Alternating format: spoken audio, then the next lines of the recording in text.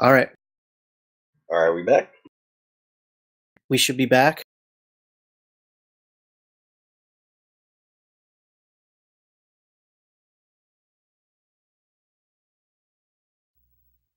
Are we back?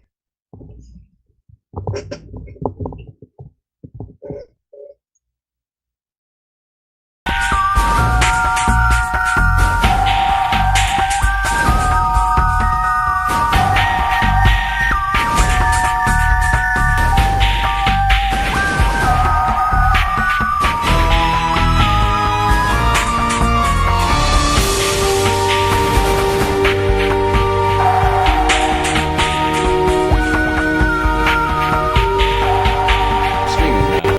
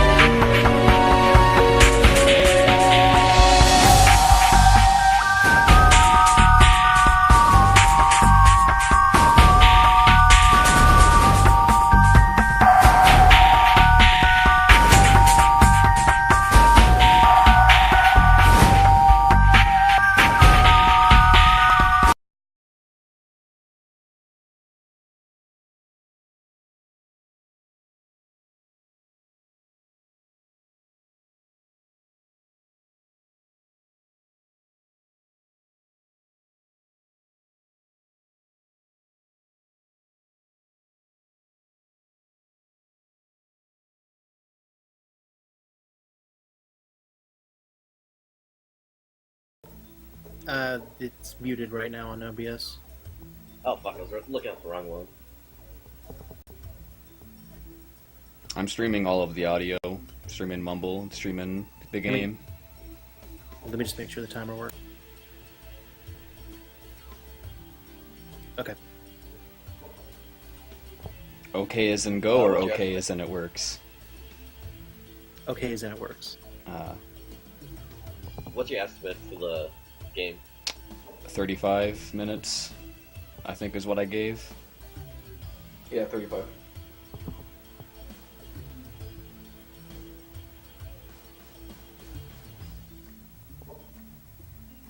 But yeah, now that's taken care of. I'm gonna be in the air channel.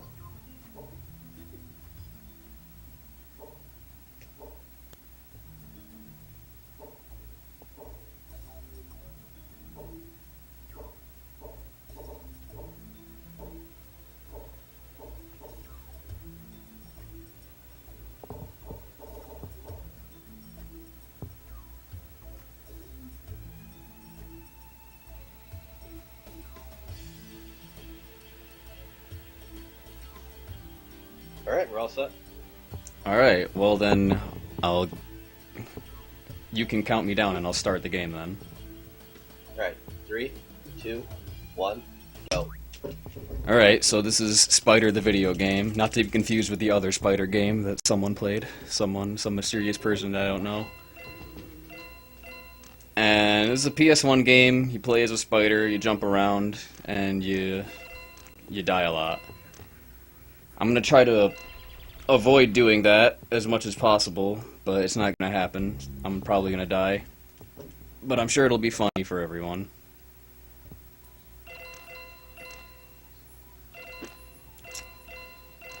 What else am I supposed to say about this game other than you're a spider, lol? How spooky. It's very. That's how.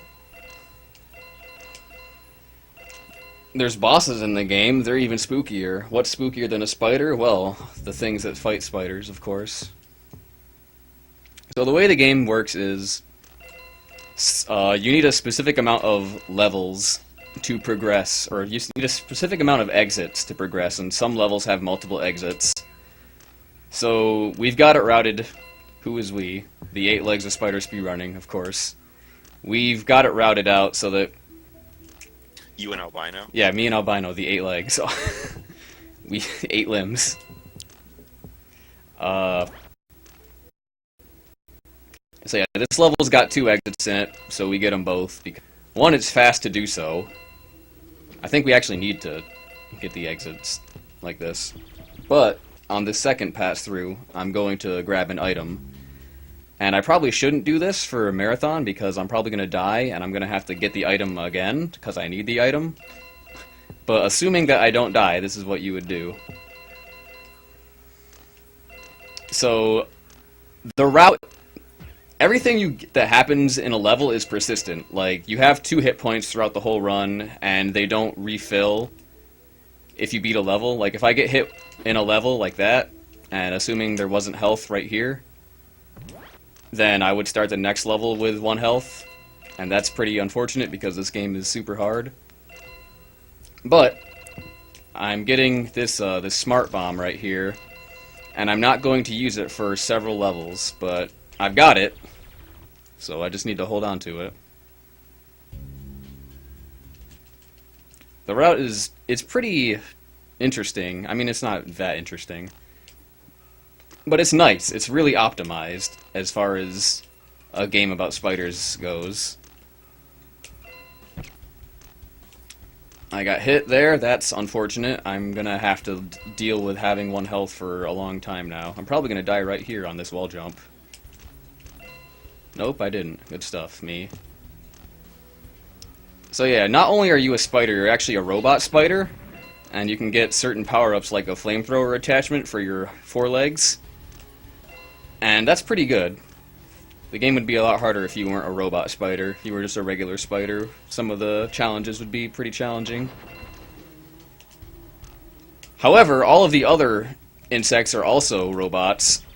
So, like the hornets, they can shoot projectiles. And they're pretty annoying. Alright, conveyors. This level I knew sucks this game ass. had realism issues. Alright, good bunny hop, or spider hop, as it were. Don't die. Alright, good. We're still alive.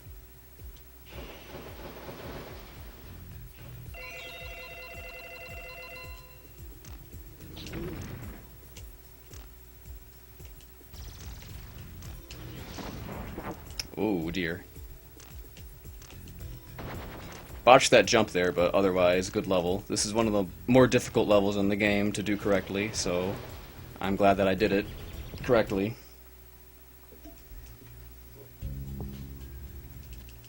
Now this level machine room has 3 exits.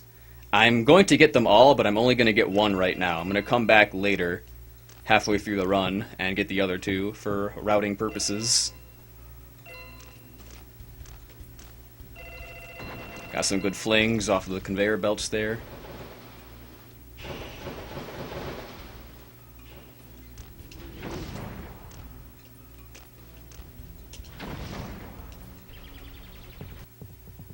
Alright, so throughout the last 3 levels, I was collecting these CD fragments, and once you get 3 CDs, you unlock a secret level.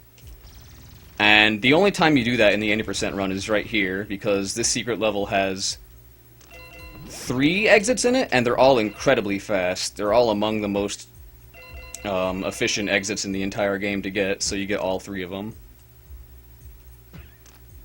You don't get any other hidden levels, though. This is really the only one worth getting. And I know that because we timed it.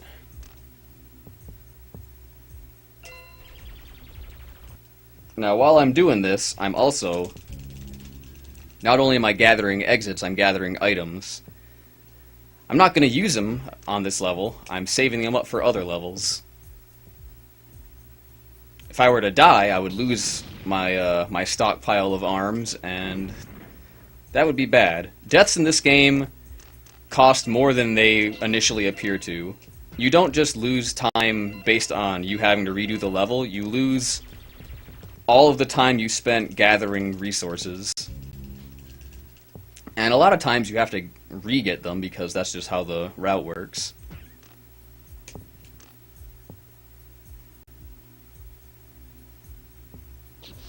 Like the flame power-up I got like 3 levels ago, need it for this level, use it up, and now I have a some more power-ups for other levels.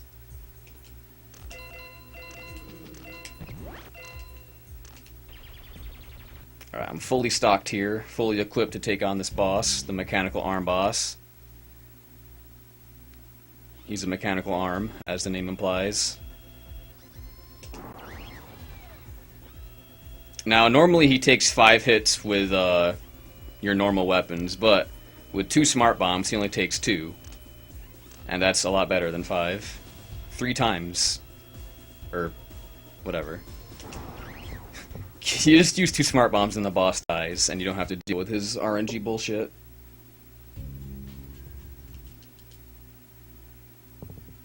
It's a good route, honest. It just doesn't... This game has no room for error whatsoever. I've only beaten it without dying a single time, and I plan... That's enough for me, really.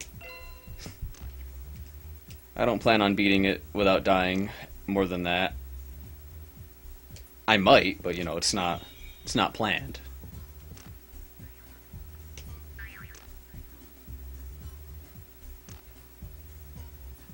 It probably seems pretty tame right now, but further down the line, the game will start to show its true colors. Especially once you get to more climby levels. One of the things you don't really understand just by looking at the game is how it controls. And the climbing of walls is pretty fun. Because you don't just, like, you might just assume that to climb a wall, you just hold forward and you keep climbing. No, you have to hold up. So you have whatever direction you want to climb in, you have to hold the D-pad in that direction. So it's like that one Battletoads level, Glinger Winger, but for the whole game.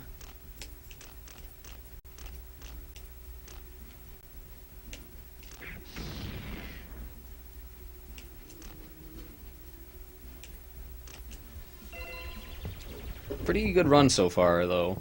That's probably not going to last, but we're going to enjoy it while it's going on.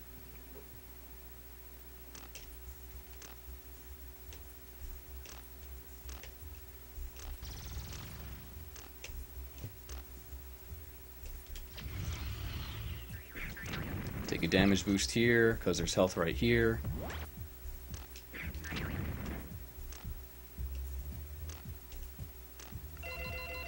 Since you only have 2 hit points to work with, and you can't get more than that, there's not a lot of damage boosts that I'm really comfortable doing in this game.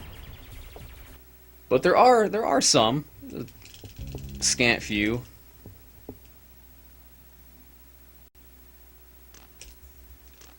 That jump at the beginning of this level is a lot more difficult than it appears to be. Not by design, this game is just, it's like, surprisingly enough, Spider the video game, not really with it as far as game design goes. But they tried, you know, kudos. It's my favorite game where you play as a spider. Out of the 2 that I've played. Alright, so along the street, this is one of the more difficult levels casually because it's just really poorly designed. So the entire game is built like there's a lot of angles and vertical stuff and you gotta climb around. This level is all vertical and it's just filled with enemies. So I don't know why they decided to have like a heavily combat oriented level in Spider. But here it is. And it's really more of an endurance round than anything else. There's only 1 health pickup in the entire level, and it's right here, hidden behind a pillar that not a lot of people know about. In fact, I recently discovered it, which is why I routed in that damage boost earlier. Now, I could take some more damage boost through this level if I was 100% certain that I could play flawlessly for the remainder of the run, because I need health as an insurance policy for the very next level I'm about to do, so I'm not really comfortable taking the hit now. I missed the cycle there because I'm a bitch. That's alright though. We've all been there.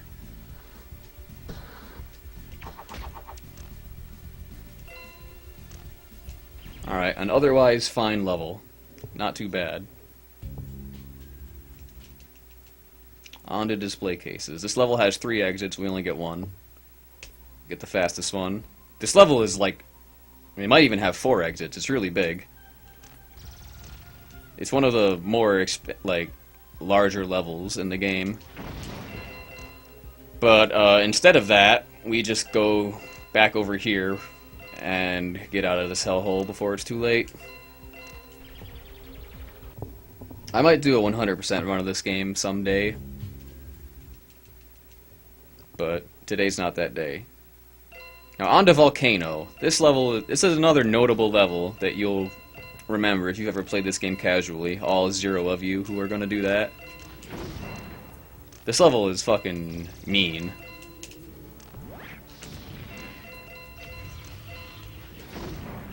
But thankfully, I'm good, so we're not gonna be here for too long. If I was bad, it'd just be the struggle.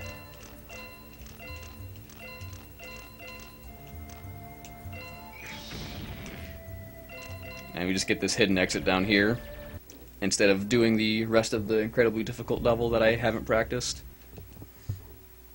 Dinosaur Bones. This level is the only level with, like, moving, floating platforms in the entire game. And there's a reason for that. It's because the game was not built to actually handle that.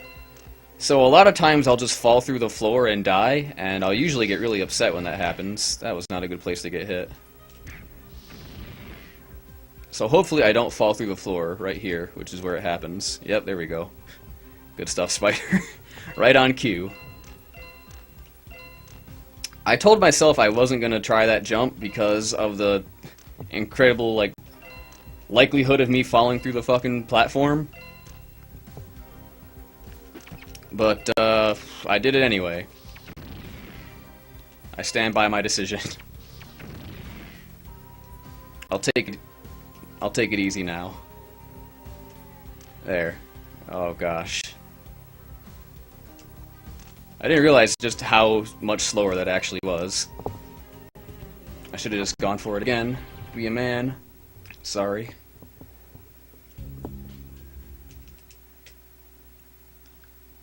Alright, this is another level that has multiple exits. We're only going to get the one now. We're going to come back at the very end of the game to get the others.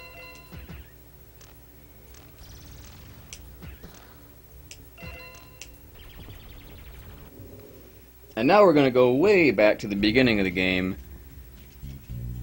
to 1, grab some exits, and to 2, grab 2 items we need for the next boss. The next boss is fucking garbage and takes forever, unless you have these 2 items that I'm about to get. The Electros.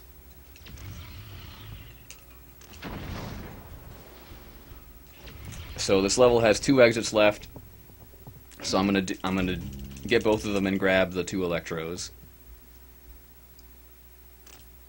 It also has convenient health right here. That is bad. I'm just gonna exit out so I can get the health again. How embarrassing. There we go. I want to have 2 hit points when I get that exit because the rat on the above platform, his hitbox extends very far downwards to the point that it will hit you through the platform and kill you if you only have 1 health. So you really want to avoid that, if at all possible. Now onto Museum Boss. First you got these big... This like minute-long segment of these falling platforms. They drop health too every now and then, which is nice. And then you actually fight the museum boss, who's some big worm dude. And he's supposed to take like 15 minutes to kill or some ridiculous shit. Like the intended way of killing him is really bad. So instead we came in here with some electric powers. And you just shock him. Does damage every frame. And he dies really quickly. Not really ready for that amount of electrics. So that's pretty much the halfway mark of the run. We're on the home stretch now. Only gets more difficult from here, but we're in good shape. So the wells, which is the name of this level, another stage with multiple exits and items we need, so we're only going to get one item and come back at the end of the game to stock up for the final boss. So you need 38 exits to beat the game. There's more than that, obviously, so we've routed out the quickest exits to get, while also building up an arsenal to further make the game quicker. It's real nice. If anyone's interested in playing Spider, you can find something to appreciate in it. Alright, this level sucks, so I hope I don't.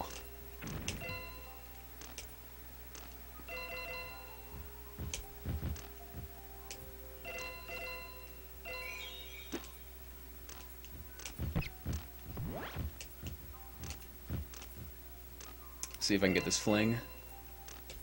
No.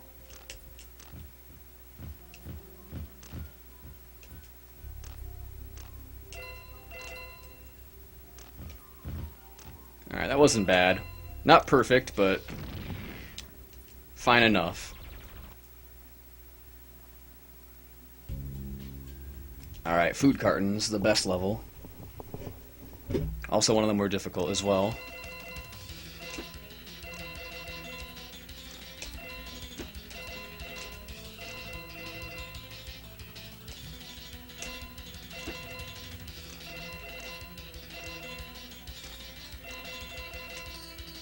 Alright, let's see if we can get this big jump. Yeah, boy. Perfect. Absolutely perfect.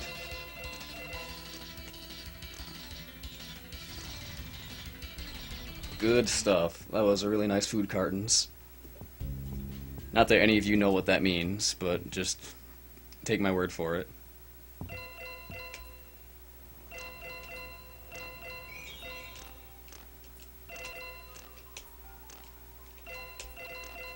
Alright, this level's got some cycles to it, so I'm going to opt to grab the cycle-based exit first because my start was good. Should be able to do this. Yep, that's the trick. Scorpion was in a good place. It's random where he is, and he was in the good place this time. So that exit was really nice and smooth, but we got to get another one. This one is not based on cycles. You just have to do a not necessarily intended jump to skip a big platforming section. Not really a big platforming section, just a platforming section. Just do this. There it is. Don't really know what they were thinking, but hey. All right, we're making some pretty good time right now.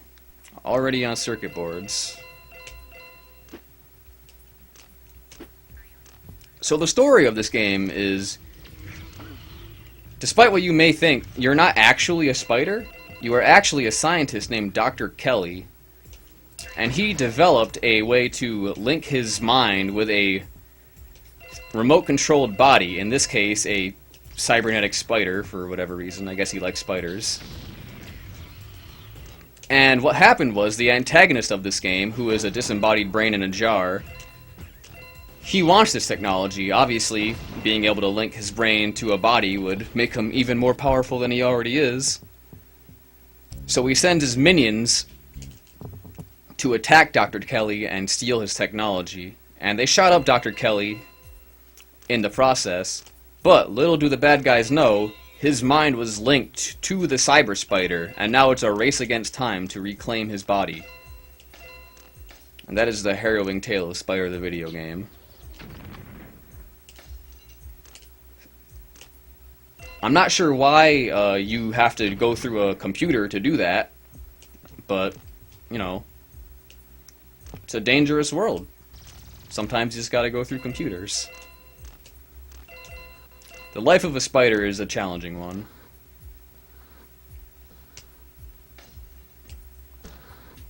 Alright, another difficult level that I just kind of smashed.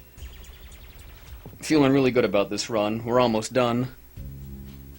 Not like almost done, like it's not like get ready for time done, but we're doing pretty well. Alright, saved a little bit of flame for that spider.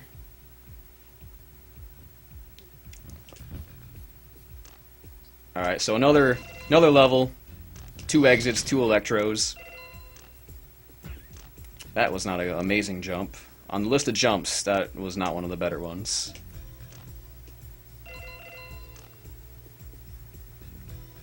Gonna use that smart bomb we got in the previous level right there.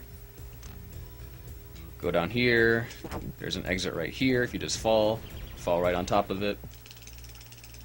And we're gonna go back. Now, you gotta be very careful to switch your items back and forth to preserve your electro.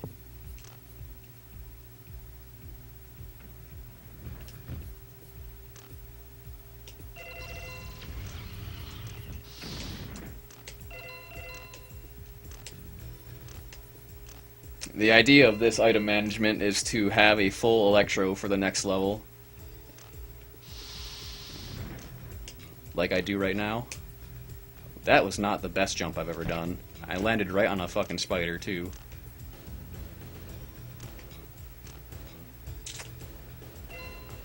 Alright, this run just got a lot more interesting than it needed to be because I did not get a very optimal fling off that, like, film reel looking thing. So, on the ceiling, most difficult level in the game. Kind of a flawed design as well. You spend the entire level upside down, so any hit is one shot. I only have 1 health right now, so it's not a big deal, but I would prefer to have more than that. But again, it really wouldn't matter anyway. So the Electro absolutely fries the Scorpions, which is what you use it for. I'm gonna skip this Scorpion because I'm not sure if I managed my Electro perfectly. I'm sure it was gonna end up alright anyway, but marathon. So grab that missile, Electro this Scorpion, and we're on the home stretch. Alright, so now, last 2 levels, we're gonna go back to the Wells and Model City, and we're gonna stock up. We're gonna get a full arsenal to deal with the final boss. The final boss is very formidable. And I've got missiles to make this go easier.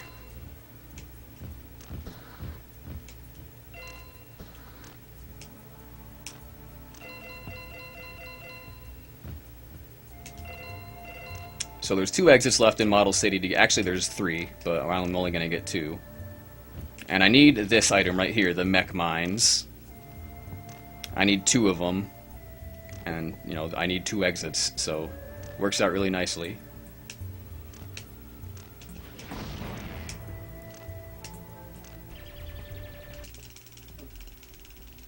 It's almost as if I routed it. I mean, I personally didn't route it. A lot of it was albino. But, you know, it was a team effort. I timed it. I got good at it. That was my contribution.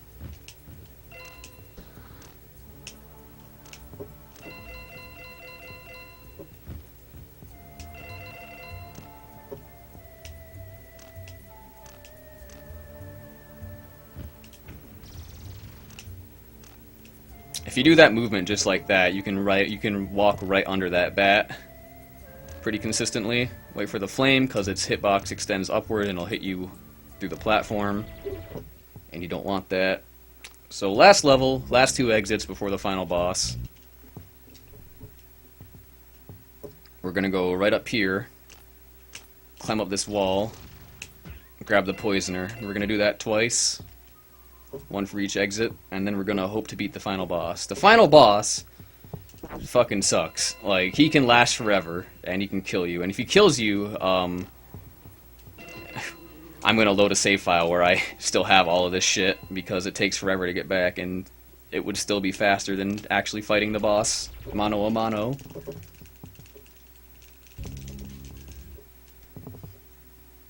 But that's not going to happen, though, because this run is good, and I believe. And I'm sure everyone watching believes, too. So we got the full arsenal here. gonna try not to take any unnecessary damage, because that would just be unfortunate. The final boss is hard enough without having to worry about only having one hit. I kinda need the insurance policy.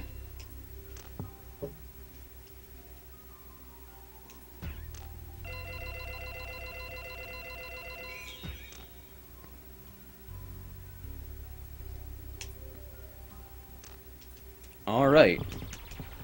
Here we go. We are heading towards the end right now. Pretty solid run, so it'd be a shame if something were to happen to it now. Alright, laser. Alright. So the way the boss works is he needs to use his laser vision to pop open these tubes. And it's random whether or not he does that. And then after he pops open the tube, you want him to use his mechanical spinal cord thing and electrocute himself, lets you do a lot of damage. Or damage at all, for that matter. And he doesn't always want to cooperate with you, so you just kind of have to get lucky. Time is almost coming up now, so get ready for that. And time. Fantastic run. Hold on, let me activate the cheat code to turn your... race time, but it was a 28:08. Yeah. Good run. Really good. It's one of the few sub 30 times. And since I've got the time, because my run was so good and I had a 35-minute estimate, we get to watch the ending sequence.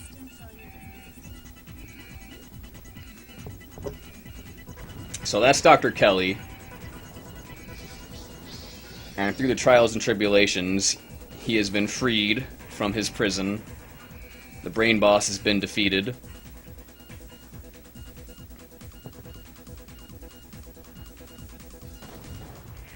Now he needs to escape, but not before his #1 ally, the spider.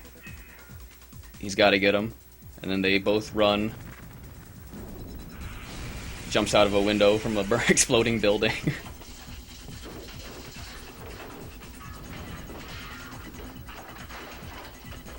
And the two look at each other, and they know that has a lasting relationship. Now, that's the ending cutscene, but the cheat code I activated, if you beat the game while that cheat code is active, you get the trailer of the game, which is this, and oh my gosh, it's good. So, I'm gonna treat you all with that, because fuck it. No one said I couldn't.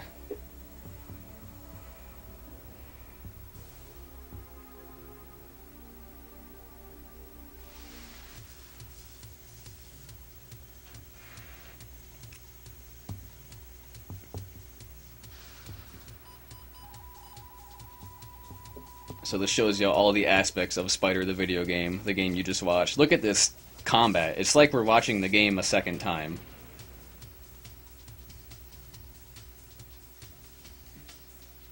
And he's about to use the web that I use a single time in the entire run.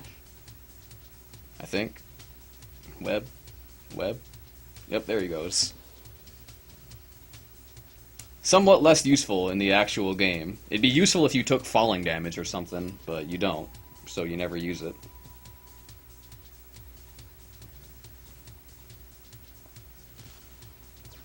Another epic battle with a scorpion. He explodes because he's a robot scorpion.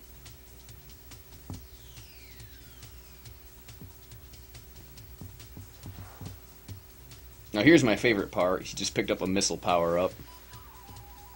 It's on his hind leg, which is not where it is in the final product. Here comes a slug. Turns around 90 degrees to fire his leg missile at him. It was a successful hit. And that's my favorite part of the trailer. Just because of the really determined 90-degree turn. And that's Spider the video game. Pretty good run. And I also did good. There. Where are all the people? Get out of the other room and come in here to congratulate me on my amazing spider run. Gosh. Is that everything on the show?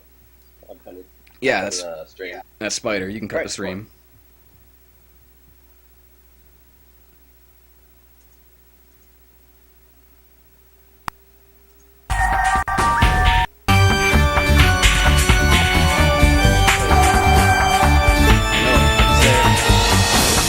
Phenomenal run. It really was. One of the best runs I've done.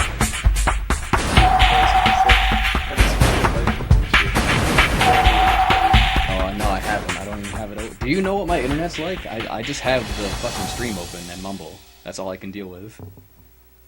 True. True.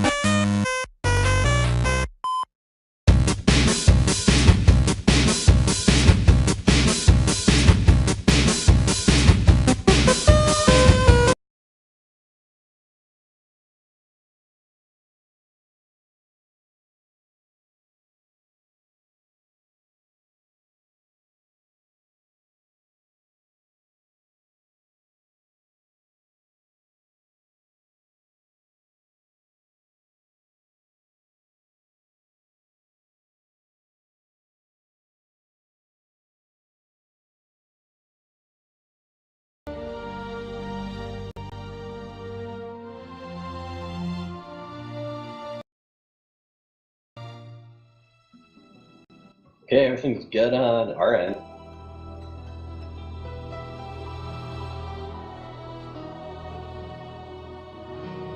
Yeah.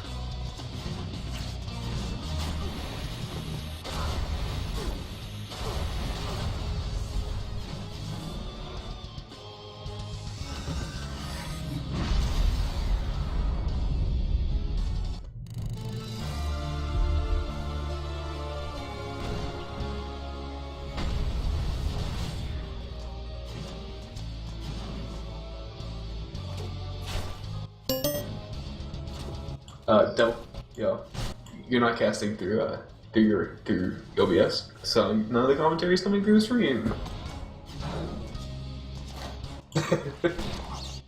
Yeah. So yeah, your mic's not coming through there. Also, we changed the layout to widescreen, and this game looks way better in widescreen. So I think your game was meant to be in widescreen, and you're not playing it in like that. Just saying. It's kind of weird. So, yeah. Still make sure your mic's going through the stream, and we'll be able to hear you. Other than that, the game looks pretty fast. So.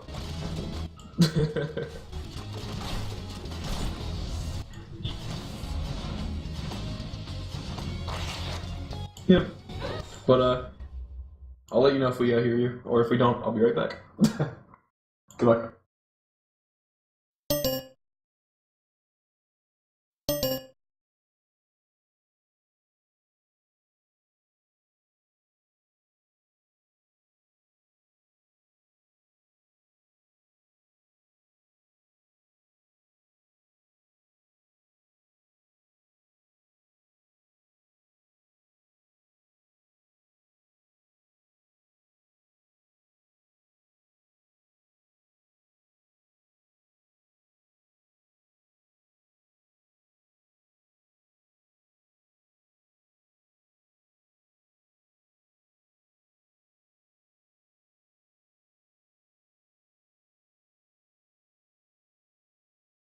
Okay, I think that was it.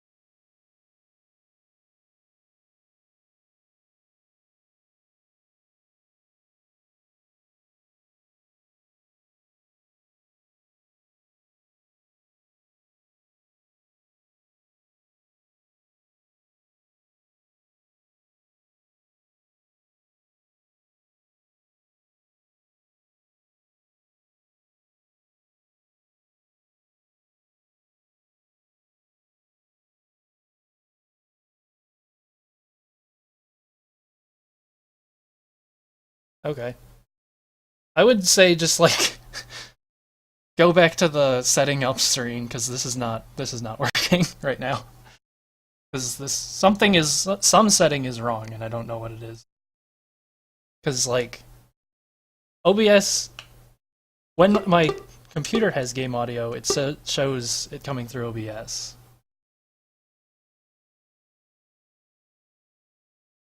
All right.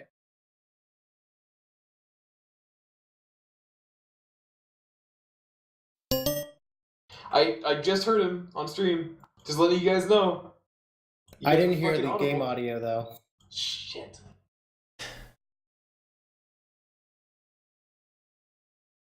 So just unpause the game or put something on the screen. Everything's good.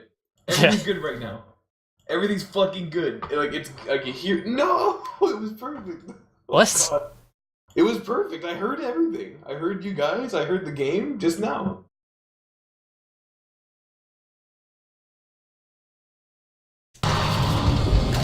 It's like I have no idea whether it's working or not. So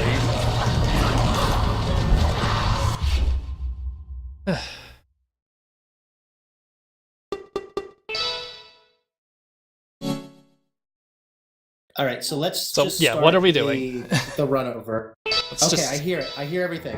okay. If all the sound is coming through, then we'll just start things over because this is.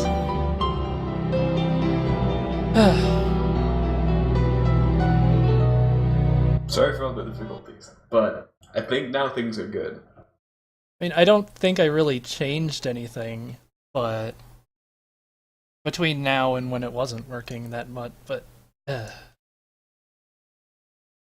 Again, sorry for the I want to problems. say it's mumble, but I don't know what that would be. It's possible Like, because I was hearing it and then I wasn't hearing because it. like I think it might be doing audio ducking or something. Because like the sound on my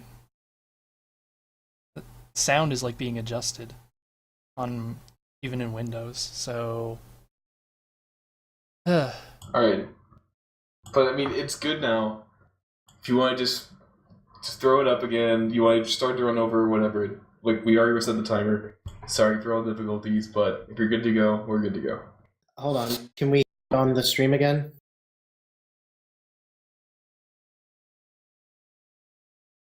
Like, I hear him on the stream. Okay. And I just heard the game before you guys threw it to transition, so it should be fine. If you okay, get I just stuck with anything. gave the game focus again. So if it can hear me and the game, then it should be good.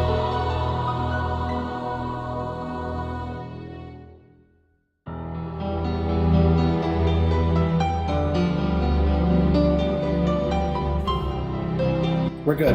Okay. Yeah, we're perfect. Alright, we're golden. Okay. Starting Give again. us a countdown and... Yeah. Alright. 3, 2, 1, go. Okay, so hopefully that worked out, but I don't know if it did. We're just starting over. This is Blood Rain Betrayal, and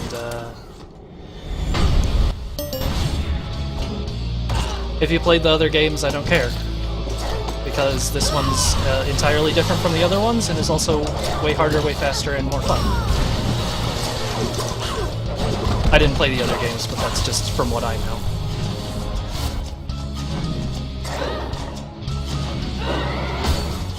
So in this game, it is a hack and slash platformer. That's double slashes, but whatever.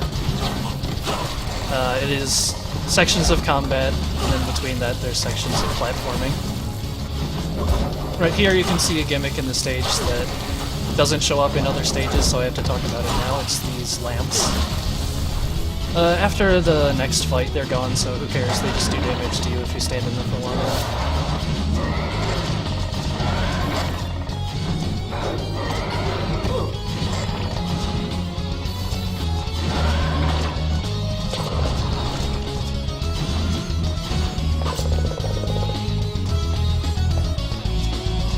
So throughout this game, enemies drop bullets randomly, just whenever they feel like it. I need to get one more for a part later in the level, but that's all random. There's a lot of random things in this game.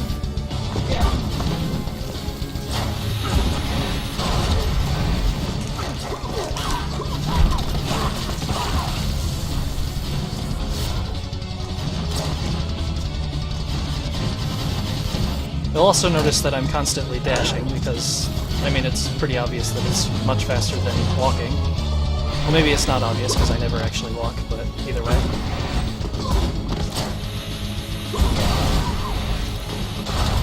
Jumping out of a dash also maintains your dash momentum, so it's...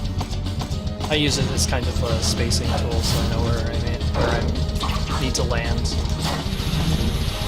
There's also these barrels, which do a ton of damage to all the enemies on screen, and they're used throughout the rest of the run, wherever they're available, to clear waves more quickly. And that was the first level. Probably the least interesting one, just because most of the encounters where I shoot them with the gun until they die. And this level introduces frogs. Frogs are very random, and they can sometimes just randomly decide to jump away from you. They die in one dash attack. The dash attack in this game is really, really good, because it is fast and easy to spam and does decent damage and hits every side of you. Even the sides that it doesn't look like it should hit, it does. The only downside is it has a lot of end lag.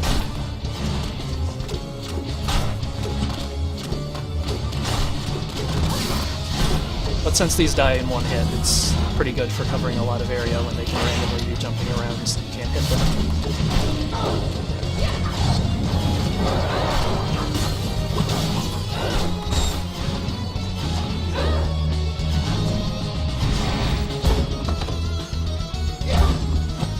So these are just the normal male vampire enemies. They're throughout the rest of the game, so we gotta get used to them. They die in 2 bullet shots, and they're generally uninteresting. They're just kind of a free health or free just something to kill when you feel like killing something.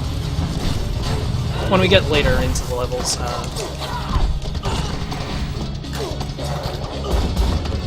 you'll see them. We'll see a lot more interesting enemies, basically.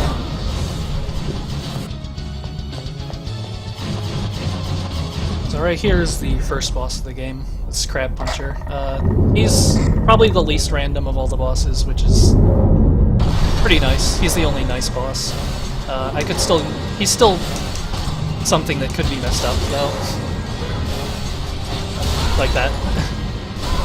Ooh, that was really unlucky. So the only random thing about Crab Puncher 1 is where the rocks fall when he smashes the side there, but he's already dead, so whatever. If you get really unlucky, he can actually knock you off, and that's really unfortunate, because you have to fly back up. I'm not sure how that works, but it does. Anyway, we're on to level 3, and we get a new enemy type. These guys are called wheelers for some reason, I don't really know why. They have big scythe hands, and they like to slide around and cause problems. But I'm just gonna make them all explode. And I'll talk about the exploding laser later. But let's start talking about enemy randomness. So every enemy in this game can move and react to damage randomly. So that means that there's a lot of just completely incidental, like, time loss for no reason. If the enemies happen to not be behaving themselves. Like, for instance, like, right there, any one of those enemies could jump over the spike pit or dive into the spike pit because they're idiots. And it's just, if they jump into the spike pit, that's faster, and you can't really control that. This makes a pretty big difference in levels like this, because it changes the cycles of these, like, platforms.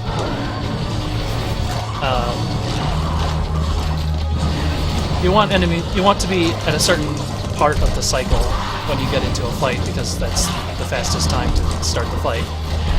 But because of enemy randomness, sometimes that can just not happen correctly. It was pretty nice that time, though. And here we have a puzzle. I solved it. You dump guys into your saw blades and they die. So I'll talk about that right now. Whenever an enemy is staggered, you can press a button to grab them. When you grab them, you start biting them. If you hold down the bite button, then it drains them completely and heals you.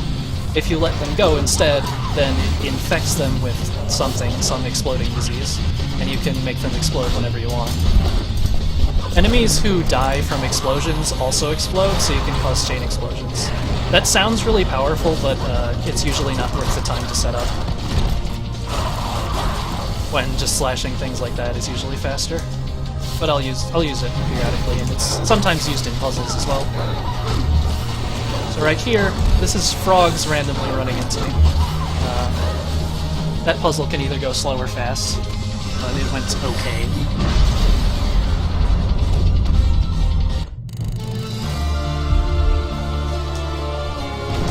And now we have a nice big auto-scroller at the beginning of this level, so whatever. There's 2 of these in the game, and they're kind of a break, I suppose. I'm still going to be doing something during it, but I'm not going to be fighting, even though the game kind of intends me to. I'm just going to keep this guy safe. He's my new friend. I'm going to use him to jump off of his head later on in the level, but for right now, I can just keep attempting to grab him when he's not stunned. So that just makes him push me off, and makes it so he can't attack me. And I want to keep him in safe spots, because he's my friend. And he has no self-preservation instincts, so he'd just run into these saw blades if I didn't lead him around.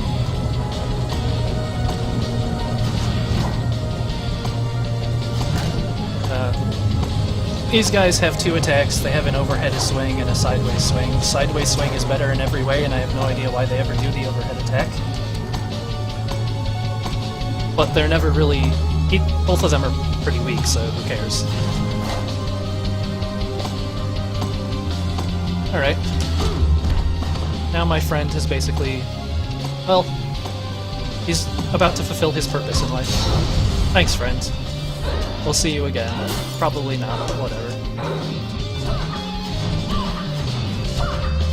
So there's a quick reversal backflip thing, and the up aerial attack, which allow me to get a lot of height. That's really useful in a lot of circumstances that I'll point out later, because it seems like the game doesn't sometimes intend for you to be able to get that as high as I can, so it's pretty useful later on. So right here I'm actually going to intentionally slow down. Because of the way that platforming elements in this game work, they start cycling as soon as you enter the area, so I wanted to be in a certain point in the cycle when I entered this fight, so I slowed down on purpose. Because that allowed me to clear all these enemies out really quickly. Like, that was probably the fastest I've ever done that fight. Worked out really well. Because I can judge how fast my fights go just based off of the speed counter for the scoring system in this game, which I otherwise pay no attention to. You do get bonus points for going fast, but that's not really, there's not really enough to bother caring about.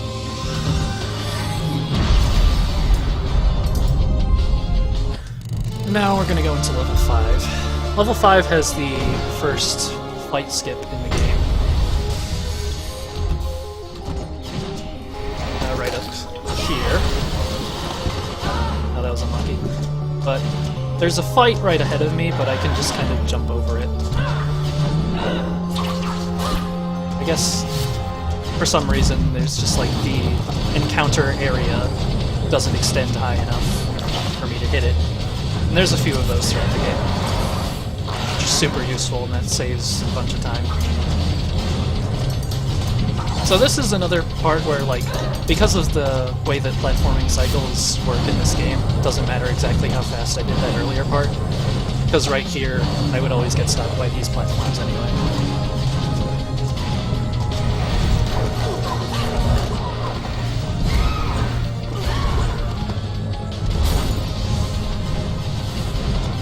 Oh, that was unlucky. So coming up, there's a mechanic that they introduce once, and then they immediately expect you to use it in a boss fight, so I'll start talking about it. There's certain, like, rock formations that can only be destroyed by blowing people up near them. That's pretty easy to do here, but then in the next boss fight that happens right after this, it can cause problems. So this is the next boss. It's Crab Puncher again, Crab Puncher 2. This is probably the most random boss in the game. Just because enemies spawn at random times and you have to use them to blow things up, sure, fine. But like whatever, the Crab Puncher also does random things, and the enemies all move randomly, so I opened up all the weak points now, but I got unlucky where one of the enemies fell off, so I couldn't use him for damage.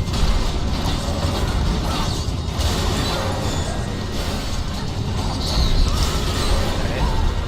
Almost got them all. Okay, that was an okay Crab Puncher too. That could be a lot faster, but it also could be a lot worse. So I'll accept that. And now we get back in the Coffin Rocket and go on to the next level.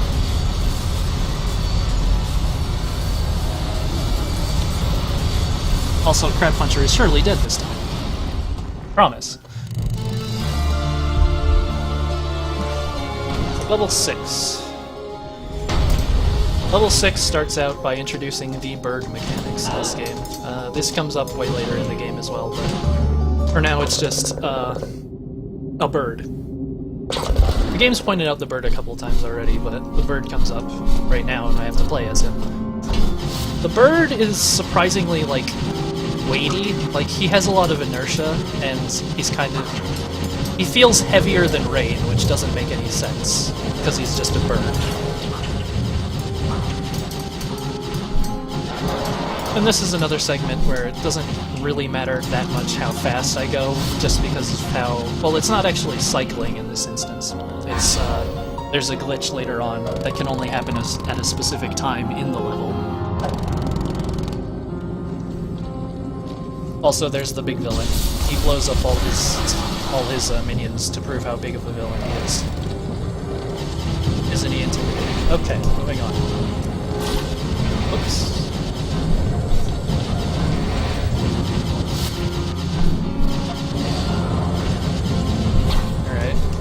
I got really bad damage boosts here. You can get through that in 3 damage boosts. I got through it in 4. Of course, it doesn't end up mattering.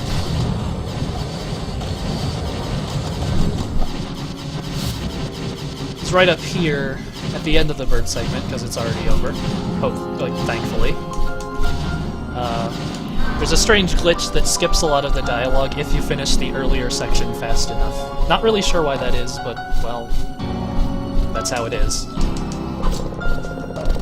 I had like 5 more word bubbles to get through, but they just disappeared. I don't know why. Also, here's a new enemy type. We'll see him a lot. They have a lot of health, and they're slow and big. That's basically what you need to know. But also, here's another fight skip. There was a fight right there that I just jumped over, so none of these enemies spawned.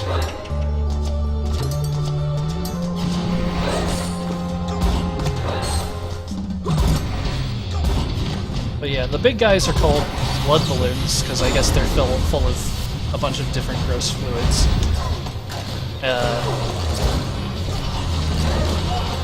They die in 3 bullets or a whole bunch of slashes, and that's the most important thing you need to know about them. They're also really hard to stagger, so it's fairly hard to grab them and bite them. So it's usually not worth bothering to do that.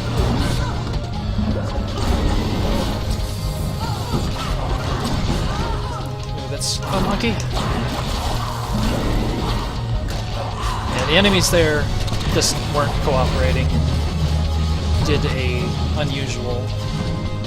unusual things, basically. That happens occasionally. Enemies are usually pretty nice to you, where only 1 or 2 of them will attack you at a time. But again, there's a lot of random movement in this game by the enemies. So right here is probably... This is probably the level with the most tight amount of bullets. You want to get as many bullets as possible, just for a later fight. But because it's random, how many bullets enemies drop, sometimes I'll be fast or slow. This is kind of a common theme, I'm sure you've noticed.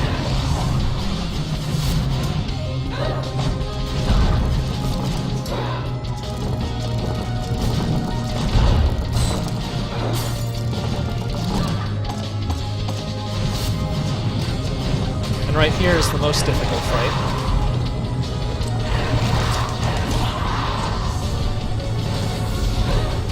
Such a toughie. Alright. This fight has 3 waves, and I wanted to have bullets for it, just because, it actually has 4 waves. Just to go fast, you know. And I don't really need very many bullets after this either. In fact, I have the perfect amount, so that worked out really well.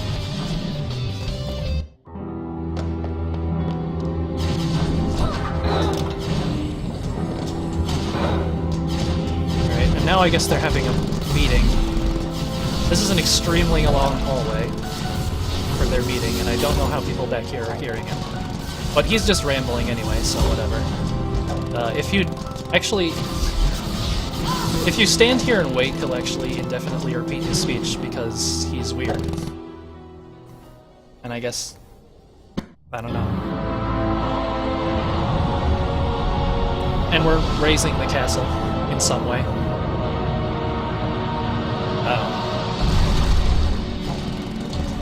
So this fight has a whole lot of screen sweeping, as I call it, basically. So the light combo in this game, because there's a light combo and a heavy combo, the light combo ends with a kick like that, which is really good against small enemies, because it knocks them all in a big pile and you can kill them all real quickly. The heavy combo, which I've done several other times, is much better on large enemies, or if you need to just kill an individual small enemy. And this is the next boss. This is a Crimson Demon. He's exactly what it says.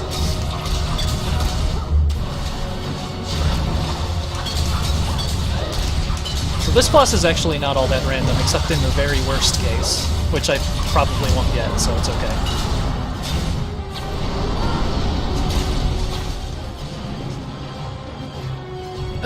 So, during this section of the fight right here, he actually does random bullet patterns, and I got an okay one.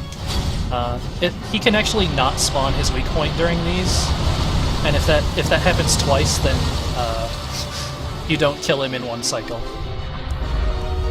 And not killing him in one cycle wastes a minute by itself, just because his second cycle is way longer. But that didn't end up happening, so it's okay.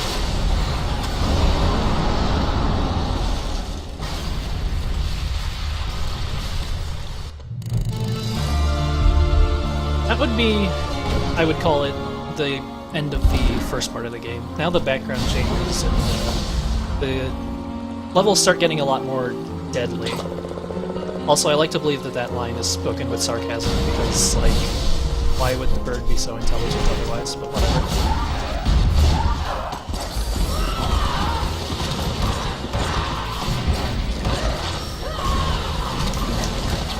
But yeah, the platforming starts getting a lot more difficult now. This is probably the part of the game where people start complaining about it, because there's a fair amount of complaining online about this game being hard. It's notably harder than the other Blood Rain games, I'll give it that.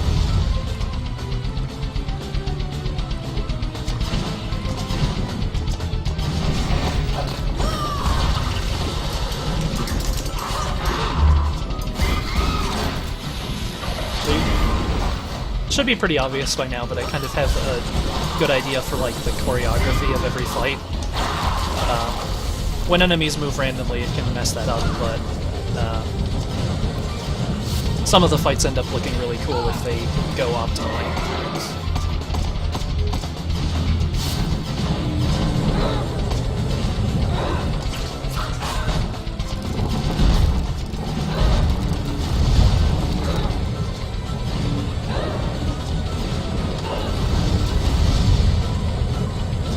So yeah, platforming has gotten a lot more deadly because that acid just kills you instantly.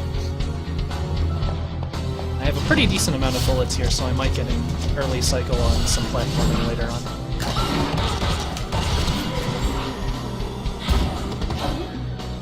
So these are Wraiths. They're probably the most random enemy in the game. Just because they can randomly choose to not take damage, or fall through the floor, or do just whatever they want whenever they take damage, which sucks a lot. If they're not behaving themselves, then they can cause a whole bunch of problems. So this is actually... it's an intended way to go through the level, but is a fight skip. And then here's another fight skip, if I do it correctly, because this one's a little hard. Alright, nice. So those are supposed to just be used as a hazard that you can like throw enemies into, but you can actually get on top of it and skip the fight. And then there's just another timed-ish platforming segment at the end here, because there's a giant saw blade chasing me. But it's not hard to outrun.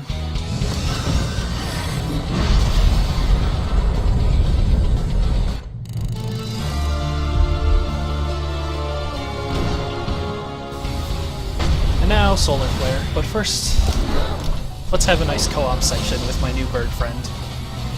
We have to get that new weapon. After he's done talking to me.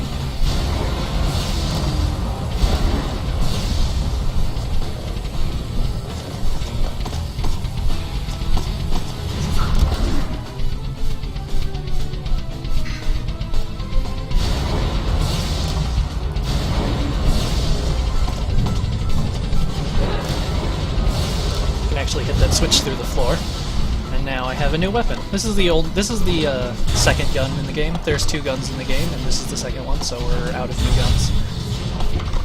It is the Sun Gun. It's not a very good offensive weapon, but it's used for puzzles throughout the rest of the game, so definitely want to have it around. You can see Wraiths there reacting randomly to damage. Also, there's another enemy right there, but those guys, you just kill them instantly with the Sun Gun. Because that's all they do. They also explode eventually when they hit a wall, but they don't show up that often, so whatever.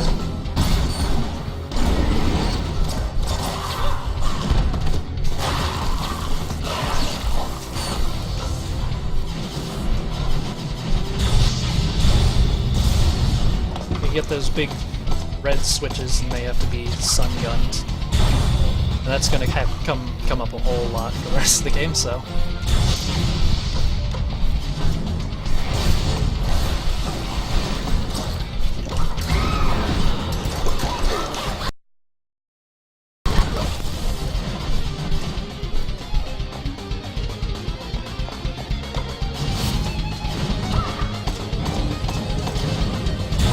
Oh, unlucky there. You can actually hit that, hit those switches early on like early half cycle there if you do it right, but I was a little slow, so it didn't happen. Right here, I can knock enemies into the spikes in the ceiling, which kills them instantly. I'm sure you've noticed it by now, but there's a lot of hazards in this game, and most of them are more advantageous to you than they are to the enemies.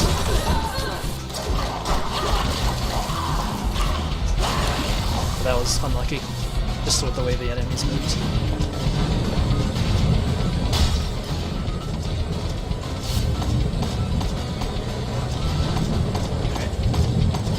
I'm gonna do another shortcut kind of thing. It's an intended way to go through the level, but it's not the normal one that you would use, I suppose. That guy almost shot him out of the air. That's happened before.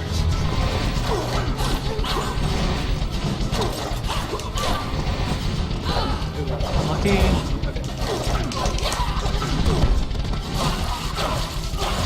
Okay, I'm really low on bullets here. That's really unfortunate.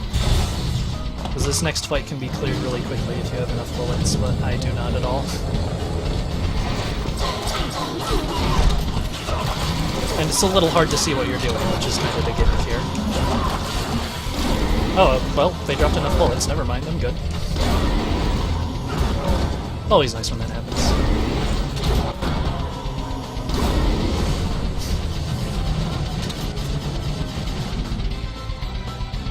Hello? Hello. Alright, we're gonna have a surprise Devil May Cry 3 race. I just wanted to announce that. Yeah, we're racing. I'm racing against Private Cinema. And yeah, that's it. I'm out of here. Okay, cool. Alright. So now this is Legion of Lasers. And that was one of the only times that I used the Sun Gun offensively. Legion of Lasers has another weird skip in it, and also an intentional death, so if it doesn't go correctly, it might look a little unprofessional. But first we have this nice puzzle here. This is just another blowing up enemies to get through rock wall thing.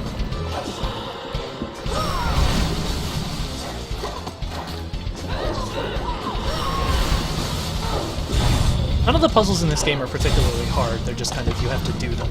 They're more like arbitrary gameplay challenges than puzzles.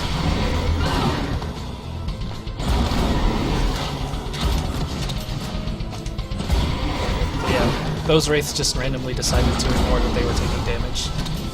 They just do that.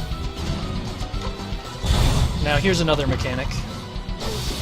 Enemies that fall in acid become platforms, and you can push yourself around on them using guns. Either of the guns, but this one has infinite ammo, so obviously I'm going to use that. Right here, this part's a little precarious.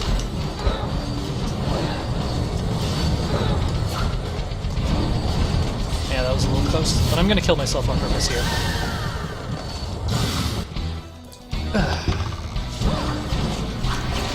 So when you die in this game, it actually refills your bullets, and also there's another fight skip there. That's supposed to be on falling platforms, but for some reason, if you're not on screen, then the enemies just don't land on the falling platforms and die instantly. So that's really handy.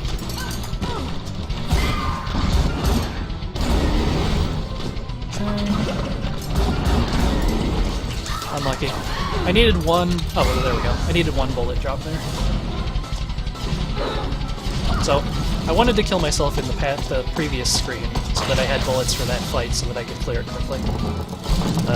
Usually, killing yourself is not fast enough to bother doing, but in that instance it is.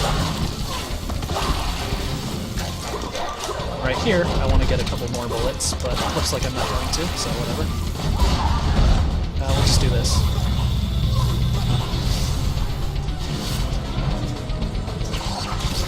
So that's not preferable, but because the Sun Gun has to go through each enemy individually, but it does work. It'd be a lot faster if I had gotten bullets there. How many do I have? 3? Alright.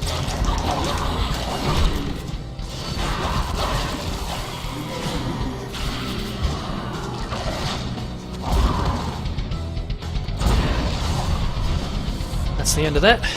Now we're going to go to Kagin's Keep. Kagin is the name of the big bad guy that we saw previously. He's actually Rain's dad, and he makes dumb jokes, which I like. We're actually fighting him in this level, even though you would think you fight him later. It works out that way. Once we get there. It also has the longest cutscene in the game. There's very few cutscenes in this game, but there's a couple of them.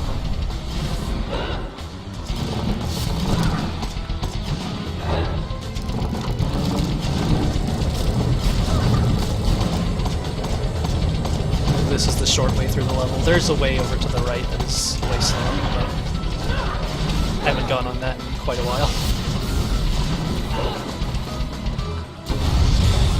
And I have a nice setup for this fight.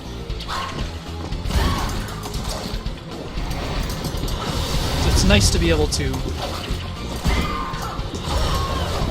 kill enemies instantly like that by knocking them into the acid. And the camera's a little weird here, but I don't know why.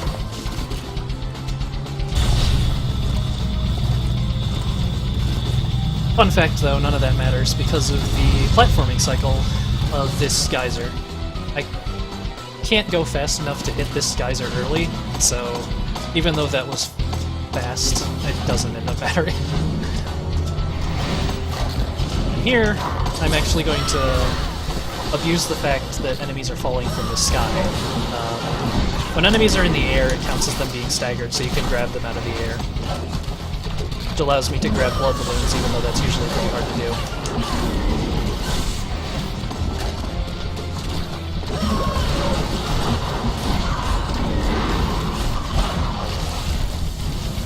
We didn't even get any chain explosions there, but it's still much faster. And now we have a nice cutscene. So, this game is called Blood Rain Betrayal.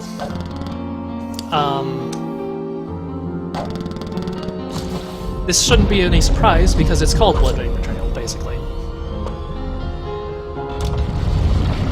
I'm just gonna chill out and let this happen. You can move around during this cutscene, as you can with pretty much every cutscene, but I'm not gonna bother, because there's nothing to do. It's fast.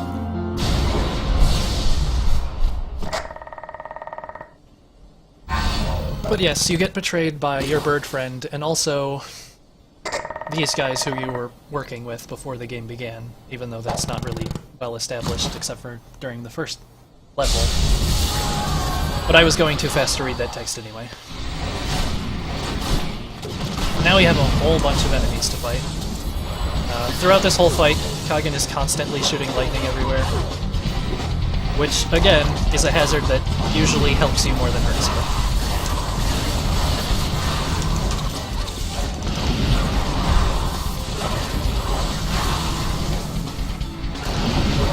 Exactly where he shoots the lightning is random, so sometimes it can be really helpful, and sometimes it can just be off to the side where it's not doing anything. So I just kind of have to play around it as best I can, and not jump into it like that. Alright, well that's gonna get everybody. I'm gonna get some healing here. So whenever you get an enemy staggered, you can just grab them and heal yourself, which is helpful when you're going into a boss fight after this. And my game just crashed. Cool, cool. That's fine.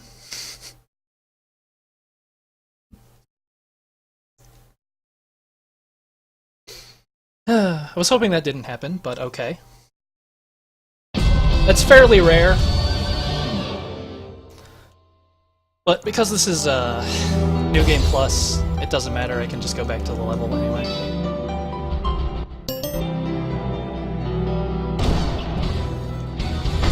No, yeah, it's not a huge deal, just because all the levels are already unlocked. It does mean I'm going slow, but this is safe. This game is marathon safe enough, I guess.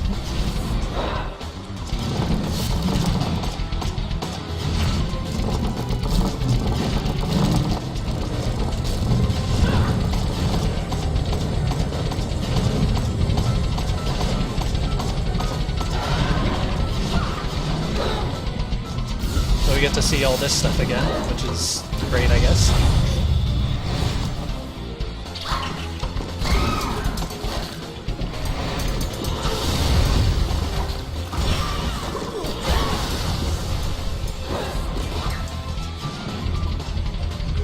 So I guess I have time, so I'll start talking about New Game Plus since it's come up now. New Game Plus is the category for this game, mostly just because there's no good way to erase your save data in this game.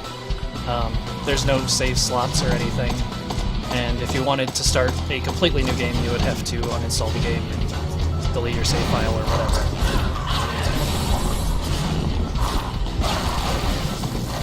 So this is New Game Plus, which means all the levels are unlocked, even though you're playing them sequentially anyway.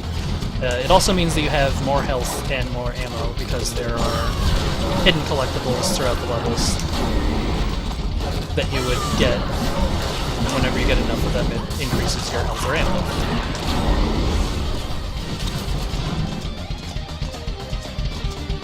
And that's why it's New Game Plus, which also has the side effect of making it pretty okay if it crashes during a marathon. That does mean I have to sit through this 50-second cutscene again, because there's no way to skip this.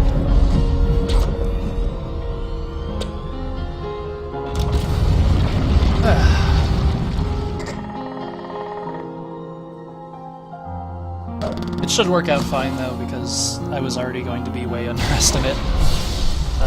At the time that I submitted this game, I was much worse at it than I am now, so should still be perfectly fine for time. It's not going to be a world record or anything, though. Sadly.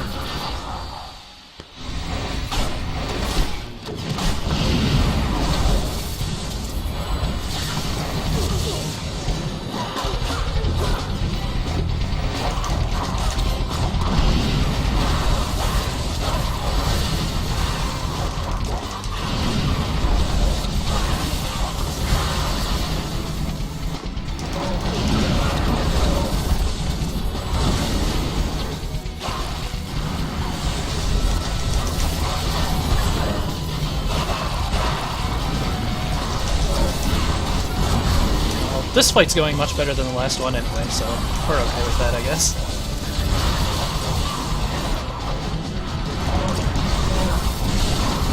Ooh, that barely hit me, but okay.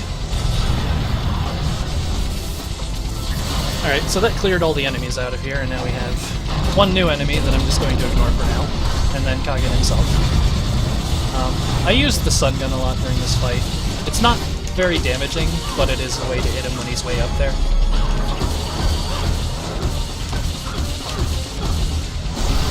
He shoots a lot of bullet hell things, patterns. They don't knock you over or anything, but you don't want to be right next to him when he's doing it.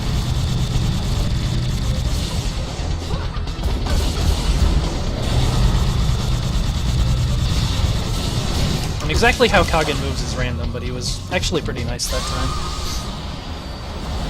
It's unfortunate that I crashed, but that level actually went pretty well otherwise. And we'll get to those enemies in a second, whenever they start showing up.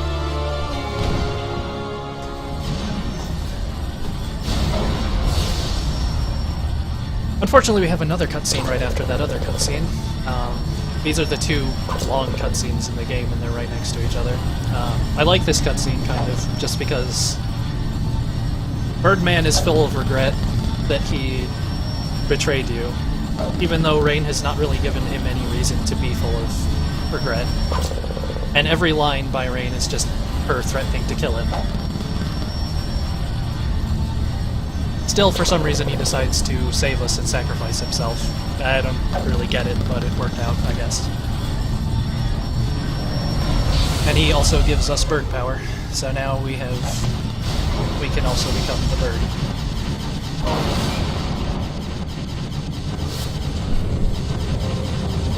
I don't really like the bird.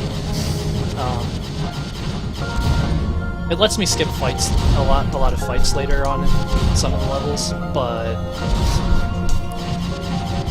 it's not very fun. The bird sections are not very fun. Especially this part where I have to do bird combat, because it's just that. Except for when the wraiths decide not to die, which can randomly happen. Like that.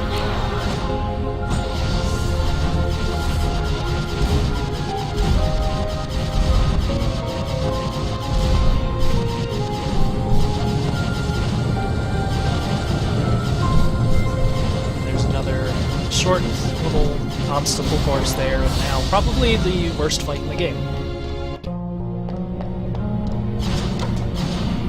This is the only fight in the game where there are hazards that affect you, but not the enemies. And they are very annoying because they constantly mess up your combo if you're not doing it correctly. If you're not hitting them out of the sky. I've gotten a lot better with it lately, but this fight has actually killed me by itself before.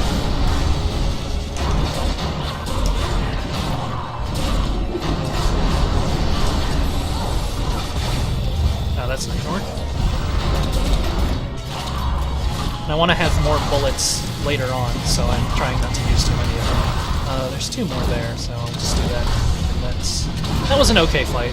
I could do that much better, but again, it has to do with how enemies move, which is random, and also me reacting properly. Which I don't do sometimes.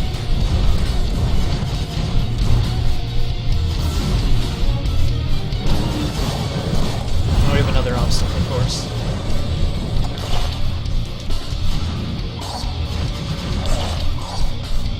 Actually, hopefully going to use these if they move correctly. I'm going to use these bugs. Oh no. No, that didn't work out right. The hope was that they were going to group up correctly so that they can hit this elite as it spawns. These guys are called elites. They have a lot of health. They take 5 bullets to kill, which is quite a few. When I only have 10.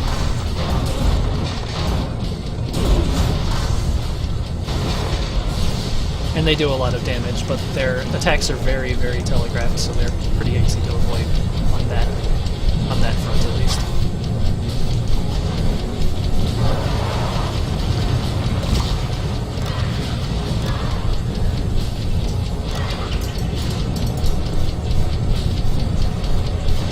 Now we're basically through. This is probably the worst level in the game, just in my opinion, but it went okay.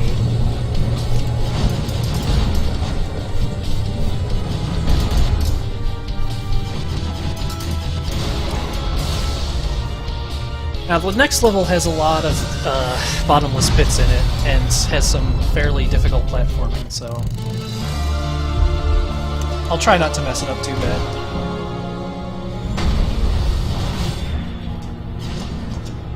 This level also introduces bird zappers. I guess Kagen really hates birds, because he just has giant lightning... Oh, okay, that was immediate. Alright, fine. Checkpoint right there. He has just giant lightning machines that kill birds if they get anywhere close to them. This is just so that you have to platform through certain segments instead of just flying through them.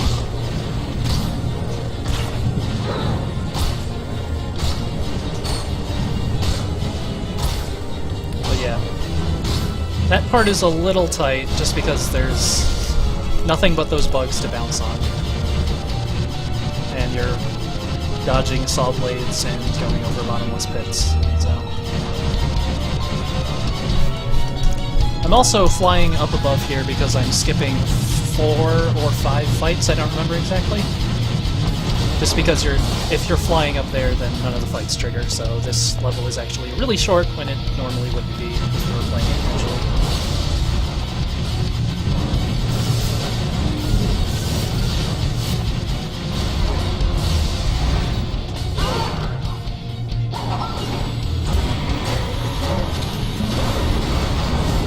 I use the explosive barrels because they do a ton of damage to finish that fight really fast.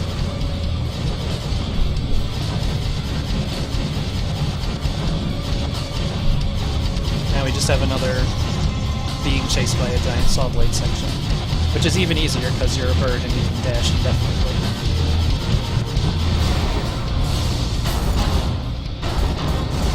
Oh, whoops. Oh, that went down. Never mind.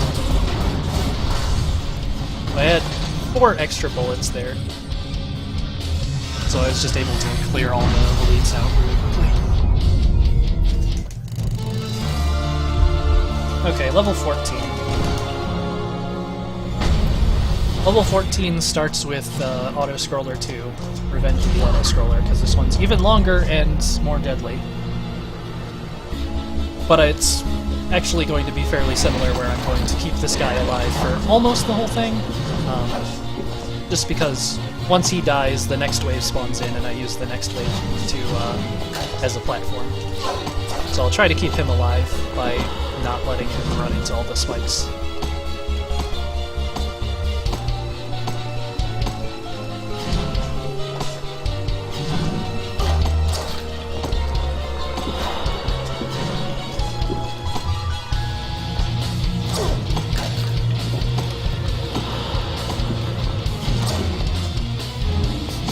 I don't have a whole lot to say about this section, just because, well, I'm constantly resetting his animation and keeping him from dying.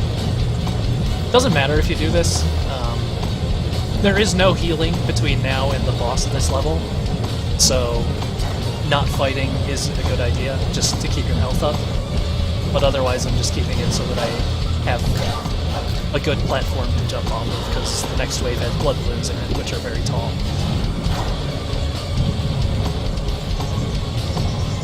And I'm going to let him die to this sunlight. Goodbye, friend.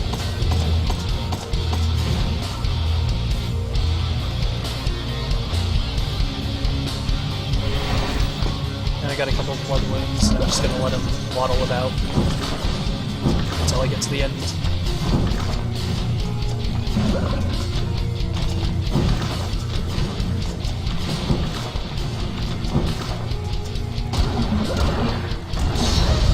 Alright.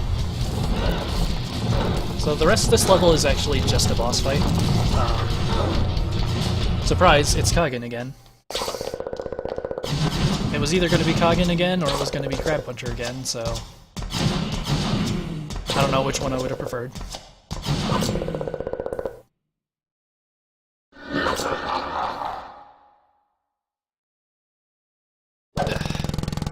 We're not going to fight in this tiny area, though. He's way more considerate. You couldn't stomach this anyway, he says as he fuses with the demon's stomach. Thanks, Kagan. I appreciate your dad jokes. So this is Zeta Gamma. All of its attacks suck, so take your pick. This one's probably the best of them.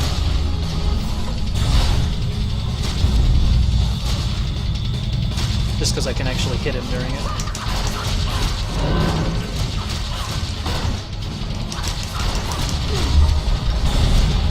Right, this is a little unlucky. Once you do enough damage to him, he goes across the screen like that. And I can usually get that in only one attack, but that was... I played it a little too safe there.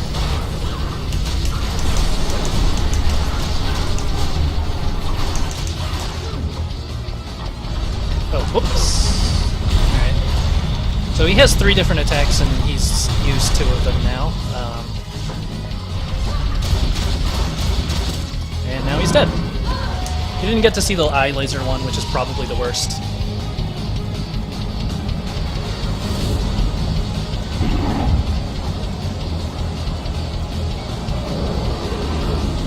And time's coming up at the end of the 15th level, which is the next one. It takes about 2 minutes from now, so... 2 minutes from the end of this level, so... Just letting you know. Whoever's paying attention to this.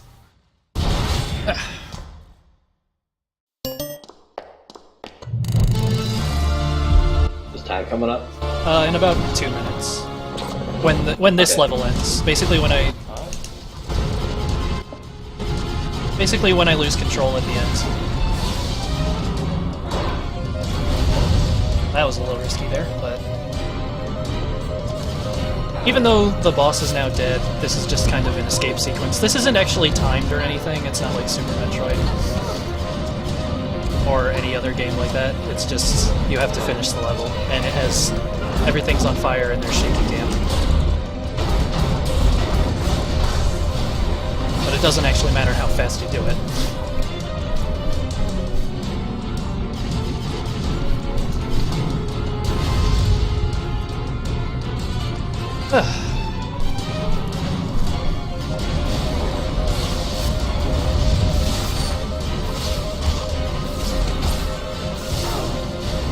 And one last fight skip, just flying over it. And then the rest of it's pretty easy. There's just another climb.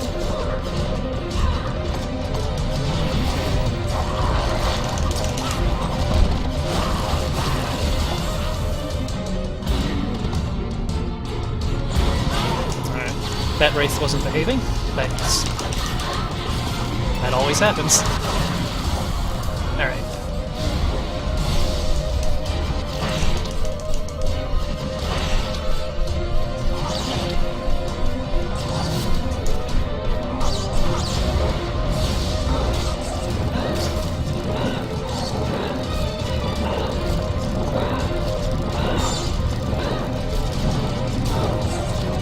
this is the last fight here. Oh, I'm out of bullets. Nice.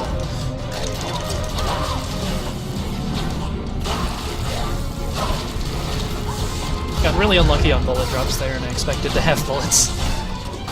Alright. Get ready on time. And time.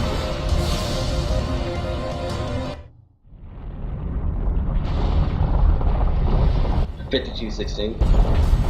Okay. That's... oh. Considering the game crashed in the middle of it, that's not too bad. And then adding on to the technical difficulties, I guess that was probably pretty bad, but worked out okay. That's the whole game, so... That's one good run. Yeah, it was a pretty okay run, other than the technical difficulties. Yeah.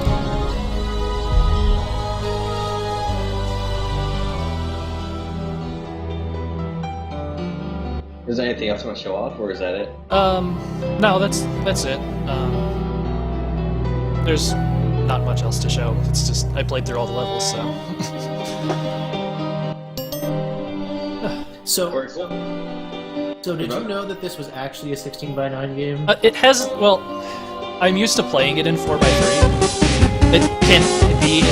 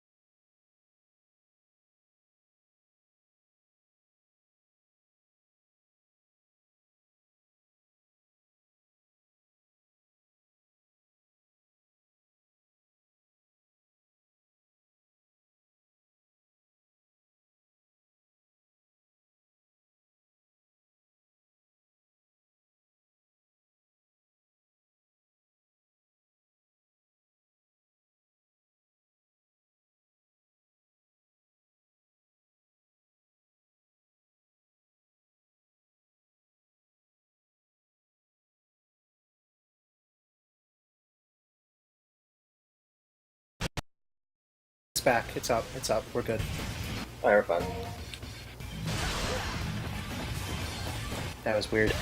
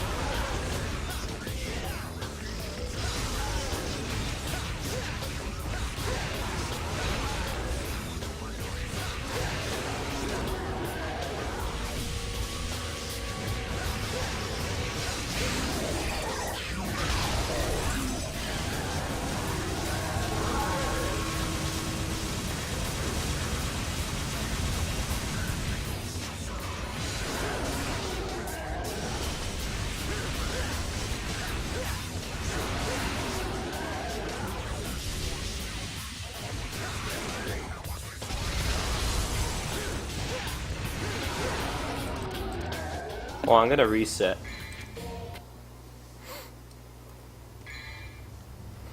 Yeah, I'm gonna reset real quick. This run sucks.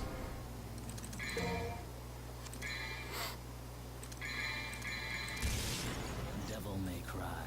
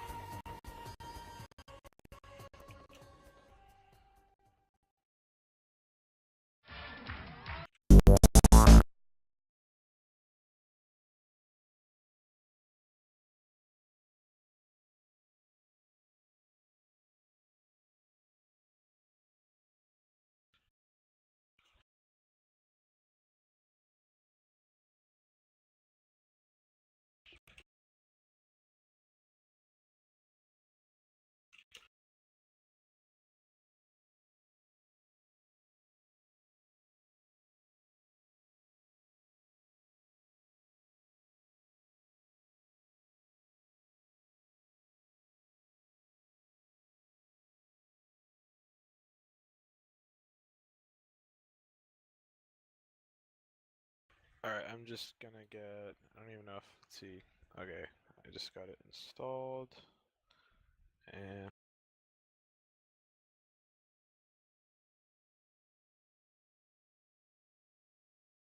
Orange should be. All right, you're all up. Do you Your want to race, stream- or are you just gonna do single player, Zach? You'll do a race. Alright. All right. Your stream name is just Zach SK, right? Yeah. Okay. How do I do, options? Yeah.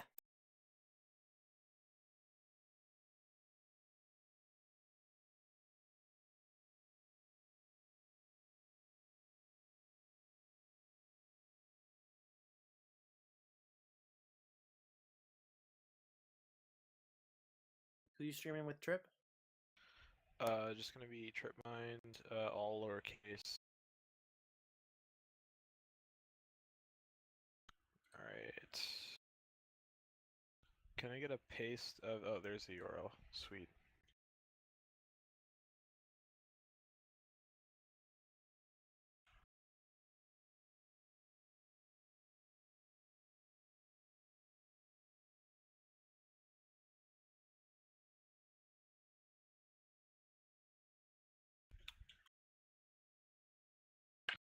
Alright, I am streaming, it's just a black screen right now.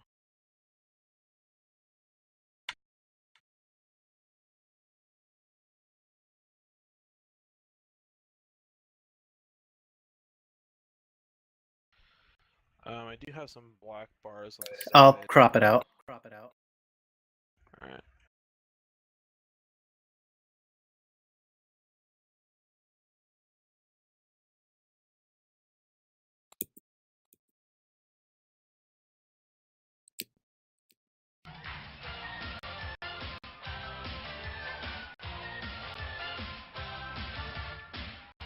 All right, you guys are all set up. Is it anything you need though? Would you guys Give me a mind if second, I let me only pull have the one chat. timer? You make a new thing and you hit adventure. So you make a new account, and then on. Okay. Yeah, that's where I'm at right now.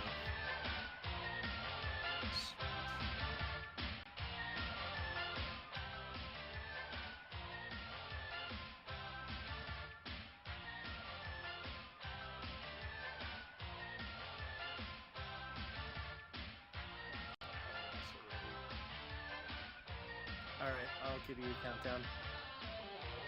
3, 2, 1, go. Good luck, have fun, etc.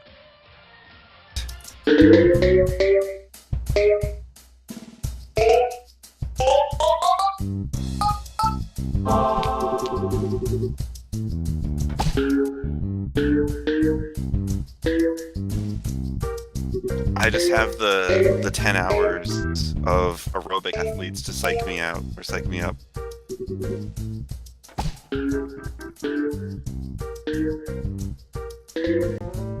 There's a video that Cinnamon linked. It was like 10 hours of. I don't know the video. America's Best Athletes. Yeah.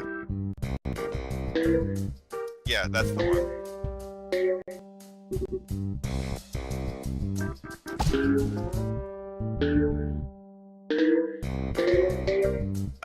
I could have come up with something spooky to listen to, but wasn't sure if they were gonna listen.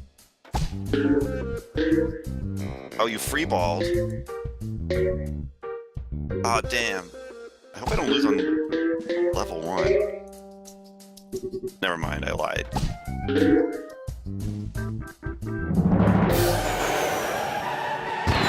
Cleverly done.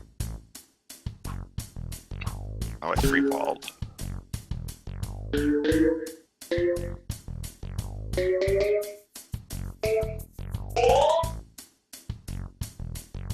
I don't know.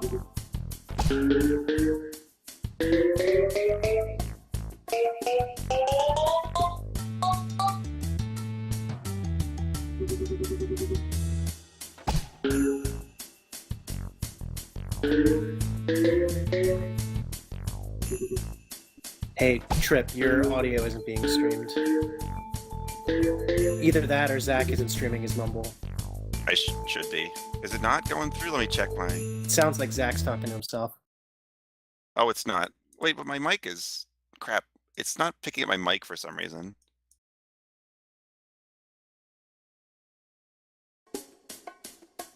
I don't have my mic for whatever it's worth. Can you switch to Trip's audio? Wait, I have Trip's stream going. I might have gotten you two mixed up, so I think Zach's not getting any sound. I didn't have my stream mic. I wasn't broadcasting my mic, but I do have mumble. Oh, okay, so your voice isn't coming up. Dang. So I can hear Zach, but not you. Interesting. I just enabled my mic, so hopefully it'll work. I mean, I have everything picked up, so it's for some reason isn't getting. BS says it's not streaming my audio. I don't know why that's the case. So I'm not streaming your stream. I was streaming Trips because Okay. you had music. Cleverly. I'll turn that off then. It doesn't matter. I already muted yours.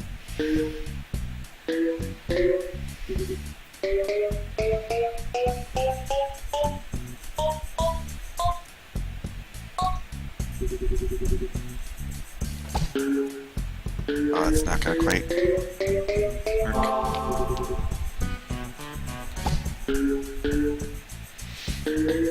Fucking cool head crab.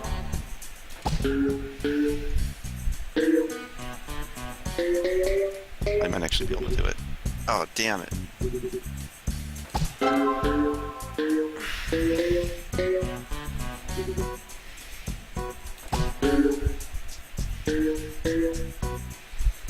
Oh my gosh. Please.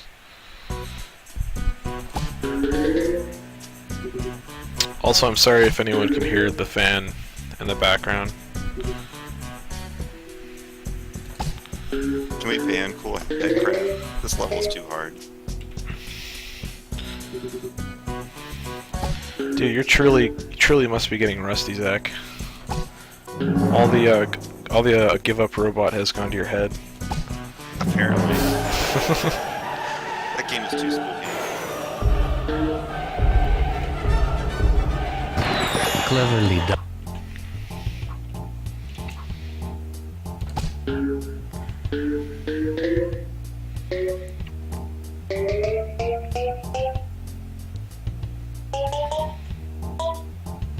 I guess I freeballed.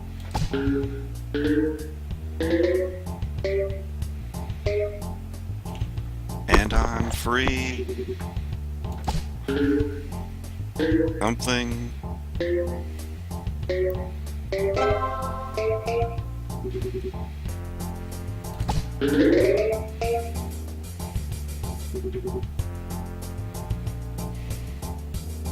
I mean, not at boom boom, like the worst level in the game ever.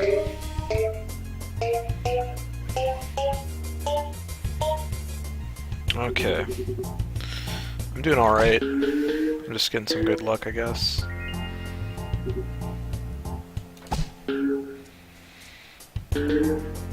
Wow. Okay.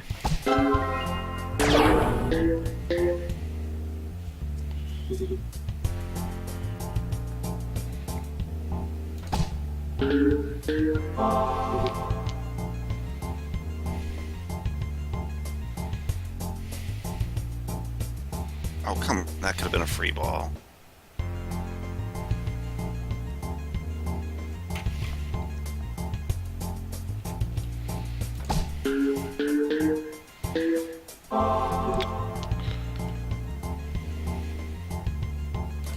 It looks like we got people for MVM. Yeah, like, I'll definitely help with MVM, but, I fucking suck. I'm not a TF2 professional. I'm not really good at it.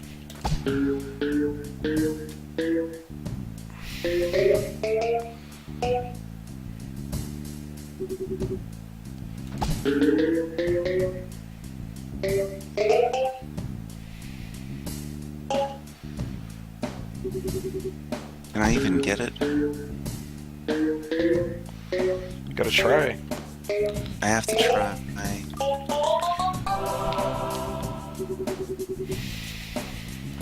I got it. You gotta get the green pegs. The green pegs are they're basically priceless. That's how valuable they are. They're like basically MasterCard. Let me see. Yeah, I'm pretty bad at this video game, for those that don't know. I used to be pretty good. But now I'm not.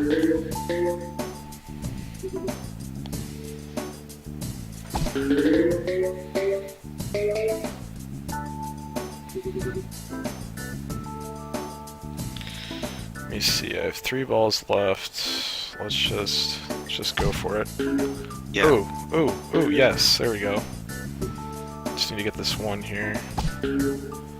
Nice. Oh my god, why is this game so hard?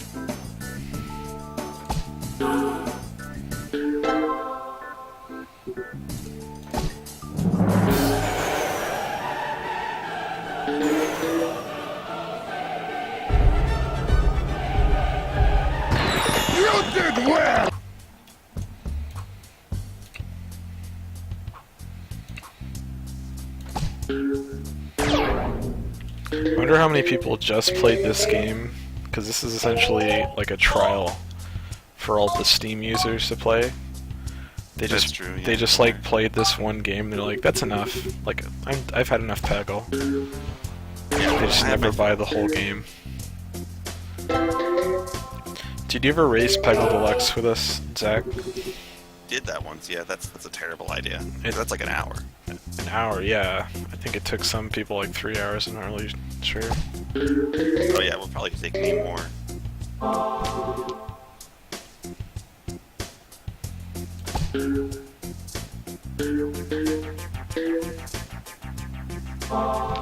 Free balling.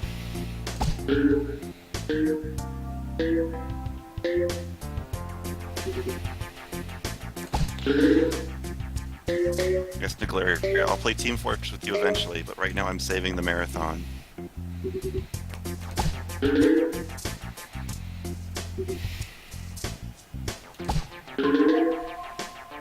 Oh, please. Oh god damn game. Oh, that was a hellish good shot. What'd you say it was? I just got a really good shot. Oh man, I'm gonna beat Sentry Gun pretty quick.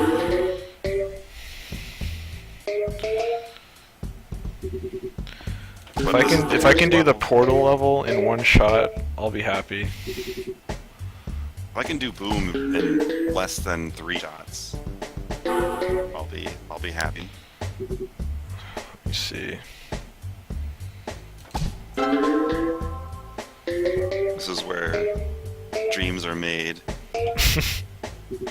In the Peggle mines. It is, man.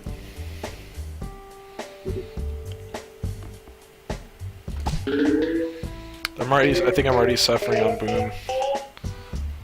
Unless I get a free ball, I'm probably screwed.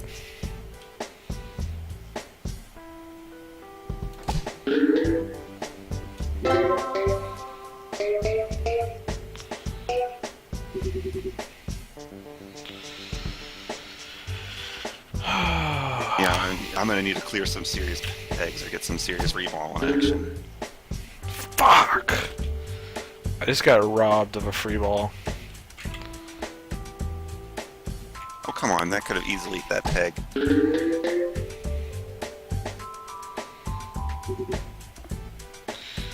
Gosh. Alright, I think I can handle this. I don't know if I am ready for this jelly. Oh my gosh. Oh, but that free ball saved my life. Alright, I'm gonna go for it. Oh, Well, I guess I can still go for it. I just lost on boom. I might actually succeed at this the first time. Super unlikely. I do. Did you do it? It's like, I got it the first time, which is, I think, happened once.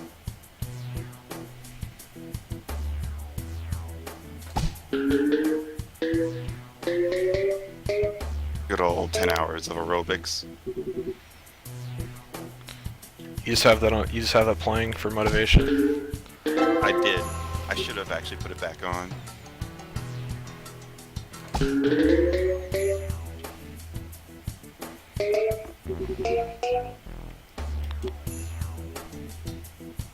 Yeah, MVM is next. We had to take a break from our regularly scheduled memeing.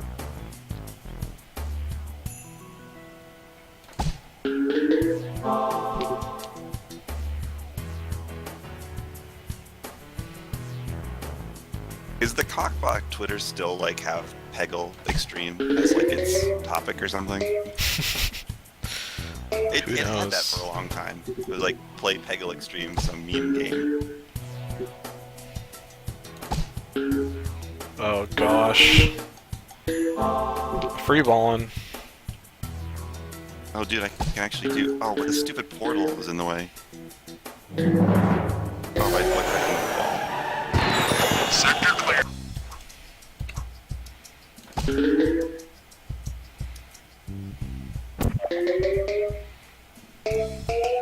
Oh, that was a good first ball there. Alright, let's see how good Columns is.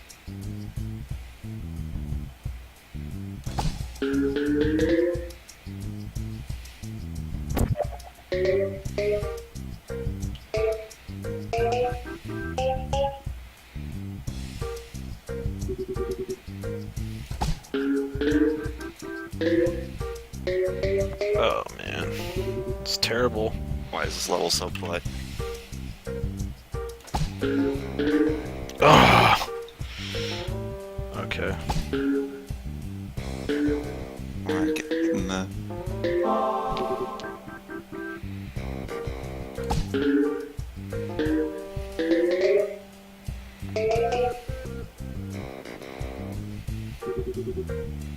Oh baby.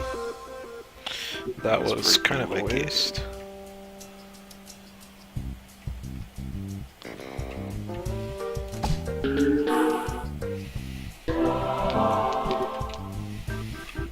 Oh, now I pray to RNGesus. Oh man, these memes. Once again.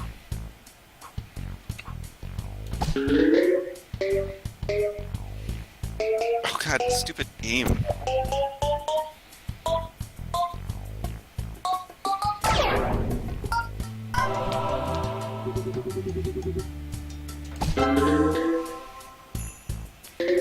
Who forced Peggle? Like, was it a collective force? Was it just you, Zach? It was a lot of me and it was a lot of Kenya. Oh yeah.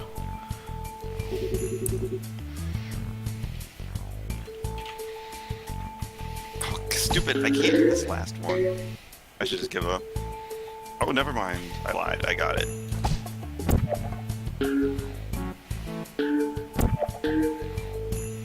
Oh my I think gosh. this level, the last level, was like easier by far than any of the other levels. Should I get ready on time, or is it time already? I'll tell you. You'll see it us. happens randomly. Oh. It's not close enough. This is the last level, but we still have to like complete it. Please hit something. There we go. Free balling.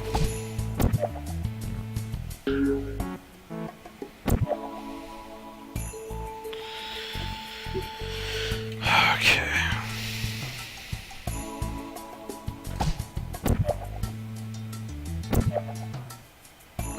Free ball it, please. Yes, you free balled it correctly.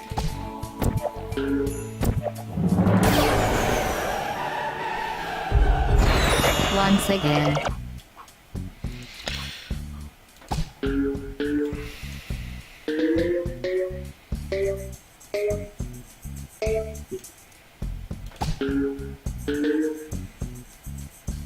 Can't even see with the stupid lighting.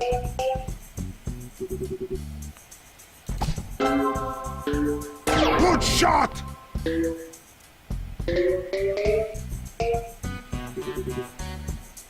Alright, you can get ready on time on my end. And I have to wait for the credit to roll, and time. Nice. 17-18. Is that a new record? No way. I think it's got to be a new record or something.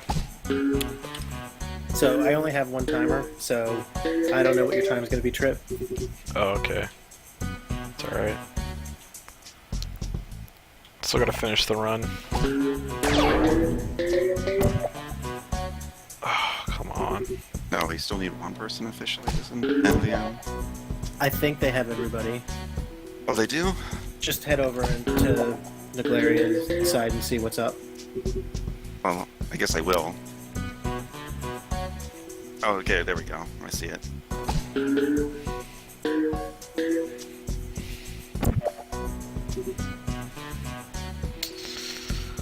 You're kidding me. Alright, if I lose on this ball, I'm just gonna GG it. Dude, don't forfeit. Oh, I freeballed. Let me see. Alright, I finished it. I just gotta let the credits roll. Once again. Alright, it's over. We did it, Zach. We saved this marathon.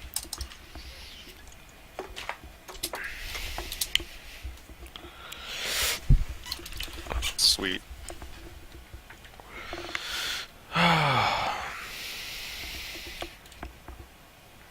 Alright, well I guess Naglaria's dreaming Team Fortress. I think he So- said you were. I am? I don't know. Check with him. Alright, well, one sec.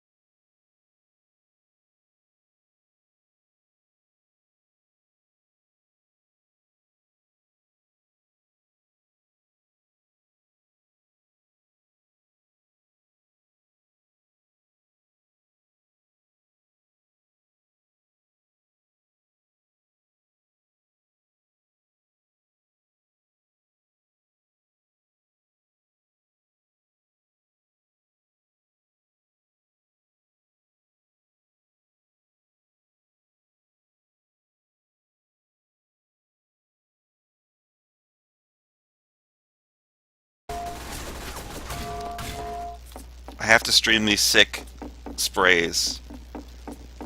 Also, Niglaria, don't do that piece of text that you always do. Wait, the cache is modified on the Fuck is server. a soul gargoyle? Is anyone The else big notice fag that? gun for big fags like myself. Yes, that Okay, one. We're good. Would you say that? What would you say about yourself, Niglaria, if you were to say it in all caps? I'm a big gay faggot. Oh man. Oh, actually, let me log into SRG Marathon for chatty.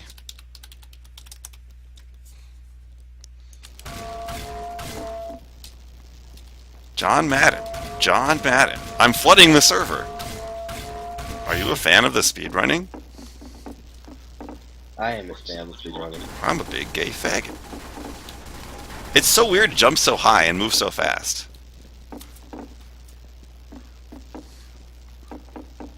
Are you getting audio and shit now? Are we?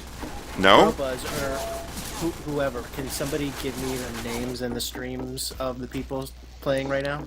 So we have... Nigleria, hitbox.tv, Nigleria. Brobuzz and just twitch.tv/Brobuzz.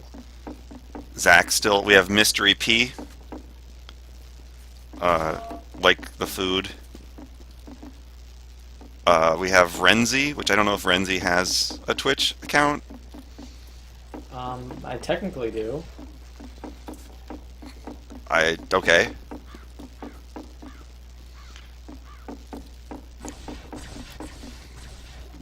I mean, every name that you see on the top, I think is just, other than mine, which is Champ.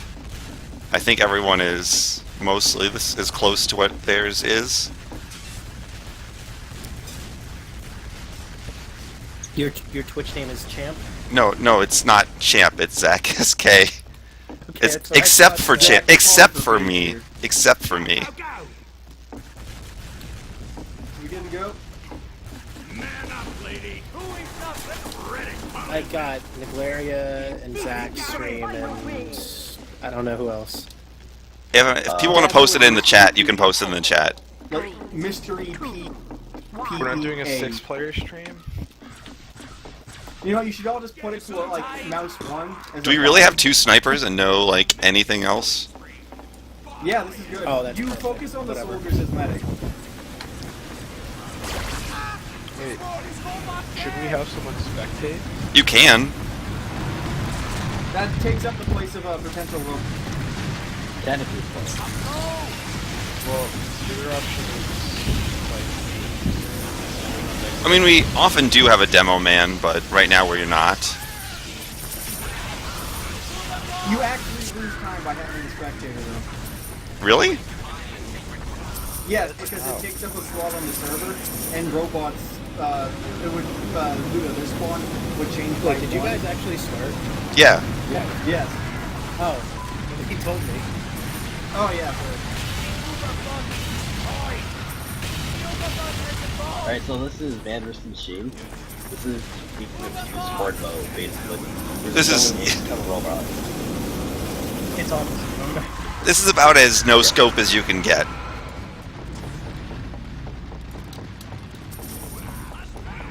Yeah, Wait, are we yeah, getting playing sold on for robots? Is the Halloween.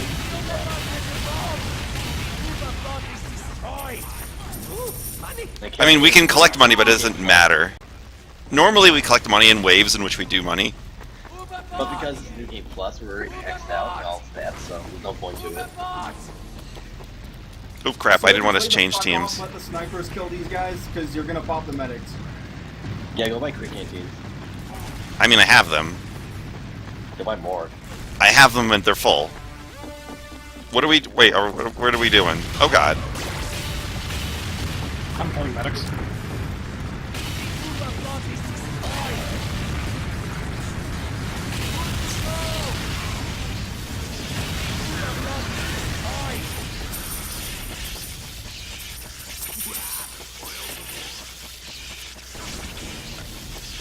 Yeah, we're a team of professional speedrunners, professionally speedrunning this actual speed game. Yeah, TF2 completely. Totally a speed game. Completely was a speed game.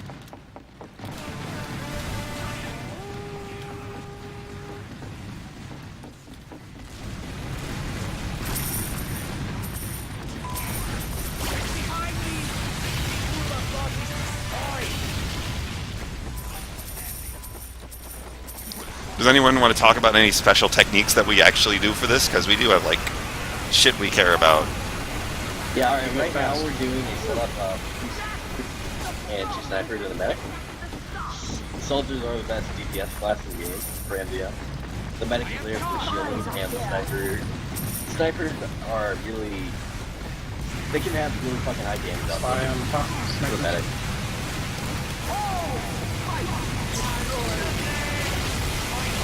The soldier's record with Luca has the highest DPS against tanks. Yeah, especially maxed out. Maxed out is fucking ridiculous. The medic has a lot of cool tricks in this. You can heal dead players. I have a shield that allows me to block projectiles and also kill spies and other things. Yeah, shield's really overpowered. We have specific loadouts that are very good for this, but are not good for traditional like other games. So like, yeah, if you try to play a regular TF2 game mode with this setup, it'd be fucking horrible. Like most of the soldiers have Beggar's Bazooka on them. I prefer the stock myself, actually. I just can't. Soldiers go by crits, canteens, and shit. It's right now.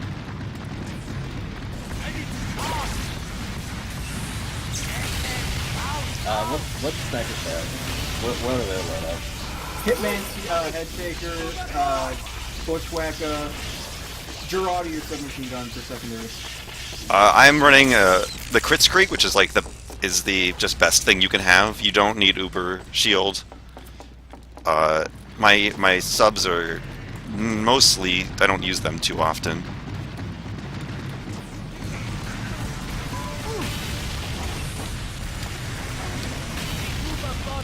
Alright, so the tank, so we don't have any heavies, so the reason we don't use heavies. Use your beggar, or your, like, fucking things. So the thing about tanks, the snipers get crits from it with the bushwhacker. the thing about tanks in this game is that they have resistance to bullets, so we don't typically use heavies in this map because They only have resistance to minigun. I guess flame works against them, so we could use pyros. It damage is the same as anything else except for the minigun. It's 75% damage resistance. That's why soldiers are the best.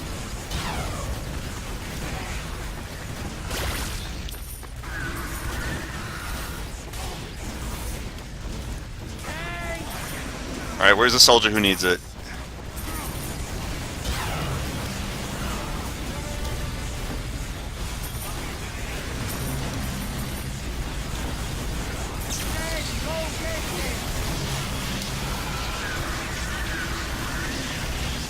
In this wave, there's like constant spies. So typically, we have a huge issue with spies in this, but there's like an entire wave devoted to spies eventually. Yeah. There's like a lot of mini waves in this. Use your buff banners, alternate days. So the way that this wave works is there's a Whenever lot there's of a tank out, you need to coordinate. there's a lot of mini waves in this wave because there's not like traditionally in MVM there's big waves that you hit F4 always instantly. But in Ghost Town, there's just one giant wave, but there's like small breaks. So one of you soldiers, when you use your buff banner, call it out. Well, I guess. Bomb is pretty far back. Where is the bomb? Does anyone actually have it? By the staircase. I can't I can't make the quality of the game any better.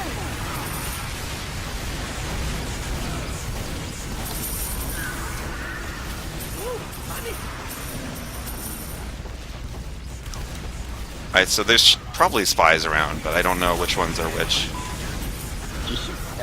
I can't shoot things. I think everybody has speed on, so it should be easy to tell. Oh yeah, that's true. If you don't have everything bought, Really high and everything else. Alright, I'm gonna run back for upgrades. I'm by pretty sure upgrades, the server actually has extra cash. I'll get more canteens. Yeah, always keep my crit canteens. There's no reason not to. So the medic has a cool function where I can share my canteens with other people. So I buy crit canteens, which I typically would never use on myself, but just for other people.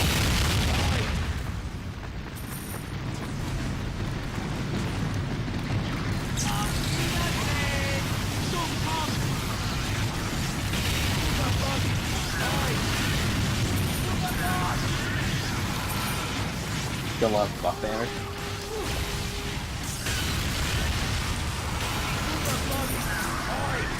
Alright, tank. Anyone want to explain the usefulness of the engineer? The engineer is really good for, because one of the special things the engineer has is called a two-way teleporter. Which is, you know, really good because it allows you to go for upgrades really efficiently. It has, you know, it's someone else who actually plays engineer knows more about it than I do. Two-way teleporter is the only thing he's good for, basically. I mentioned that because it's the biggest thing to mention. I mean, He's great for good mobbing. for crowd clearing, but that's about it.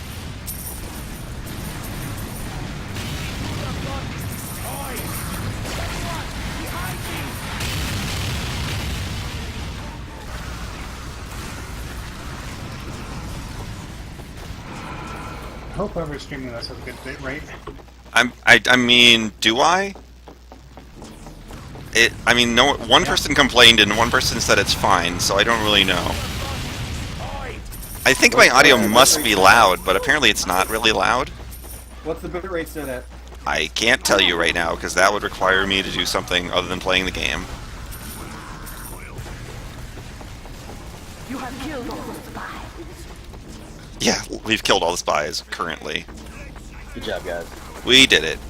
This is a mini break, but a lot of us have everything we need, so there's no reason to... Them tracer rounds. What do those do? You're way louder? Soldiers. I can turn myself down.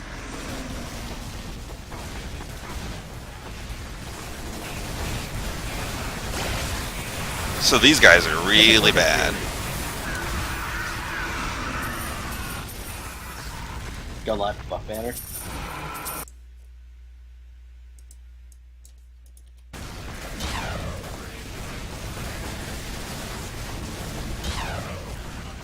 Oh man, I'm out of shield, so...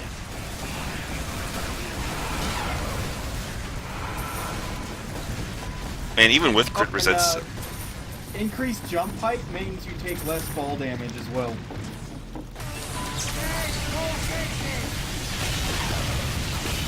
Good job on Giant. It's a little tidbit most people don't know.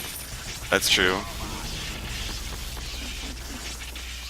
Dude, where are these tracers coming from? One of the snipers. I mean, whenever I'm using the hitman's head taker thing, it does that heat mode or whatever. Yeah, it gives you tracers on all guns. It applies to the SMG too. I just found it.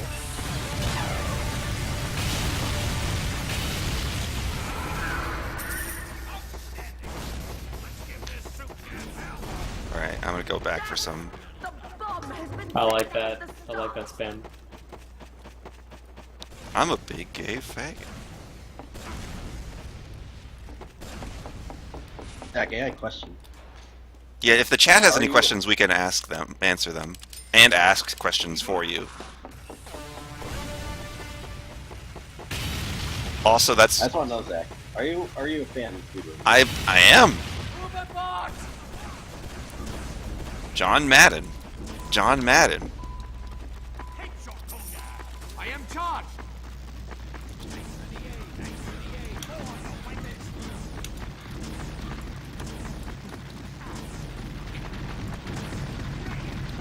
Also reminder to go back for canteen.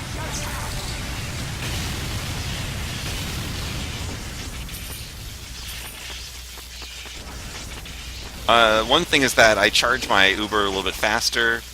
It's an upgrade you can get. Like, everything in the game you can upgrade. Primarily, you can upgrade. Alright, so this is going to be really, really bad. Try and get on top of the tank, because that's, I guess, something you can do. Soldiers, buff banners, coordinate them. I got one. Incoming spy. Who is champ? That question will be answered this Sunday morning, which is right now. Sunday morning.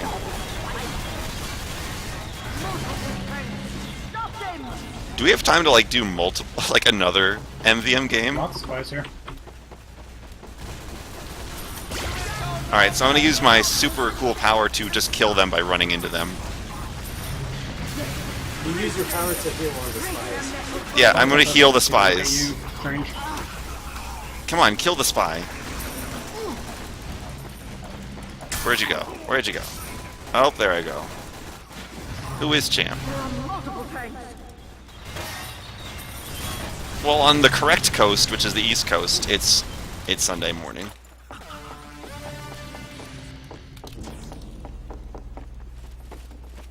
If you live on like a shitty coast like the West Coast, then it's probably... Oh god. There's so many spies. That medic was a spy. Like, literally everyone is a spy. East Coast is shit. You can go fuck yourself. Also, we should get this tank before we lose. My region where I live is better than the region you live. You don't board that? Also good spot. Someone's dead, right? Someone is dead somewhere. Oh, I can't get that. I just died. Oh, goddamn fucking spies. Upper Midwest Saskatchewan is better than Upper Mid-East Saskatchewan, and fuck you if you disagree. I'm having trouble healing anything. That's not shooting. Oh my god, spies. Yeah, I know, I can't do anything about it. But that tank it might actually make it. Oh god. We got this guy.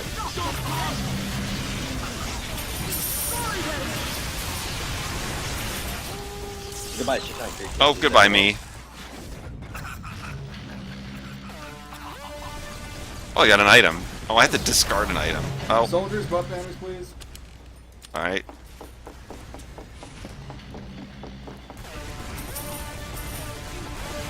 Alert. The tank is almost to the hatch.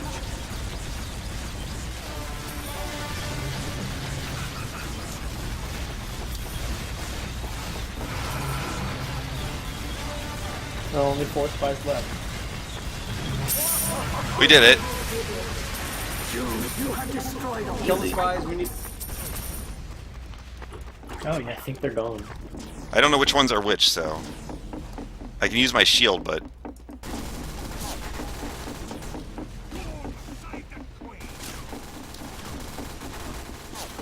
Alert. There are spies coming. Alright, there's lots of snipers up front.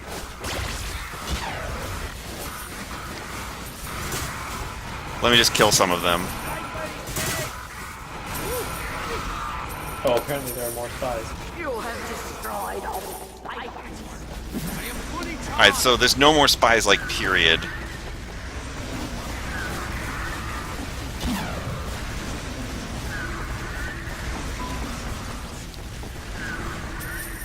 Oh man, what's that skeleton face?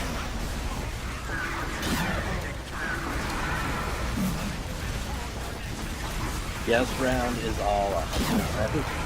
Didn't pay me out, but not too bad. This is actually surprisingly a round I'm good at.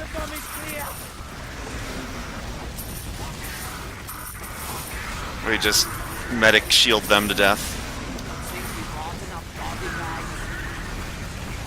But yeah, normally... Oh look, the drug rockets!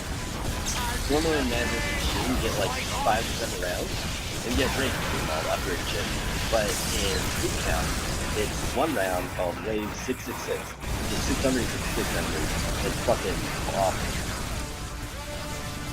Whoop, goodbye everybody. We can do it, fine, friends. We're gonna win the video game.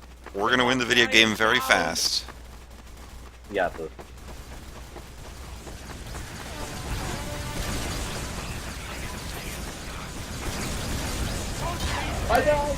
I can try to get you.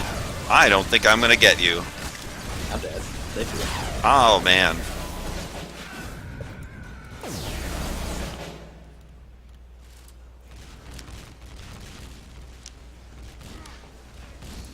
Vote 1 if you want to put the doggy down. Vote 2 if you don't care. I'm dead. I can get to you, probably.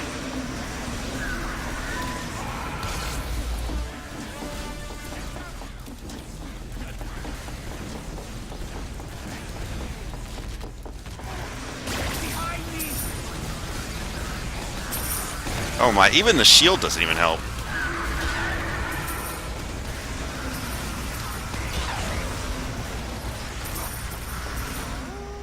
$69, it's a good vote.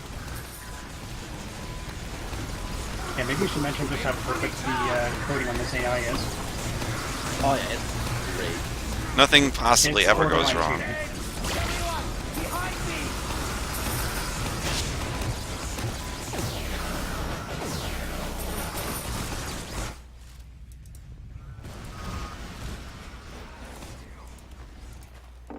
I just want to note I haven't died yet. Get on my level scrubs. I died five times. Yeah, my level. I don't even care. I just died in a second.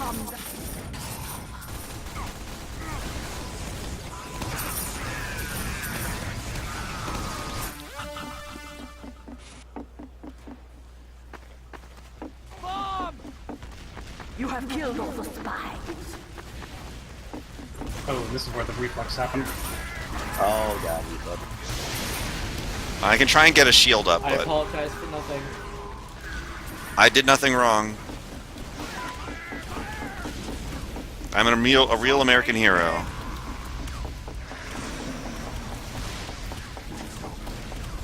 Right. Do you want to? Oh, we don't really need. Shield does not help against pyros. Yeah, just shoot the ground. That's what you gotta do is get pyro advantage. You never fight. You gotta shoot the ground. Up a little bit. Everyone, I am on fire. Yep, I am on fire.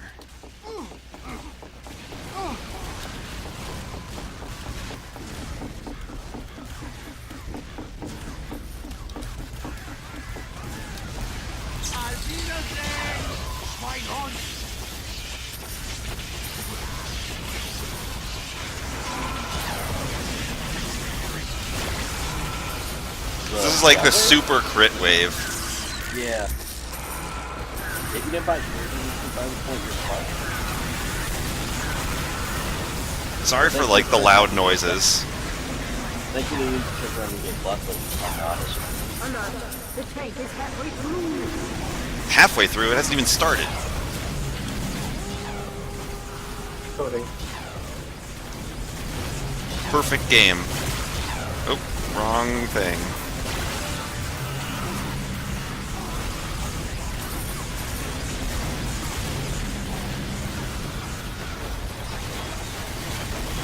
I'll send the bomb up here.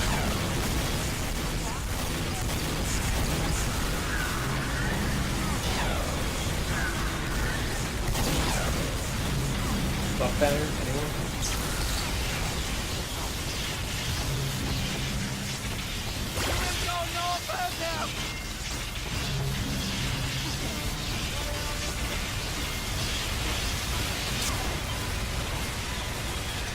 Don't actually. Don't shoot the heavies, focus the tank. Yeah, scouts are done, I think. Scouts are all done.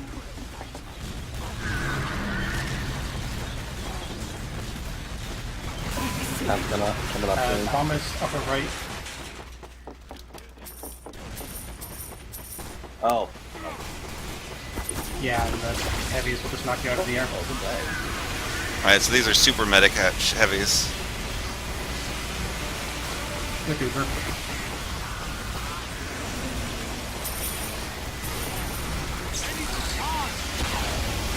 You picked the wrong character. I picked the wrong time every time. Guys, they're about to deliver it. I need some help right now. Oh, the bomb. Wait, are you serious? I mean, technically. Bombs right here. All spies destroyed. What's left now? Like, we win! Time! Done. Beat the game. Good job, everyone. That was pretty good. You got a credit rating of 8. I say it's pretty solid.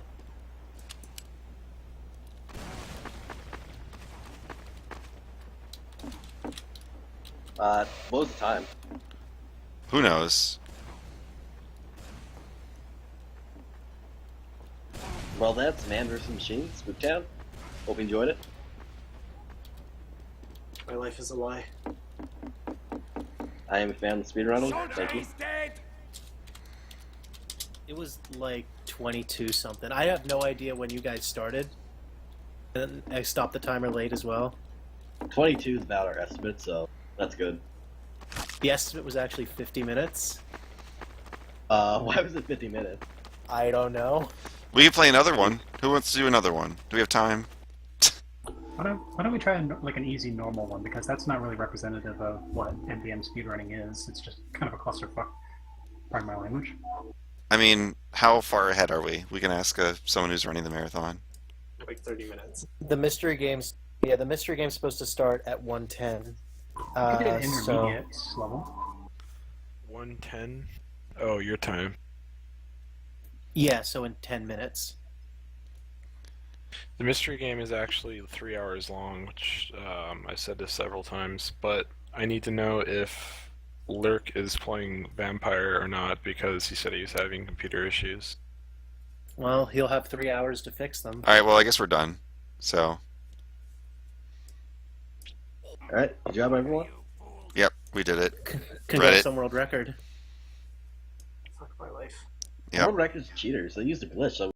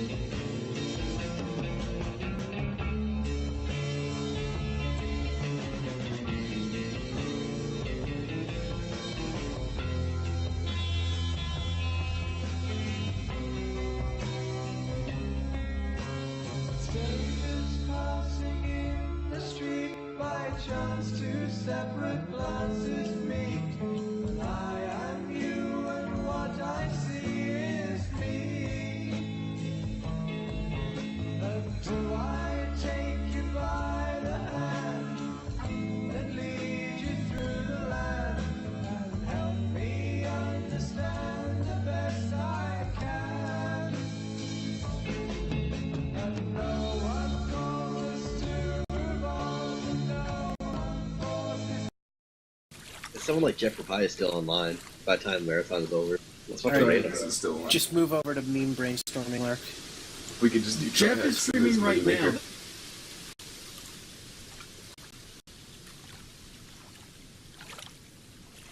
You are live. Just, if you're ready, just give me a countdown.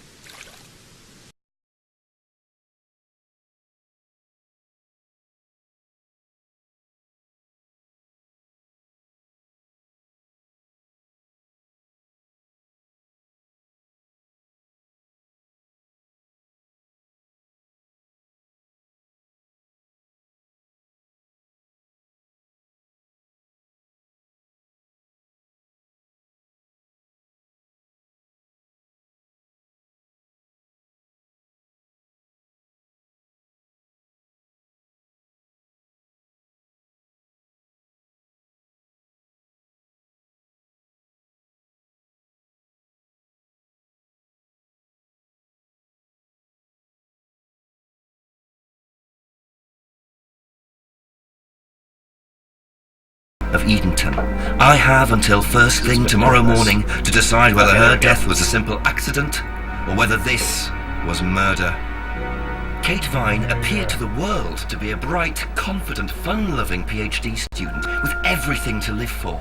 However, a history of depression and alcoholism revealed in her medical records suggests that in reality she had become adept at hiding behind a mask. A lab report indicating a high level of alcohol in her blood, along with the late hour of her death and a lack of witnesses, makes a strong case that this was suicide. But the verdict overlooked some curious details. Why was her driving license found on the opposite side of the lake in which she drowned? Also, there were traces of morphine in Kate's system. The game sounds a little high compared to Kate was your known voice. to be a free spirit with a nihilistic love of danger, which may, in part, have something to do with a business cause. Oh, oops, fuck. We're doing it again. My name is Jenks. Detective Inspector Frederick Jenks, and I've been assigned to a last-minute investigation into the death of Kate Vine, a PhD student found drowned at midnight last Friday in a lake in the woods on the outskirts of the tiny village. You're being pretty quiet. I have until first thing tomorrow morning to decide whether her death was a simple accident or whether this I think he said he's not going to be doing a lot of commentary. Kate Vine appeared to the world to be a bright, confident, fun-loving Okay, I turned it down a little bit though. with everything to live for. However, a history of depression and alcoholism revealed in her medical records suggests that in reality, she had become adept at hiding behind a mask. A lab report indicating a high level of alcohol in her blood, along with the late hour of her death and a lack of witnesses, makes a strong case that this was suicide. But the verdict overlooked some curious details. Why was her driving license found on the opposite side of the lake in which she drowned? Also, there were traces of morphine in Kate's system. Where did she get it? Kate was known to be a free spirit with a nihilistic love of danger, which may, in part, have something to do with a business course called Atlas, which Kate had joined and which she had been attending on the night of her death. Based in a large, stately home on the outskirts of the village, the exclusive Atlas is run by father and son team, Paul and Ryan Rand. Both were interviewed following Kate's death, but neither claimed to have seen Kate after the meeting, and both were understandably eager to distance themselves and Atlas from the tragedy. This isn't the first time that Atlas has been investigated. Atlas and their questionable methods, which many have suggested border The on spooky mind Atlas control. people are the enemies. Ryan is married to Rebecca, landlady of Edenton's village pub, the George and Dragon. As yet, she hasn't been interviewed, though it's likely Kate visited the pub on more than one occasion. One of Kate's friends was Emma Bowman, who lives at Eden Lodge on the road leading out of Emma's the Edenton best village. girl in the game. Emma was also doing a PhD at the same university, but didn't attend Atlas. Interviewed after Kate's death, Emma seemed shocked and upset, insisting she hadn't seen Kate that night. However, it turned out her boyfriend had. Simon Thompson met Emma at university. After completing his degree around 18 months ago, he went to work at a shop in the neighbouring village. He started at the Atlas course a few months ago. Simon insisted that he didn't see Kate after the meeting, but the sergeant interviewing him noted he seemed oddly unmoved by her death, which makes him the first person I want to see tonight. It's time for some answers. It's time for some answers. Alright, so the general premise of this game is we're going to go collect stuff, and then we're going to talk to people, and kind of like Phoenix Wright, we're going to find the contradictions in their statements and their stories, and we're going to expose the fuck out of them, and we're going to get to the truth. Alright, so I will start the countdown, which begins when I hit the start game. 3, 2, 1, let's go.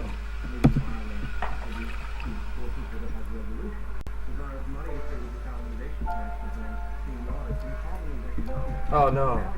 Hold on, I fucked it up. Hold on, you're not talking in mumble. It's okay, I fucked it up anyway, so we have to restart. Okay, great.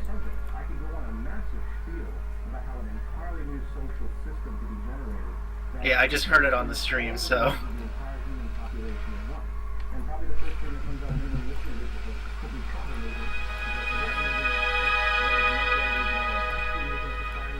So just give me the countdown in mumble.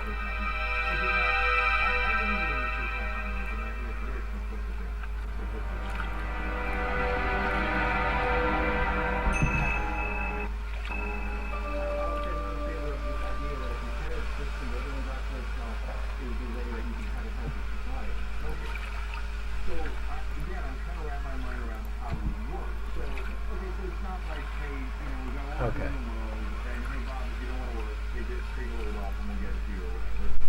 Alright, so 3, 2, 1, now we go. Good luck. The thing I messed up on is that these notes pop up, and if you don't let them play out, they kind of freak out on you. Alright, so first I need to go here. Clear on the path, and I need to... Oop. What the fuck? What did I do? I'm sorry. I need to search. There we go. Always nice to randomly find a key on the floor. Always nice to have randomly find a key. Okay.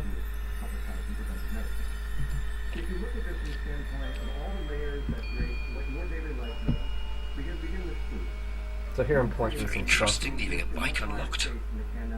Get some information that we're going to need later. Looks like homebrew equipment. Ah, This might come in handy. I'm just gonna steal this. We're the police, so it's okay to steal.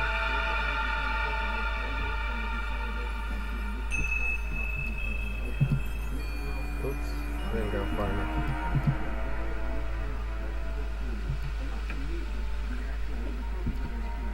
Looks like a piece of jewellery there. Nope, I screwed up again. Boards. Well and truly wedged in. That's okay. How do I do that? Let me see. Forget. Yeah, I've never really played this game before. Whoa. What the fuck? What is that?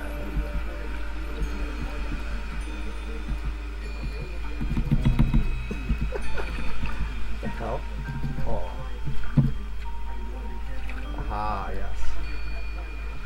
Just need to fix it. Bolt. How do we do that?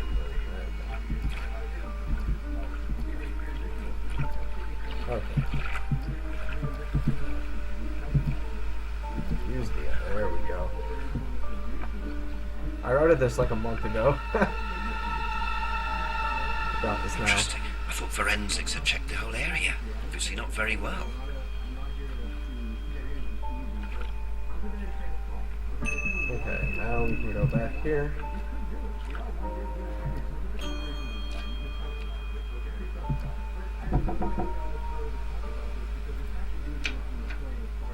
Is it Simon? Yeah. Detective Inspector Jenks. I'm investigating an incident in the village. Could I come in and ask you a few questions, please? Yeah. Thank you.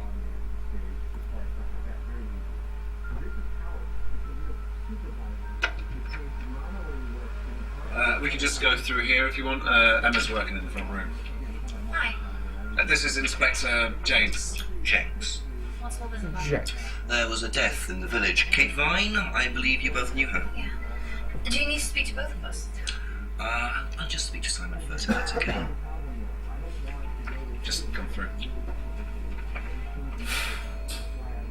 Is it okay in here? Oh, this will be fine, yeah. Do you want anything? Water? No, I won't be long. Okay.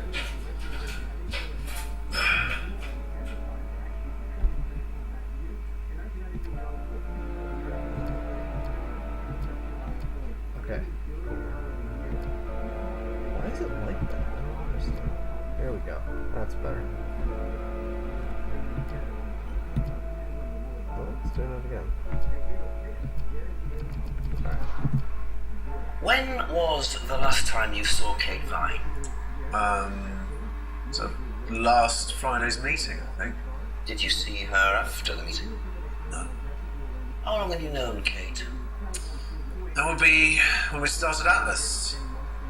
3 months ago? Did you socialise outside Atlas? No. How would you describe her? Like, what sort of person was she? Well, she's talented. She was full of life, you know? Sharp, quite sharp. Would you say she had any emotional problems? The mood could change. And, well, there was the drinking problem. When did you become aware of that? Well, she would come drunk to meetings sometimes. She would reek of the stuff. I mean, everyone knew, but nobody really said anything. So, tell me a bit about Atlas. Oh, it's just a business management training program for postgrads. And you started this after you left college? Yeah. And it's on every Friday? Yeah, well, my group isn't doing it this Friday, but one of the groups is. Okay, thanks. I noticed a lot of bottles outside. Are they yours? Yeah, I make homebrew. For yourself? Well, no, I give it out to my friends and stuff. I tried selling it at first, but I didn't have any takers, except for James over at Farmhouse. I used to trade it to him for herbs and stuff. Do you see James a lot? No, not really.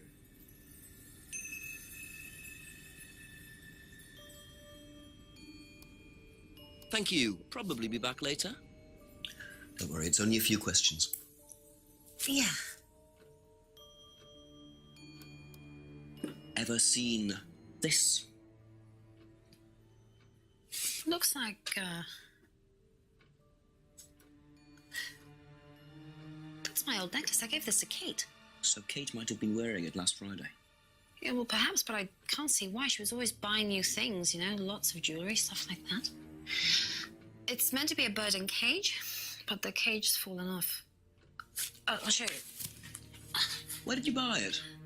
I didn't. It's a unwanted present. Secret admirer. Not so secret.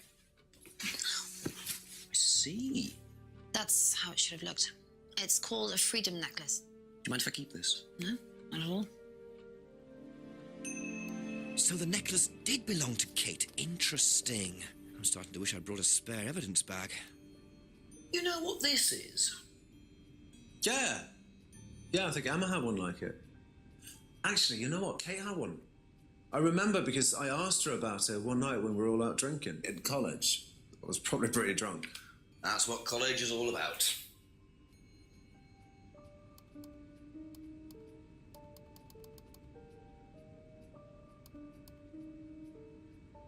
Aha. So how did you know Kate was wearing a freedom necklace 18 months ago? At college? Well, I knew Kate at college, but I didn't get to know her till we started Atlas. Right. So you didn't socialise with her at college? No. And you didn't socialise with her outside of Atlas? No. You didn't see her outside Atlas at all? No, not at all.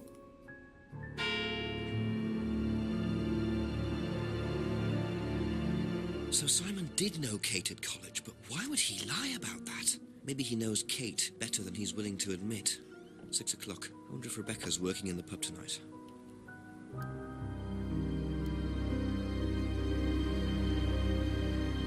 A broken window. Recently smashed by the look of it. Might have to ask about that.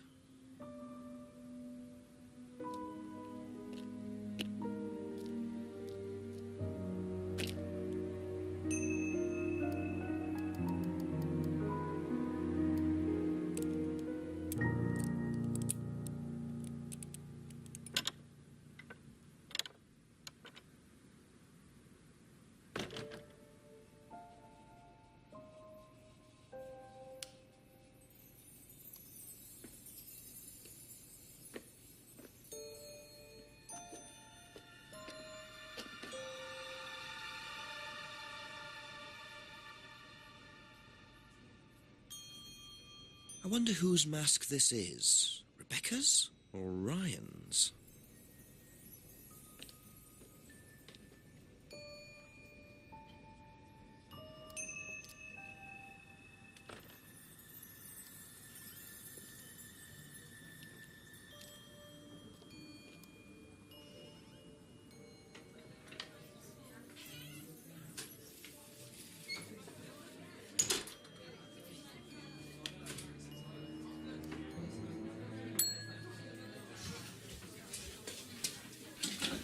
Sorry, what can I get you? Detective Inspector Jenks. Rebecca, is it? Yeah. There's been an incident in the village. I'm conducting an investigation. Could I ask you a few questions, please? Right. Come through. Thank you.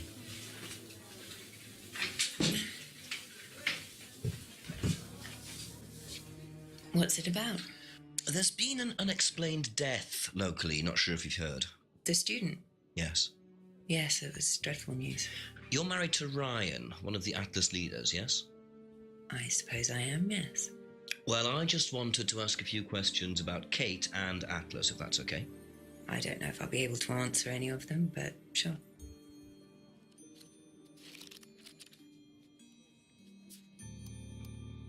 How did the window get broken out round the back? I don't actually know. Someone said two girls were arguing outside. I found out after they'd gone. And when was this? Last Friday, just after we opened, about 6:30. I taped over it until I can get it fixed. We don't want people getting cut and suing us. Does that sort of thing happen a lot? Arguments? No, not really. I'm quite strict when it comes to borrowing clients I don't think are suitable.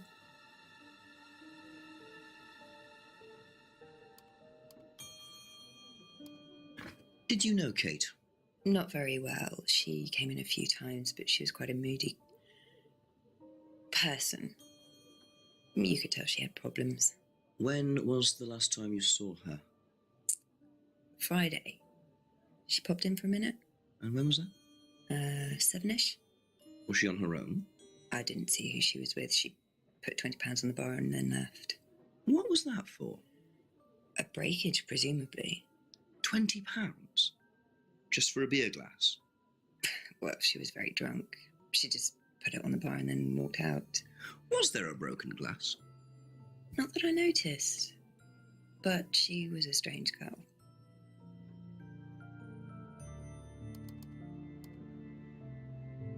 Aha. So, you said Kate gave you £20 for a breakage, but you didn't have a breakage. That's right. Do you think the payment could have been for the broken window? Could it have been Kate who was arguing? Well, I suppose it could have been, yeah. Could have been Kate, you're probably right, yeah. But you don't know who she was arguing with? No, I'm not sure. I'll ask around. Not realising Kate had broken the window. Rebecca really should have worked that out before now. Unless she did. But why would she lie about that?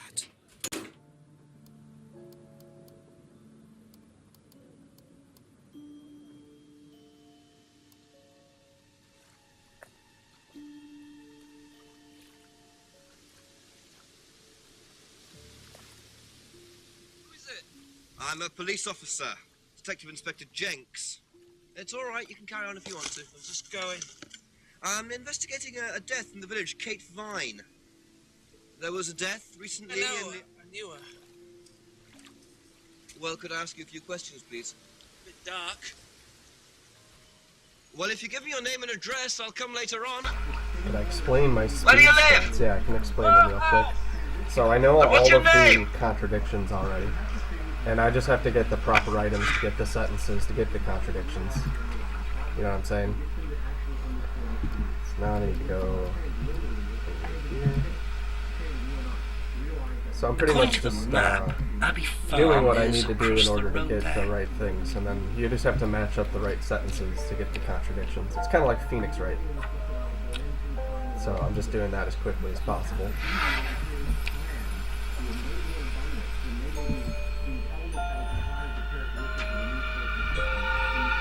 Picture frames with black painted glass. Very interesting.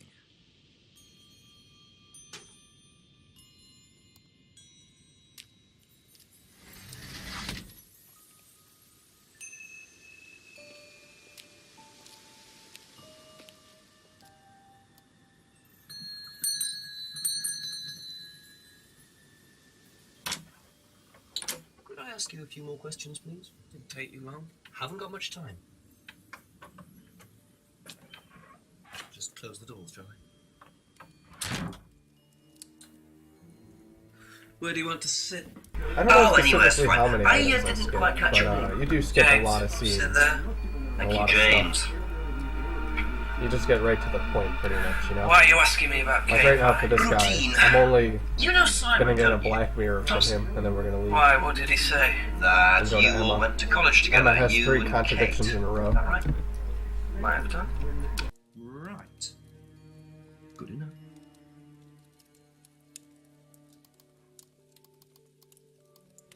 Now, what's all this stuff in the workshop? Paint and stencils and things like that? Just a little sideline of mine. Oh, you do picture framing? Yeah, this They're game's black done all mirrors. on keyboard. Scrying mirrors. So it's not, it's Now, technically a what's a point-and-click scrying adventure, mirror? but it's all on keyboard. Show you one if you want. And you can, like, buffer, you know, movements, so you can just hold down the direction you want to go. So if you had it all memorized, you Scrying could goes just back go centuries. faster. The I ancient suppose. Persians did it. This country And you can pagans select still practice sentences it. before Fortune tellers pretend to you do it. That's go what ask crystal about balls something all else, and about. it'll save the It's all sentence you're on, scrying. and then you get the next Mirror's just one contradiction. way of doing it. But what is scrying? Depends who you are. People do it for different reasons. What sort of reasons? Exploring your mind, clearing your mind, communicating with the dead. Is that what you use them for, James? Communicating with the dead? And they make them for other people these days. And there's a market for these, is there? Lots of people want to talk to the dead. even if they don't believe in it. Do you make a profit on them? I don't do it for the money. How very charitable of you. Can I keep this? Keep it. Thank you. Black mirrors and hookah pipes. I wonder what else James is into.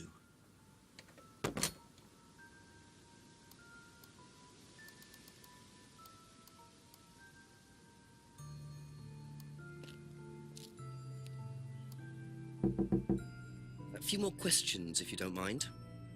Have a look at this. Know anything about that? I haven't seen this one, but it looks a lot like an Atlas mask. We use them for some of the workshops and stuff. Really? Well, you have to say something boastful or arrogant. You do it first without the mask, and then you say it with a mask. And the point is? Well, it's easier when you have the mask on, isn't it? People are not as afraid to be free about themselves, you know? What did you find out about Atlas? Well, it was advertised. Actually, I think I've still got the... This is the advert that was at my college. To be honest, I've learned more in 3 months at Atlas than I did in 3 years at business school. Can I keep that? Yeah, go for it. I suppose that might be useful as a conversational starter. What do you know about Atlas? I know that it's a business course. I went with Simon when he first went, but it wasn't really my thing. How often did you go? Just the once. And you decided it wasn't for you? Yeah, I'd been to something similar, so decided it wasn't for me. Have you seen one of these before? Is that from James? Now, what do you know about James? That he's creepy. He was selling them last Friday at the market. There's a market every week type thing. And I usually go there for lunch. So you wouldn't buy one of these? No, I wouldn't. But Kate would. Was she into this sort of thing? No, I don't think so. She bought one, and I went round to her flat to try it out. You're meant to see ghosts or spirits or something. It doesn't work.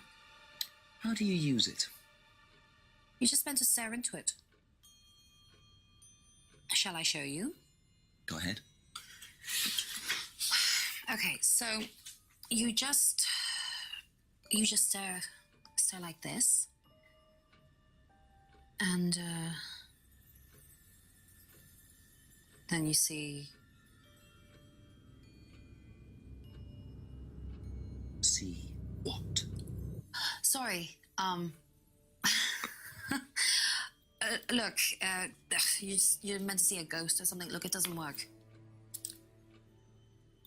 Didn't work, so.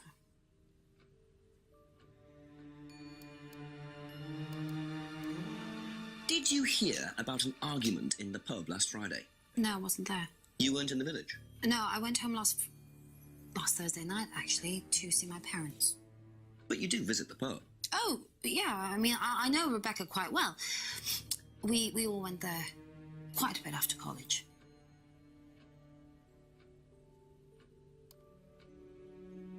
Aha. So, you went home to see your parents on Thursday night, that right? Yes. But you said you saw James at the market on Friday. No, I went to see my parents on Friday night. What time did you go on Friday? 8 or 9. And you didn't see Kate at all on Friday? No. You're not a very good liar, Emma. Okay. I saw Kate. Where? At the pub. We were arguing. Go on. What were you arguing about? I'd lent her £50 because she was desperate, and we were just arguing. It didn't really bother me. She just didn't have it. And Kate broke the window? Yes. She did things like that when she was angry. Smash things? Yes. So it was Emma arguing with Kate. But why didn't she want to admit it? In case it gave her a motive? Or something else?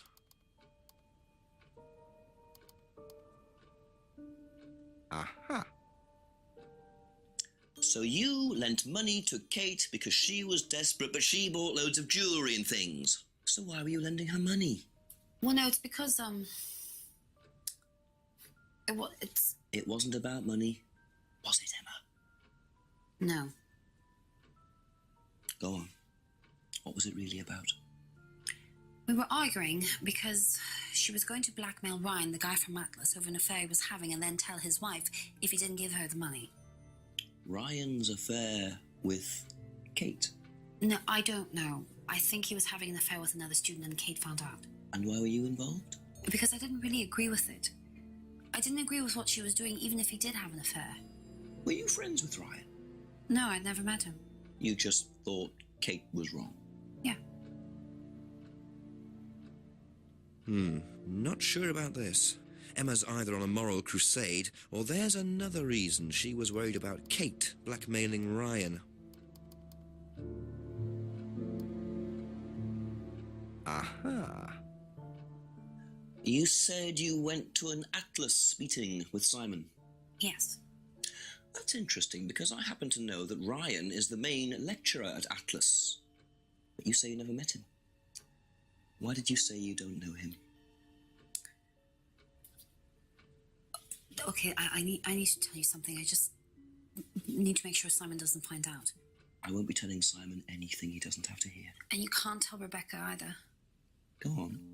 Okay, so the affair that happened was between Ryan and I.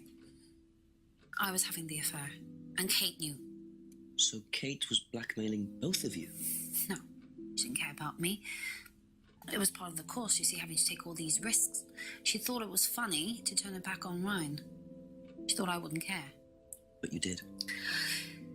Yes, I was already with Simon when Ryan and I, and I didn't want Simon finding out, and Kate thought that he wouldn't, but I didn't want her risking it. And then if Rebecca found out, then Simon would definitely have found out, and then it would have blown up, and it would have just been a big mess. And so you just argued and what?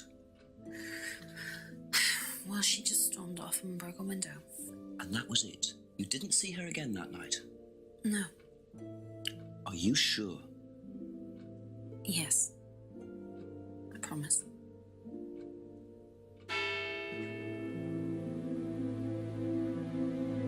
"7 o'clock. So, Ryan's a bit of a Lothario, is he? I think it's time I met this Ryan Rand face to face." There you go. Come on. Cute.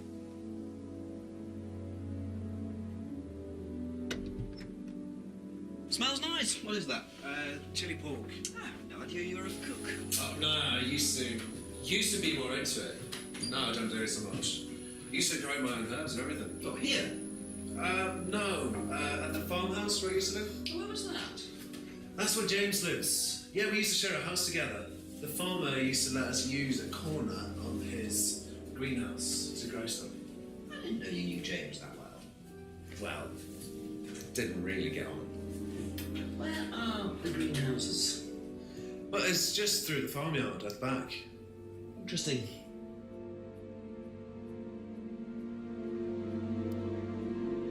That's all for the moment. Thank you. Best to knock on the window for Emma. Simon always answers the front door.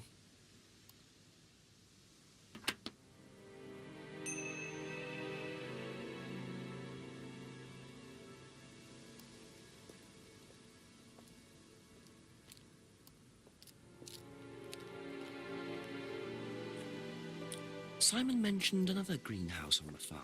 Must be up the hill over there. Okay, so we just skipped a cutscene. I'm not really sure how. I didn't actually do anything to skip it, but we skipped it. And what it does is we meet this drug dude, and he explains that there was another death in Atlas by this guy named Liam.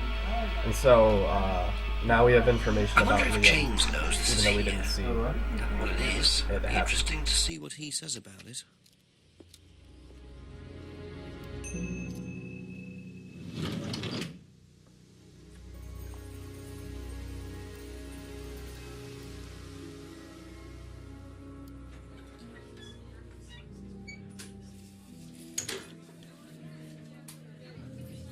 A few more questions, if you don't mind. Do you know what these are? Oh, magic mint. Where did you find this? Magic mint. Yeah, it's the only time we'll Salvia skip a cutscene. I used to grow It's the only it time that years ago. happens. So. It makes you trip. In what way? It's a hallucinogenic and legal. Quite a dangerous combination, really. Do you use it? Me? No. No, I don't even take medicines. I like to stay pure.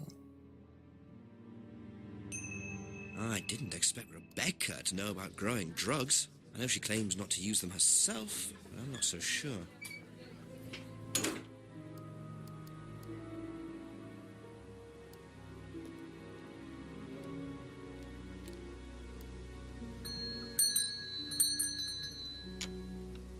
Couple more questions, if that's okay. Ever heard of Salvia divinorum, James? What's that, skin cream? It's not a skin cream, no. It's a plant. Really? Don't know much about plants. So you've never heard of Salvia? No.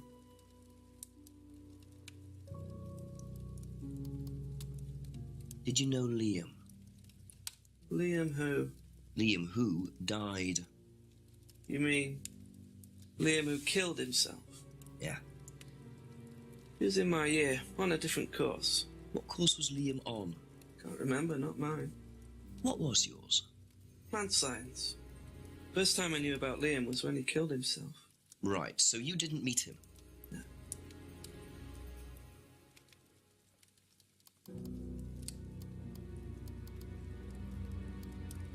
Have you ever tried Simon's homebrew? Thompson's tar? Yeah, I've tried it. Did he sell it? Well, not to me, not for money anyway. We used to trade stuff. What did you trade? I make a nice herbal tea as it happens. Him and his girlfriend were into it. What was his beer like? Lethal. Strong? Knock your eyes out.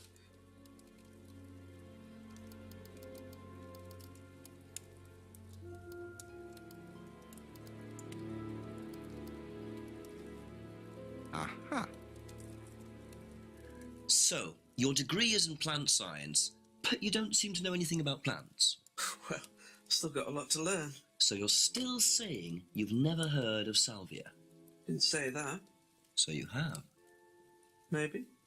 And you do grow it? Yeah, it's legal, why not? What do you do with it? I use it for explorative purposes, meditation. And does this involve anybody else? Why? Do you sell it or give it to anybody else? Sure. Yeah, it's just for me, nobody else. And that's the only drug you grow, is it? Feel free to go and look if you want. It's okay, I'll look later. The only drug he grows? I'm not sure I believe that, James. Then again, would someone growing illegal drugs bother growing a legal one? Aha. When you say herbal tea, do you mean salvia? Probably. So you traded salvia tea with Simon for his homebrew? So? So why did you say you didn't give salvia to anybody else? Did you give it to anybody else? How many people did you give it to? Did you give it to Kate? No. How about Liam? I didn't have anything to do with him dying, if that's what you mean. So you did give him salvia? Yes, I gave him salvia because he asked for it, but that's not what killed him. Well, he committed suicide, James, because of psychological issues that probably weren't helped by him trying hallucinogenic drugs. Didn't commit suicide. You don't know anything about him. You don't know what happened. Okay, so what happened then? Do you even know about Third Eye? Go on. You don't know about Third Eye. You don't know about Third Eye. You know nothing about Liam's death. I mean, forget salvia. Fine, tell me then. Third Eye was a cult. We had our very own psycho cult operating right here from our village hall. And I got rid of them single-handed. I'm the one who got rid of Third Eye. Did they tell you that at the station? Okay, start again. They were what? You don't know anything, do you? Look. They were reeling in students, pretending to be some sort of happy life course, you know. We can make your life better sort of crap. Then they were putting everyone through this brainwashing program to make them compliant. and selling them on. It's all there. What do you mean, selling them on? Selling them. Objects, commodities. To who? To anyone who could afford them. Top politicians, famous celebrities, wealthy businessmen, you name it. What for? You don't get it, do you? Third Eye were making and selling slaves. They were black market slave traders. They were wiping people's personalities using ECT, brainwashing, cocktails of hard drugs, deliberately turning them into perfect slaves. You know how much slaves are worth on the black market these days? No. Millions. And I'm talking per slave. That's why anyone who stood up to them and threatened to go public like Liam was just killed off. They didn't give a damn. So you're saying Liam was murdered by Third Eye? Exactly what I'm saying. So I started looking into it. They were all saying it was suicide, but there's no way. So, did you ever actually meet Liam? I found out about him. And how did you find out about all this other stuff? Well, it's obvious, you can tell. I met some of the students. You could see straight away there was something wrong. They were like zombies. And I can tell when someone's got ECT damage or when they've been through mind conditioning. It's just obvious. I mean, US military used all these techniques back in the 50s. It's all documented, you can read about it. They showed all the same signs. So, did you ever actually go to a meeting? No, but I knew what went on. How? From what people said who'd been through it. Okay, so do you know anyone I could speak to who did go through it? Well, no. Look, it doesn't matter. Why did they close down if it wasn't true? They just closed down and disappeared overnight after I put all the flyers up. Bit of a coincidence. But that was just after Liam died. Yeah, And do you think that had anything to do with it? maybe, but it was the flyers that forced them to close. Okay. Do you mind if I keep this? Yeah, you investigate it. It'll all come out. Third Eye definitely killed Liam. Well, that was a lot to take in. Does James really believe all this stuff? This is the first I've heard about Third Eye. Question is, what's their connection with Atlas, if there is one?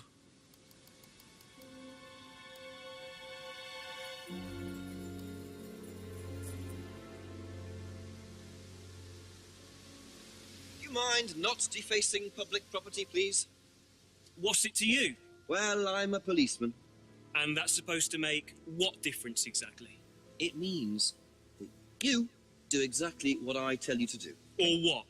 Or you arrest me? No, I'll give you a fine this time. So, if I do something that you don't like, I have to give you some money? What happens if you do something that I don't like? You're going to give me some money? Look, I do not have time to discuss it at the moment. Can you just go?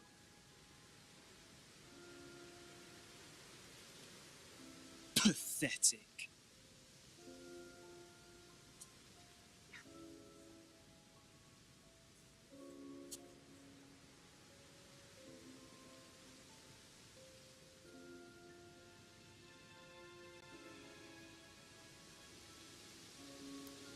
What a prize brat.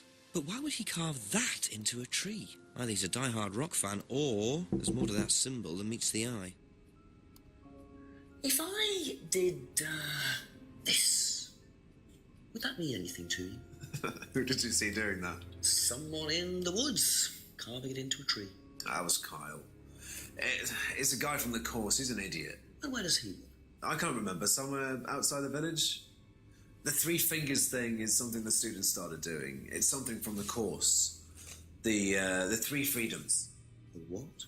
The three freedoms? It's from the course. It's a phrase. Free to be free? Free yourself from the things that are holding you back, right? Things that stop you being successful. What are they? There's fear of failure, guilt, and doubting, self-doubt. You believe that? Yeah. Guilt ruins lives. It stops you looking forward. It serves no practical purpose. It's basically destructive. Right. Free to be free. Not the most original slogan, but I wonder how far this freedom goes.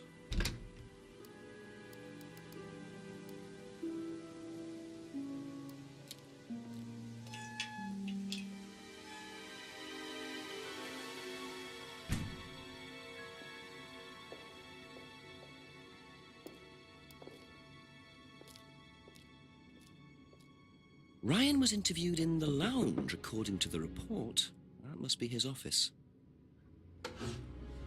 Ryan! Yes? Detective Inspector Jenks. I'm conducting an investigation in the area. Wouldn't mind asking you a few questions, all right? Come in, Inspector. Thank you.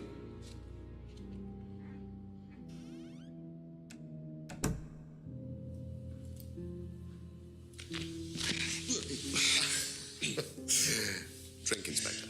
I'd better not, eh? So you wanted to speak to me? I believe that Kate Vine was a student at Atlas. Kate Vine? Well, yes, she was. All of this has been thoroughly investigated, Inspector. It was suicide. Well, we have reason to believe there may be rather more to it than that. Really?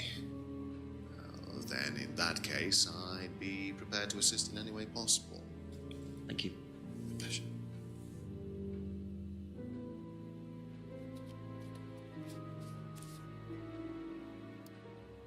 Can you tell me a bit about the phrase free to be free? Free to be free, my favourite motto. Well, we teach our students that people, well, they suffer from excessive guilt, don't they? Excessive self-criticism, excessive doubt. Evils of excess, we call them. And we tell our students that if they rid themselves of these evils, then they're free to realise their full potential. Who came up with all this? I have a background in psychology. Honestly? Yeah, don't look so surprised, Inspector. There's an intellect lurking in here. When did you come up with the phrase? When we were based at the village hall. When I say we, I came up with the phrase. Dad's more the money man. And very successful at it too, I hear. Oh, he's successful, but he's not a creative man. Dad suffers from a lack of imagination.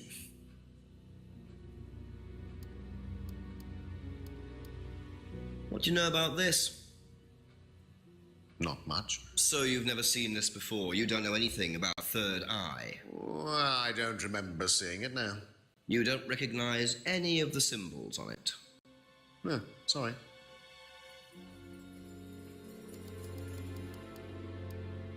Can you tell me about this? Haven't seen that for a while. I had a friend who used to make them for us for the course. He passed away last year. What does the symbol mean? It's borrowed from paganism. It's the symbol of the triple goddess. The mother, maiden, and crone, represented by the waxing and waning of the moon.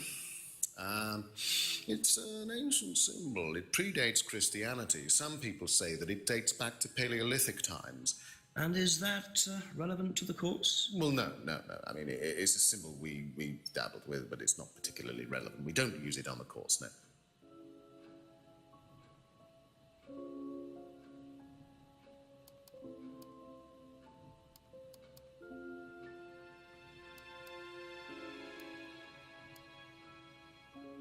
Aha. Ryan, you've just told me all about the moon symbols on the mask. Then you're claiming you don't know anything about the symbols on the flyer. It's all the same thing. Oh, actually, yes. Sorry, yes, I do remember that. So what did you know about Third Eye? Oh, not much, really. Never came into contact with them. That explanation was way too short. Ryan's definitely hiding something. Aha. According to the flyer, this Third Eye group was based at the village hall, is that right? Was it? Ah, that's where you were based, wasn't it? Yeah, you said you invented the Atlas phrase free to be free while you were based at the village hall. So I did. So you must have come into contact with Third Eye at some point. You were using the same hall. Well, I'm afraid I haven't been entirely honest with you, Inspector. Go on. You see, Third Eye is, or was, Atlas under a different name. Sorry. Atlas is Third Eye? In a new improved form, yes. And you ran Third Eye? With Dad, yes. So you must have known Liam. You didn't just meet him, did you? Yes, I knew him, Inspector, but don't get your hopes up. All of this has been thoroughly investigated and cleared up. You've been investigated about his death? They dropped the case. We didn't have anything to do with it. Well, when I say drop the case, I mean a police investigation is one thing, but what the public thinks is another. They threatened to go public, and then James bloody Wilson started distributing his flyers, and that was it. No choice. It was an end to it. You had to change the name. We'd already paid the family an out-of-court settlement. Thought that was an end to it. But then James, his cronies, they wouldn't leave it alone. So we had to close down, buy a new place, rebrand. So eventually, we reopened here. As Atlas? As Atlas. And it worked? Up till now, yes. So you knew James Wilson too? We knew James, but he didn't know us as such. Oh, he was very quick to shoot us down, but he didn't do anything like actually coming to the course to see what he was about. So James wouldn't know that you were now running Atlas? Not unless he came to one of our courses. And how much of all that stuff was true? ECT machines, brainwashing? I'm afraid that exists only exclusively in the mind of Mr. Wilson. All we do is make better business people. We challenge their prejudices and presumptions. Why don't you come along and see for yourself? The course starts in 15 minutes. Excuse me, Inspector. Hello. I can't come back now. Well, you have my car at the moment. All right. All right. See you later. That was Dad. I have to go back. You can come and meet him if you like. Well, I might come and have a chat. Come with me.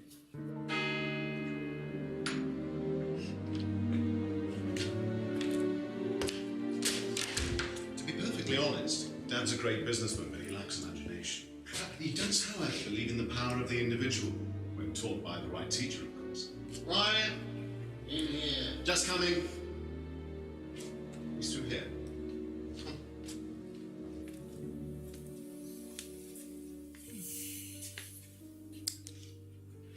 To whom do I owe the pleasure? Detective Inspector Jenks. I am investigating a death in the village. I believe you knew Kate Vine. Oh, I thought all this was dealt with, Inspector. You do know that Kate Vine was a gherkin short of a Big Mac. You do now. Father. You must forgive my son, Inspector. He still can't summon up the courage to come straight to the point. So what do you want to know? Well, a few more questions if you don't mind. But I do mind. I'm a very busy man. Try asking an intelligent question, like, do I mind being quizzed about a once promising student who turned into a useless drunk? Ryan, would you mind leaving us for a while? I'll go back to the centre. I have one or two things to prepare. Call me if you need me, Dad. You may begin, Mr. Holmes, although I'm not going to be able to help you. I don't have much to do with the course nowadays, so I can't give you any hard information. That's as maybe, but we No, that's need... as is. But if you want my opinion, I'd be quite happy to give it to you. So, far away. Okay, thank you. Wow, Paul certainly doesn't take any prisoners. It's obvious who's pulling the strings in this. Have you ever heard of Salvia divinorum, or magic mint? Sounds like it might be a drug. It's a hallucinogenic plant. Legal, as a matter of fact. I'm not a drug taker, Inspector. I have no enthusiasm for voluntarily poisoning your brain. And you've never seen anyone on the course taking it? Well, if someone had, they wouldn't have done it openly. We don't allow drugs or alcohol in our course. We like to tell the students that success is the best drug. Whether you buy into that, of course, is another matter.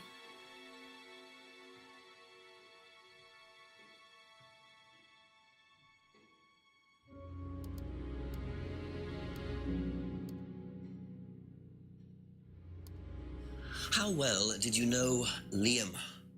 Liam who? Liam, who took his life. Oh. Well, as far as I remember, he was a good student, confident, outgoing. You didn't notice any problems? I believe he had problems at home. Were you there when he died? Yes. And afterwards? You didn't see him after the meeting? No. What was Liam like that night? No. Apart from being drunk, or possibly because of that, he seemed perfectly happy. He was drunk? Well, I assume the bottle in his hand contained whiskey and not lemonade. Lots of similarities to Kate, don't you think? Drinking, depression, is that normal for the students? People come into the Atlas course for quick solutions to their problems. And when they don't get them as quickly as they might have liked, sometimes their impatience gets the better of them.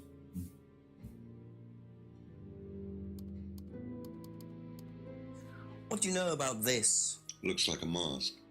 You don't recognize it? Not particularly. Looks like a monarch mask. What's a monarch mask? Monarch is fancy dress outfitters. Ryan goes there sometimes.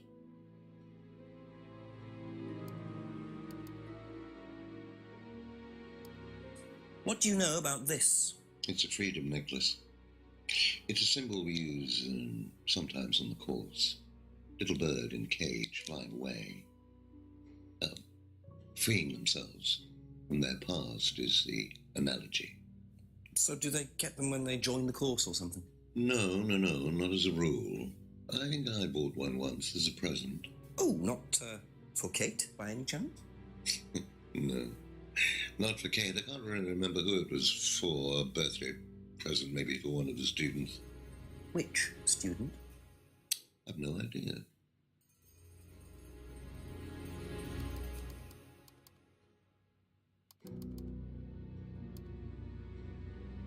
Aha. So if you don't allow drink or drugs onto the site, why did you allow Liam to drink whiskey all night? Well, we did give him various warnings. Did try to stop him, but didn't work. But you let him stay on the course? Yeah, well, we couldn't throw him out. This isn't a primary school, Inspector. We're not the police. We can't enforce these rules. If they pay their fees, they're entitled to stay on the course. And what if they want to take drugs? As long as they do it with discretion, frankly, I don't care if they want to wipe or inject paint stripper all over their faces. Do you store any alcohol at Atlas? No. Is there a kitchen? Why, do you want to go down there and check? Well, obviously you wouldn't mind if what you're saying is true. Of course I wouldn't mind. It's past the lavatories down the corridor, but you won't find any drugs in there or alcohol. I get the feeling I might be seeing a lot of Paul tonight. I get the feeling I might be seeing a lot of Paul tonight.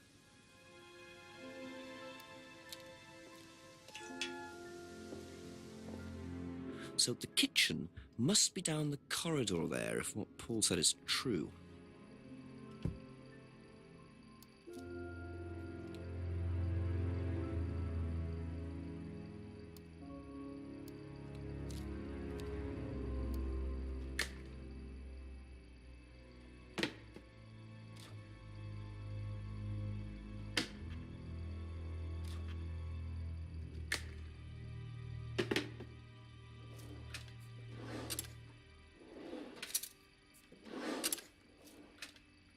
Interesting.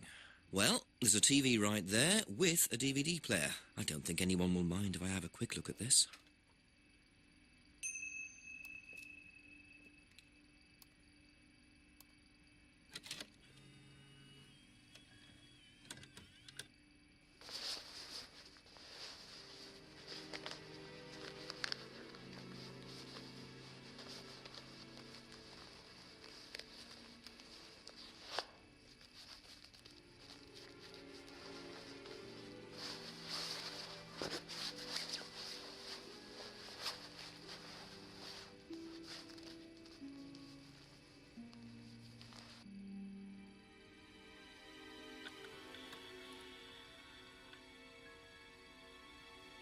Well, that was odd.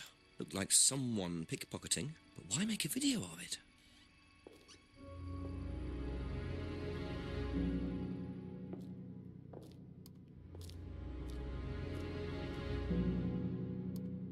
Let yourself go.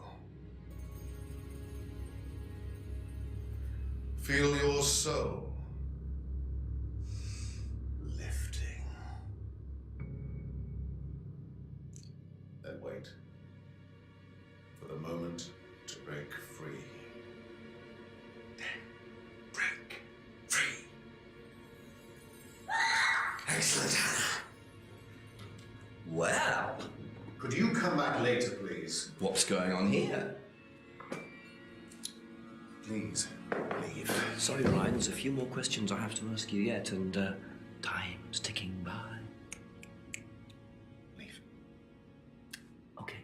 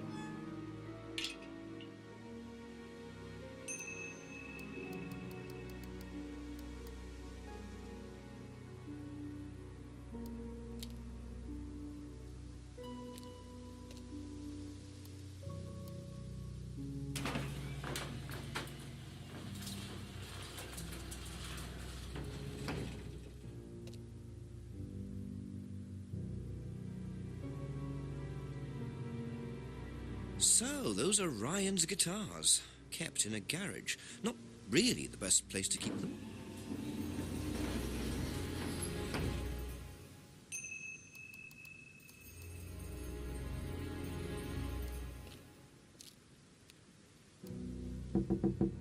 A few more questions, please. Thank you. What do you know about doll burning? Not on the course. It's a ritual thing. It's getting rid of things that you don't need. Throw it into the fire. And that's a good thing? Well, yeah, it helps you getting rid of things you don't need, so you can move on and take control again. So what are the masks for?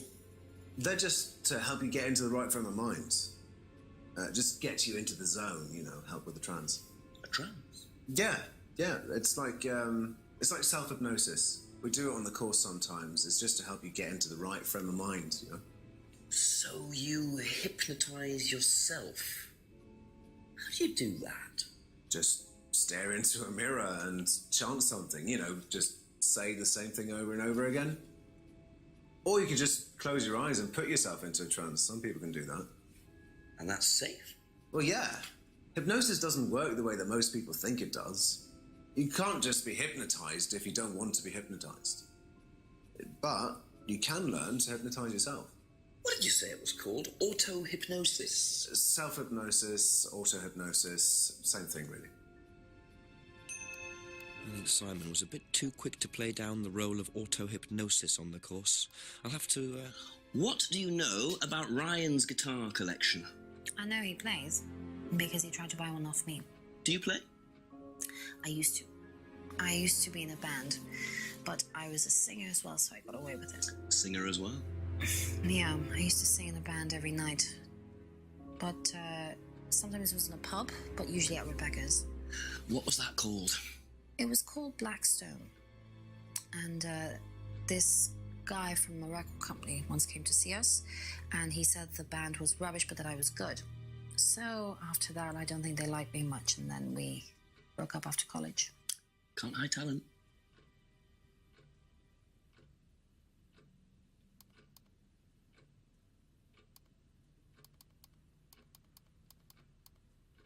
What do you know about a student called Liam? Committed suicide last year. Only that I didn't know him really well.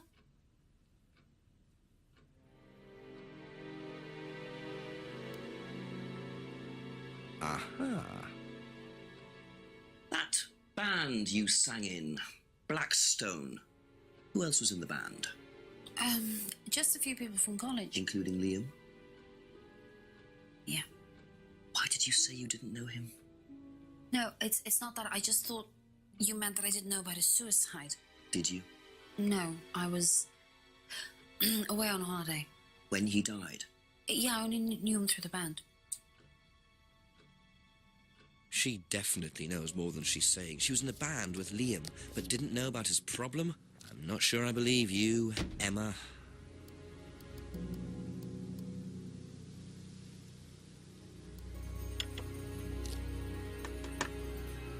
Ask you a couple more things, please.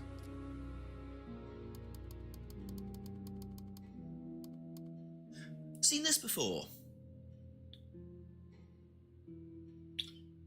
The writing looks familiar, but no.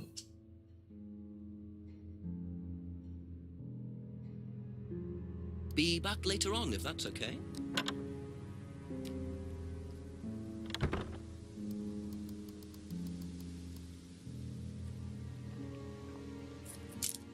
Whoa! Whoa!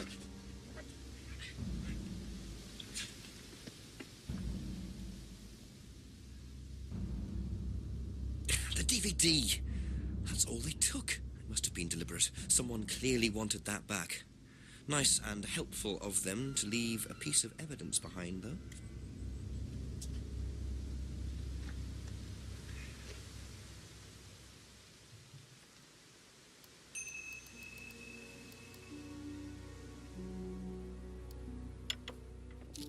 Just a few more questions, if you don't mind. Have you seen this before? No, I don't think so. You don't recognize the shop? No.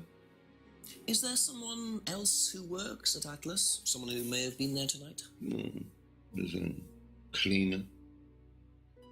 Comes at strange times, but then he's a strange boy. Work experience. As a cleaner? Well, we did try him in accounts, but didn't work out.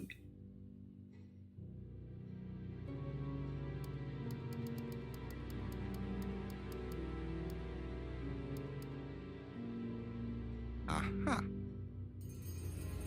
Do you visit Monarch Costumes a lot? No. I used to go in there occasionally. Why? But you do know the shop.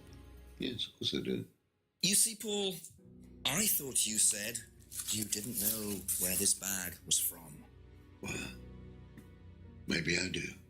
This was used to put over my head, Paul, by a mugger. Would you like to tell me something? Are you suggesting that I had something to do with your mugging? Did you? You really ask the most ridiculous questions. Of course I didn't. So why did you lie about the shop? Well, I didn't have anything to do with your mugging, Inspector, but I might know somebody who did. Go on. Did Ryan mention Jason to you as a cleaner? Unfortunately, Ryan at some point told Jason that the DVD mustn't be removed from the site. So, when he saw you take it, he simply thought that he was doing us a favour by getting it back. He isn't exactly what you'd call one of Darwin's best examples. So what's on the DVD that's so special? All right, it was something I did myself, a little stunt I pulled to amuse the students. What kind of stunt? I pretended to steal from the students. I emphasize the word pretended. The students knew all about it afterwards. Everything was above board. Steal from students? Why? We were doing a piece about pushing the limit, so I decided I would show them how it was done. Oh, don't look so serious, Inspector. I returned everybody's things immediately afterwards. No harm done. And when was this? Last year sometime. At Third Eye or Atlas? Third Eye, I think. And this was before or after Liam died? Well, since you'll probably find out anyway, it happened to be on the night that Liam died, as it happens. Before you ask, no, I didn't steal from him. Do you think it's a good idea to encourage students to steal, Paul? I wasn't encouraging students to steal. Policemen are so literal. Life is shades of grey, Inspector. Much as the Force might like it, it doesn't divide neatly into blacks and whites. Now, if you don't mind, you'd have to excuse me for a moment. You know where the door is.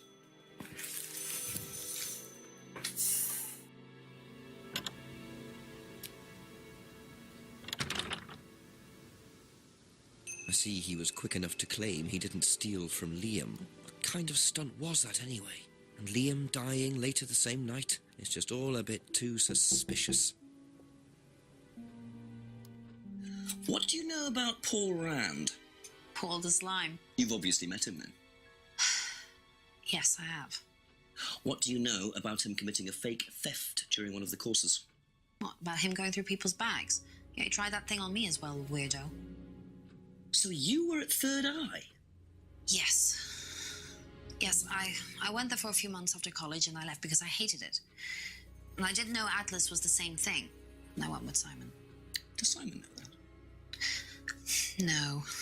I didn't want to burst his bubble, so I didn't say anything. So he doesn't know you went to Third Eye? No. Ah! So is that where you met Ryan as well? Yep. Right. What didn't you like about the course? Well, it was stupid. They just made you do things to other people and be abusive just to prove that you could, and I absolutely hated it. What sort of things? Oh, just stupid things. Nasty things to prove that you could do it. It was about not feeling guilty. And it was horrible. That's why I left. And is Simon doing all of this stuff now? No, I think they had to stop because it was just getting ridiculous. I think somebody got arrested or something. Very interesting.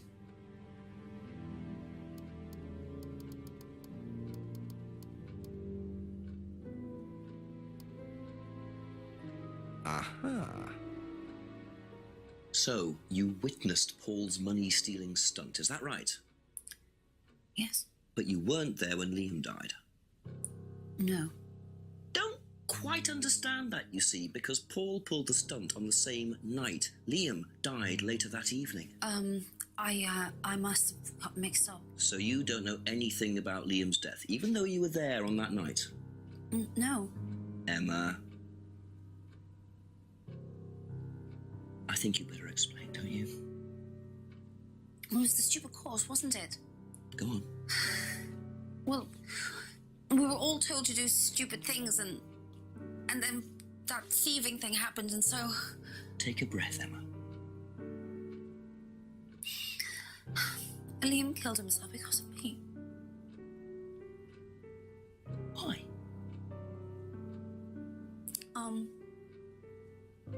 Liam had a birthmark on the side of his face. And no one would mention anything, even though we all knew it was there. And we all thought, they all thought it was ugly. So I thought I'd say something, and I even asked Paul if it was okay to say it. What did he say? He said he wouldn't mind. Then Liam killed himself. Liam's dead because of me. Well, Emma, I'm quite sure you regret what you said, but I really don't think you caused Liam's death. There's always more to these things than meets the eye. It wasn't your fault. We can't tell Simon, please. Simon doesn't need to know. Don't worry. Thank you.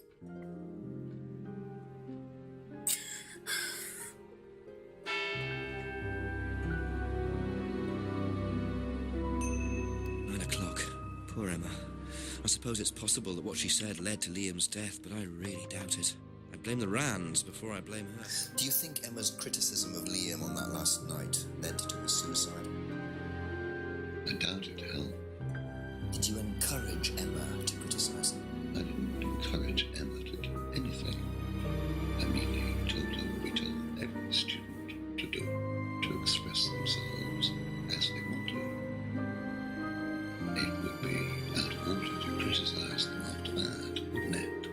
However, I didn't expect her to criticize his birthmark, if that's what it was. That's a decision she took herself. So you didn't know her well? No, not at all.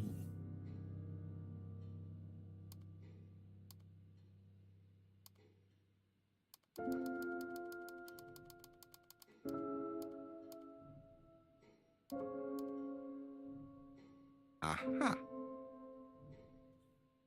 You say you didn't know Emma, yet you bought her a freedom necklace. I don't remember saying anything about buying Emma a necklace. So you didn't buy her one? So you did buy her one. So that means you must have known her, and quite well too. Stop making such a big thing about this, Inspector. Look, I've been around a few years. The clock is ticking. And I admit I have an embarrassing weakness for attractive women. It was a stupid mistake, but that's all it was. So you're saying you tried it on with her? No, I didn't try it on. I bought her a necklace. I'm not aware that there's a law against buying presents unless, of course, the Third Reich has been elected while I was at a bridge party. Emma was old enough to make decisions for herself. And as a matter of fact, she decided that she didn't want to be bothered with an old fool like me. So nothing happened, no mistakes, nobody got hurt. All right. Like father, like son. No surprises there. I wonder how many students Paul has tried it on with.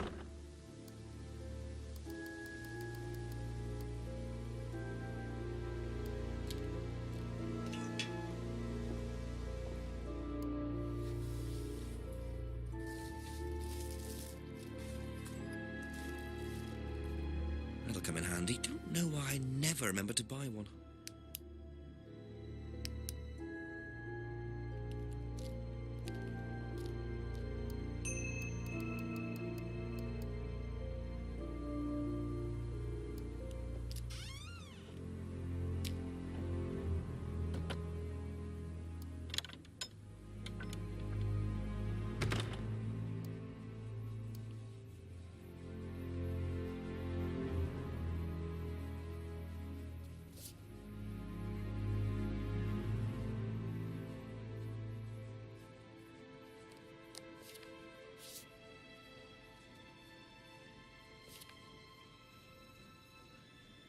Well, well. And there's the mask symbol again. Looks like someone's been trying to make a point.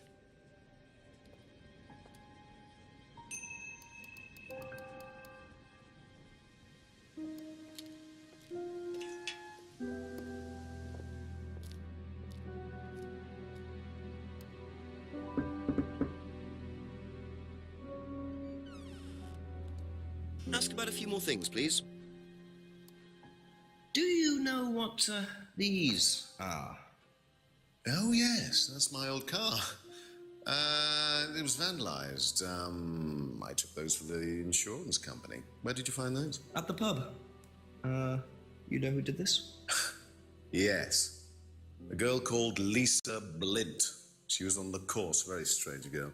And why did she write the words devil worshippers all over your car? Well, she was a very strange girl. She had a lot of psychological problems. I'm not entirely sure, Inspector. I mean, she took a dislike to the course for some particular reason. I couldn't quite put my finger on it. And she asked for a refund. I declined. And she decided to spray her disapproval all over my car. Odd thing to spray, isn't it, though? Devil worshippers? Well, she was a very odd girl, Inspector. Maybe she thought it was a way of getting back at us. I have no idea. Did Rebecca know about it? Well, yes, she did, but I wasn't about to unleash Rebecca on her. She can be quite fierce sometimes, you know. And I mean, the girl wasn't vindictive. She had psychological problems. She lives in the village, actually. The run-down house at the end of the lane. Can't miss it. Really? Right. Thank you. Okay, that's it for now. Thank you.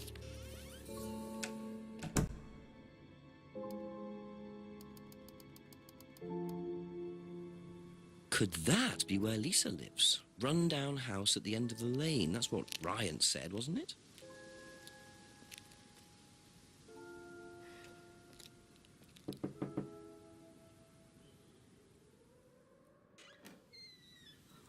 Is it Lisa? Yes.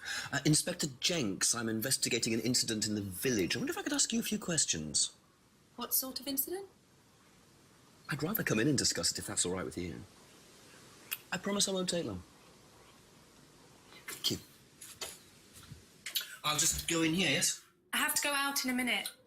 Oh, look, I can come back later. I might not be here. What did you want to ask? I just wanted to ask you, did you know Kate Vine? No. Right. Well, I heard that you're familiar with Atlas, the life skills training company. What do you want to know about Atlas? Well, I heard you reacted badly to it. Of course I reacted badly. So would anyone. Now, why do you say that? Because they're devil worshippers. Devil worshippers. They're making demons appear. They're tricking everybody. They're getting people to join up, then they're putting demons inside them. You can see them. See who? Demons. Where could you see them? In the mirrors. At Atlas. Any mirror. You can't get rid of them. They stay inside you. So, how did you get rid of them? I didn't. You still see them?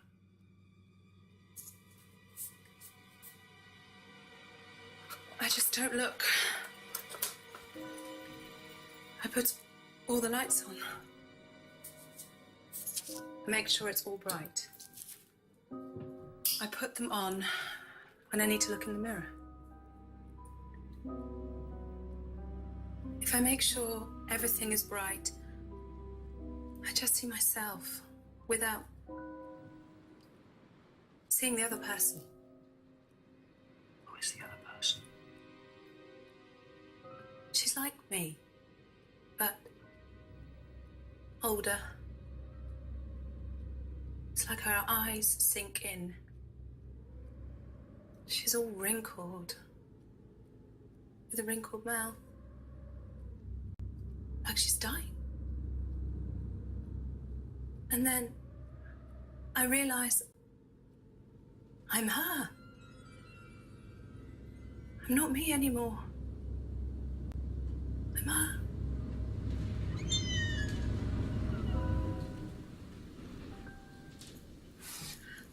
I'm sorry, I have to go now. I'm sorry. I'm sorry.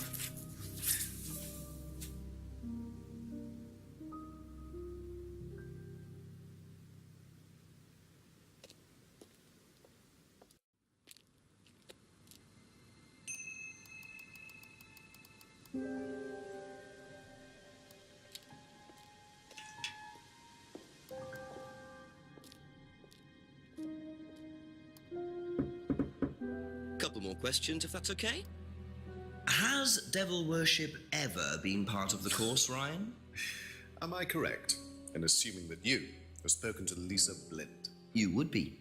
She's been telling me all about the Atlas obsession with Satanism, Ryan. Then if you've met Lisa Blind, then you will have worked out for yourself that she has a very vivid imagination. She also has psychological problems, diagnosed psychological problems, as a matter of fact. So where did she get the idea that you lot were, devil worshippers? I really have no idea. The girl is insane. She's frightened of her own shadow, bless her. She actually thinks that demons are possessing her even now. You really can't trust a word she says. So you are saying there has never been any devil worship at Atlas? I don't even know what devil worship is, Inspector. It's not something I particularly know anything about. I certainly don't recall anyone ever having worshipped the devil at Atlas. We even tried to help the poor girl by paying for some treatment, but she didn't want it. Really? It's not easy to offer someone help when they think that you're the problem.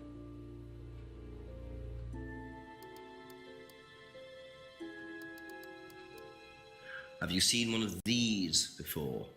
I believe that looks like a scrying mirror to me. You have seen one before? Well, I used to have one myself, actually, along with lots of other bits and pieces of that nature. Silly things, you know. Really? Yes, when I was in my teenage years, I had quite an obsession with that kind of thing. I was a very somber child, and well, not that you could tell, always playing fantasy games, reading books about that kind of malarkey, you know. What sort of books did you read? Well, books on black magic, not the chocolates, witchcraft, satanic rituals, that kind of thing. I grew out of it, of course. But you're not into that sort of thing now. Of course I'm not. I mean, I don't need to believe in the supernatural, Inspector. The natural world is far more interesting. Don't you think so? Aha. So you used to read a lot about voodoo and satanic rituals, but you don't know anything about devil worship? Well, obviously. I just meant we don't worship the devil. We're not devil worshippers here at Atlas, Inspector. Ridiculous. But the point is, Ryan, that you claim not to know anything about it, but admitted you were obsessed with it when you were younger. Are you sure none of that made its way onto the Atlas course? And that Lisa isn't basing her beliefs on anything within that course? Why the fuck you lying? Why you always lying? Oh my god, stop your fucking lying. Why the fuck you lying? Why you always lying? Oh my god. And some people simply aren't up to that. Some people, like Lisa. That's why we introduced the aptitude test. What's the aptitude test? This.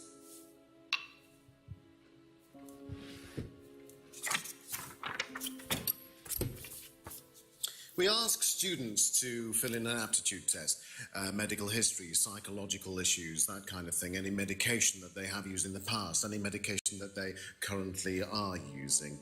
Here, take a look. Basically, it's just to try and make sure that we don't get another Lisa. Has it worked? Well, touch wood, so far, yes. Can I keep a copy of this? I wonder how much importance they actually give to this test, and what are they doing that's so disturbing anyway?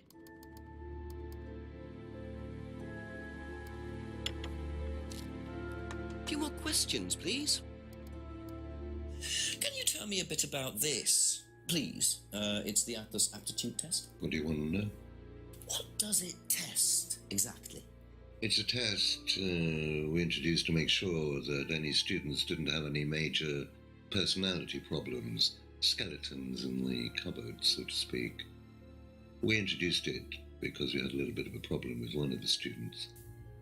Lisa. You are well informed. And what do you think it was that disturbed her? I believe that the course proved to be too demanding for her. We discovered that she had one or two psychological problems and she couldn't handle it. And did you change anything else on the course apart from introducing the test? We increased the entrance age to 21. Well, wasn't much, but it's about the only thing we could do. We didn't want another Lisa. We didn't want students turning around and suing us, did we?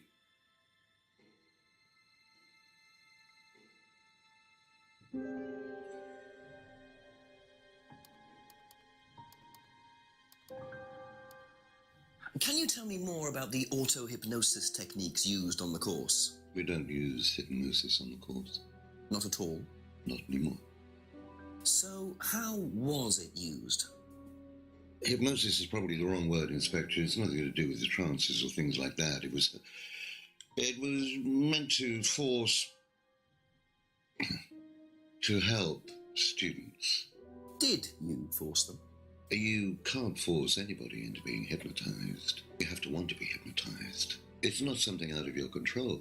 You can't be hurt or damaged in any way by hypnosis. So you've never put pressure on students to enter into hypnosis? It would be impossible to do so.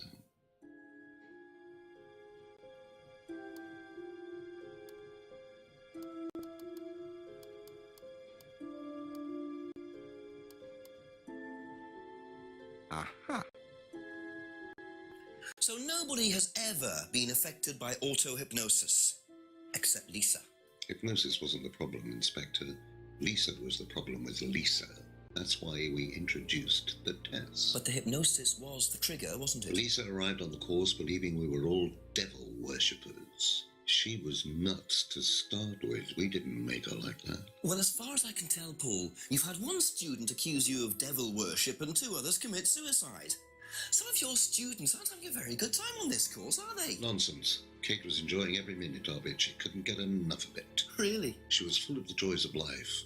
Bubbly, confident, flirty. With who? You mean with whom? With whom? Pretty much everybody. Including me, as I remember. Really? And, did you respond? I don't get into relationships with students, Inspector. Company policy. It's not professional. Interesting admission that Kate flirted with him. There's no way Paul would have turned down an opportunity like that.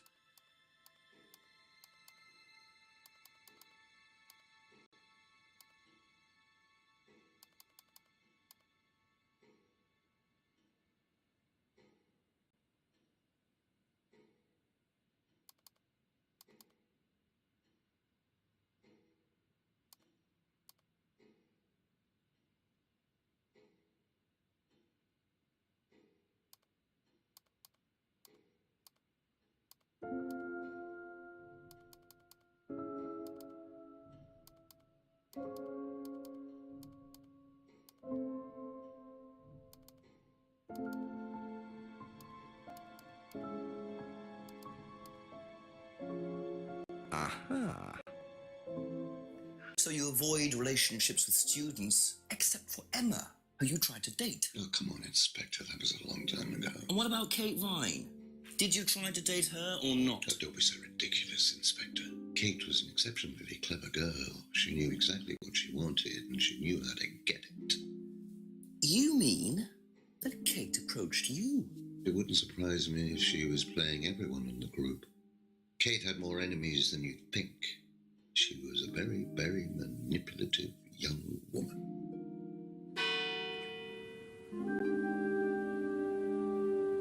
$10 it's getting late. I'm gonna have to pick up the pace if I'm gonna solve this by midnight. She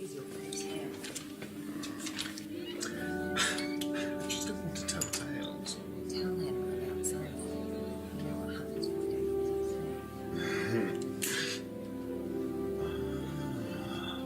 So it's going to be that kind of evening, is it? If you do.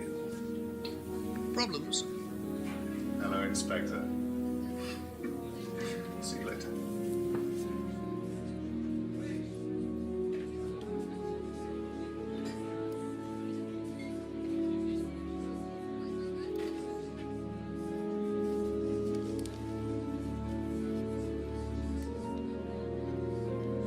Well, isn't that interesting?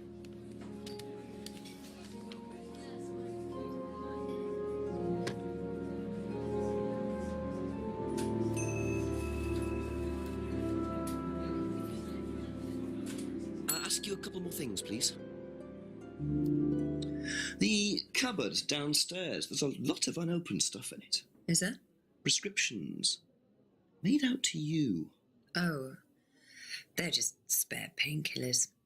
The chemist always gives us too many. He's a friend of the family.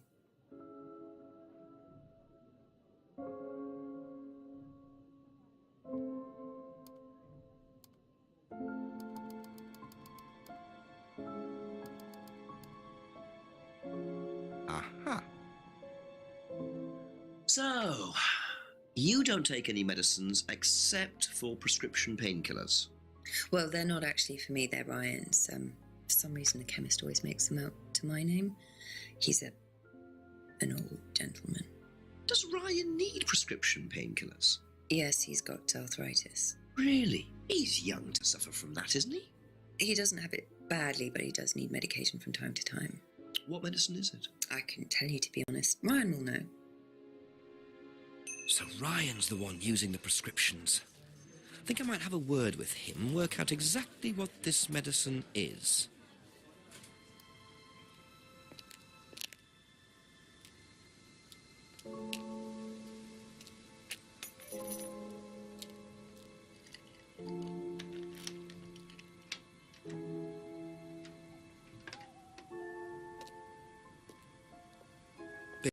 Atlas, Simon. Probably nothing important, but at this stage, I need all the clues I can get.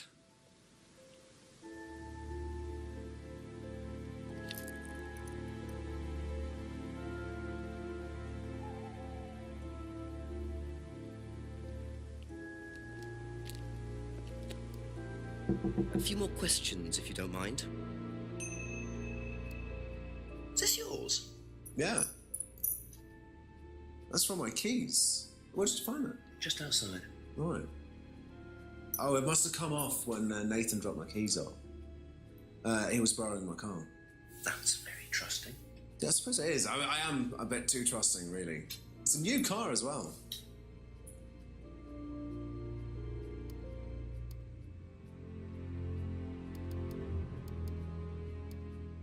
Whose is the bike outside? Oh, that's my cousin's. He lent me it. I need to buy a new lock for it, though. So it's your bike at the moment? Yeah. There's no bus service to speak of around here, so it's really the only way to get around.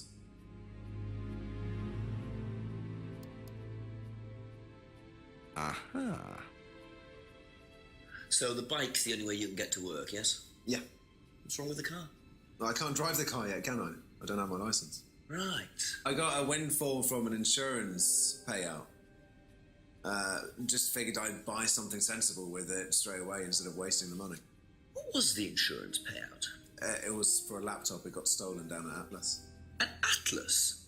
Well, they didn't break in. I think they just walked in and took it. The laptop was in a storeroom, but I think the lock was broken, to be honest. Doesn't sound like they're taking their security very seriously. Actually, it got a lot better after that. I think I'll check it anyway. Must have been a very nice laptop to be able to buy a car with the insurance. Or a very cheap car. Might have to have a talk with Ryan about his security measures. A few more questions, if you don't mind. And what do you know about Simon's laptop being stolen from Atlas? No, I wasn't happy about it. What did you do about it? Ryan paid a con man to install a complicated CCTV system. At twice the price that it would probably have cost. Seemed to do the trick, though. We haven't had a theft since.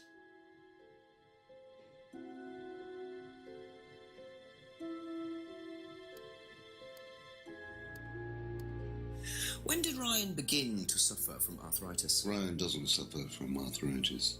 Really? The only thing that Ryan suffers from is a pathetic inability to deal with any kind of discomfort. He pulled his back sometime last year. Since then, he's going around telling everybody he suffers from arthritis. I thought he had medication for it. Oh, he only has medication because his GP, who is almost as dysfunctional as he is, keeps prescribing it for him. So you don't believe he really has arthritis? Not at all.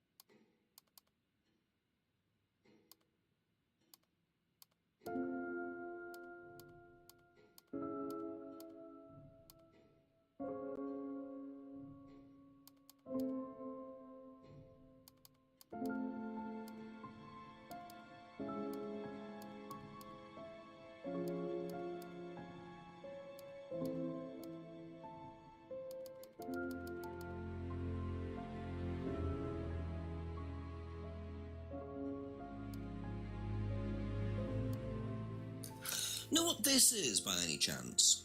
I've no idea. Gardening isn't my kind of thing. Rebecca would probably know. I presume you've met Rebecca. Yes, I'm sure she'd enjoy telling you what it is. She's the kind of woman who likes to feel superior. would probably marry a millionaire and then decide to run her own pub. Yes, why was that? Well, she isn't exactly housewife material. She likes to be in control, like Wyatt. Shame, isn't it, that I'm in control of both of them? Thank you. Probably be back later.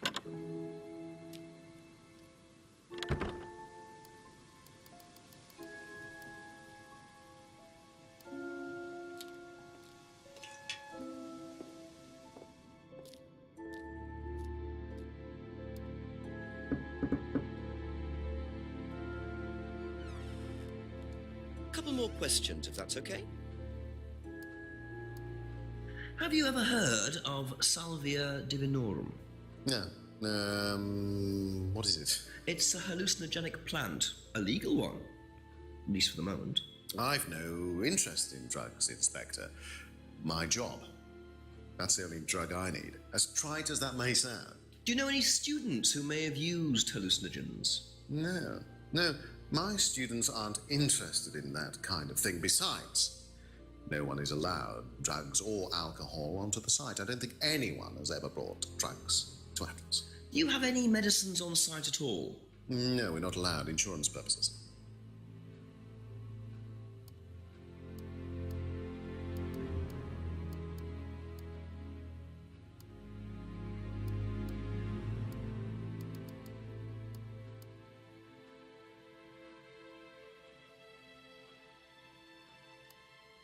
Tell me about your arthritis. Oh, you found out about that. Well, yes, I'm old before my time. It's very unlucky to have it so young. Well, I take a lot from life, Inspector, and sometimes life likes to give you a little bit back. I mean, it's not too bad, it's not too debilitating. It's mainly some in my right hand, some in my left hand. It's not particularly a problem. Makes it difficult to hold small things, though. What do you take for it? I get a prescription painkiller. How often do you need that? Not often, as and when. I keep some here, I keep some at home. It's not a problem.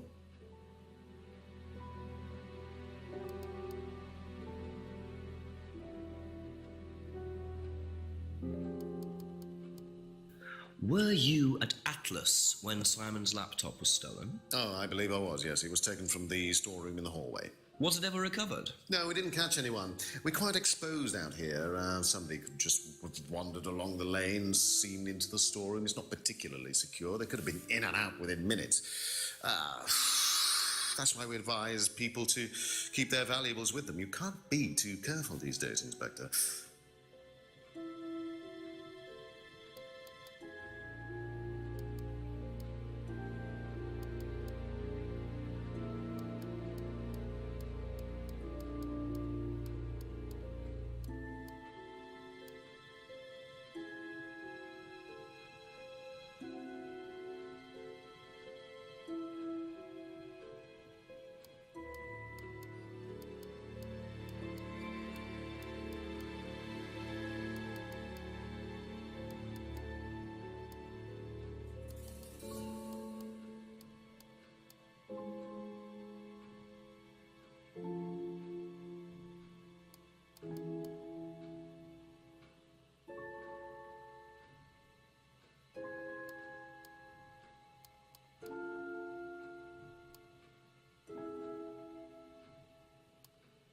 What do you know about your father's money-stealing stunt? Oh, well, yes, that was something that Dad decided to do as part of the shock aspect of the course. But he went too far, you believe.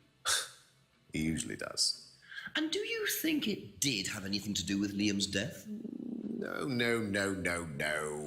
Liam wasn't like that at all. I mean, that was just a simple, unfortunate coincidence. I mean, Liam had his own problems, but he didn't have any problems with the money shock stunt. No.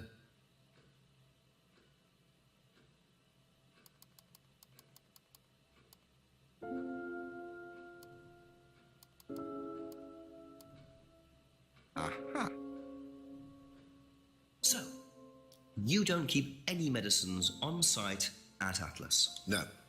Except your prescription painkillers?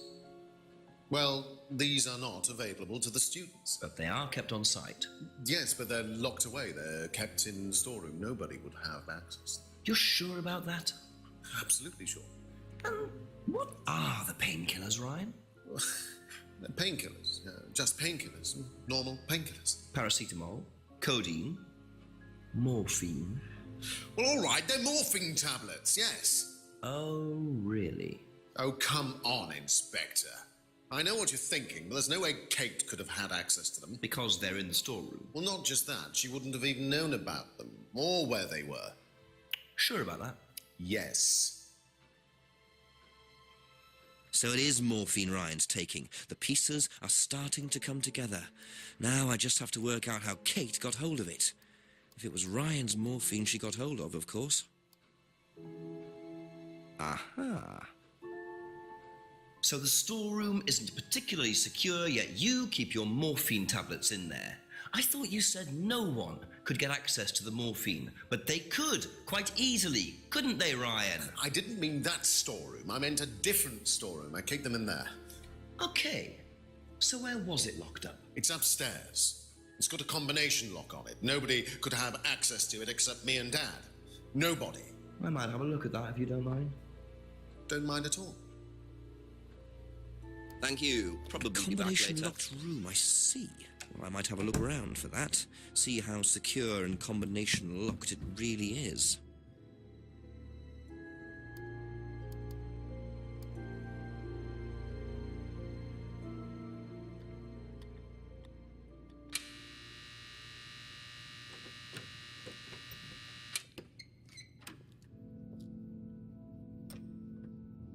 Welcome to the Mirror Room.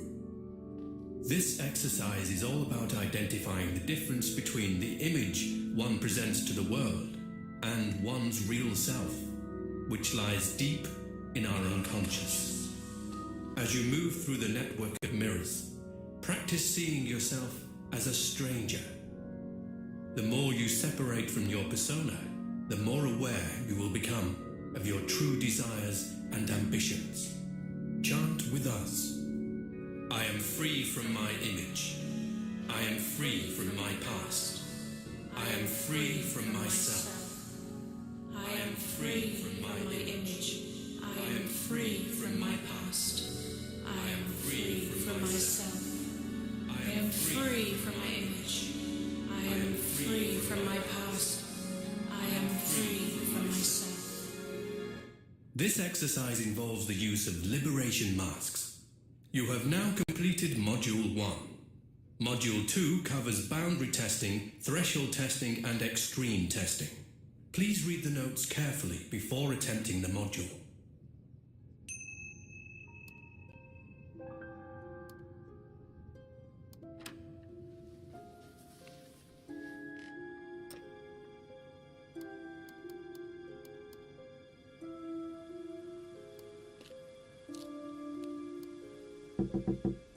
A few more questions, please. Thank you. Do you know about the mirror room at Atlas? Yeah. What's it used for? Well, it's mainly for the auto-hypnosis module. You go in and you stare into the mirror and you go into a trance. Then, when you're ready, you come back out. So you just go in whenever you want to? Oh, no. There's certain times when you're allowed in, and only they know the combinations anyway, so you can't really get in. You don't know the combination? No.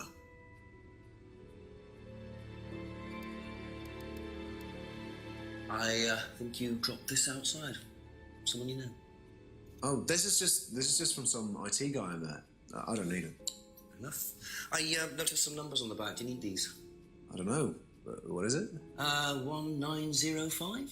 Oh, yeah. That's just a pin or something. It's okay. I can remember it. So not an offshore savings account or anything? No. It's not important.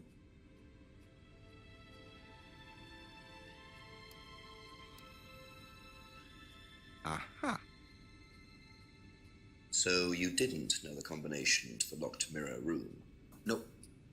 Except you'd written it down, hadn't you? This is the combination to the mirror room, Simon, that you wrote. It isn't a pin, it's a combination. Yeah. You see, this sort of thing makes me suspicious, Simon. What were you doing in there that you didn't want anyone, including me, to find out? It's just part of the course, isn't it? I just wanted to go in there when I was ready. On your own? You didn't give the number to anyone else? No. Simon, there was morphine kept in that room that might have played a part in Kate Vine's death. Did Kate have the number? Yes, okay. We both went in. Together? We were trying to outdo each other. We both tried to morph in. What do you mean trying to outdo each other? It's part of the course. To see how far you can push yourself. To see if you could do something you wouldn't normally do. When was this? A few months ago. How often did you try it? Only that once. I'd never do it again. How about Kate? I don't know. Sorry.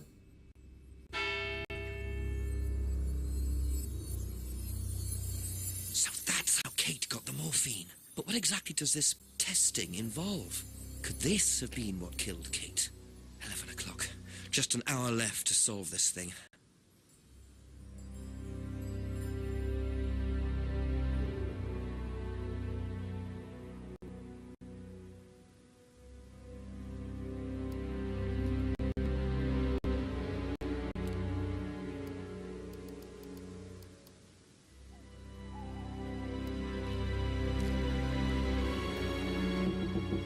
Ask you a couple more things, please.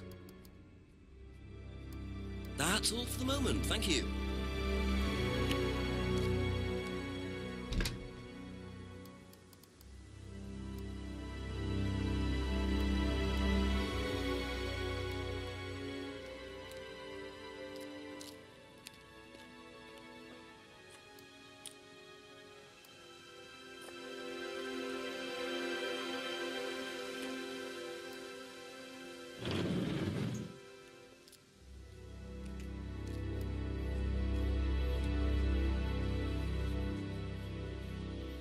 So James is interested in poppy pods, is he? I think he's got some explaining to do.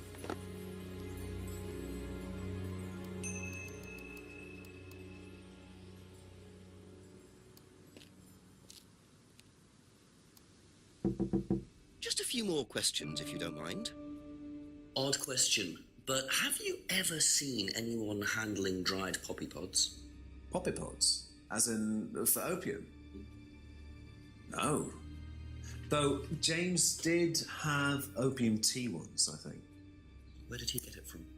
Oh, I don't know. I didn't ask. James does his own thing. What does opium tea taste like? I don't know. I didn't try it. Really? I didn't want to risk it, did I? But I went to hospital once. I had codeine and I went into anaphylactic shock.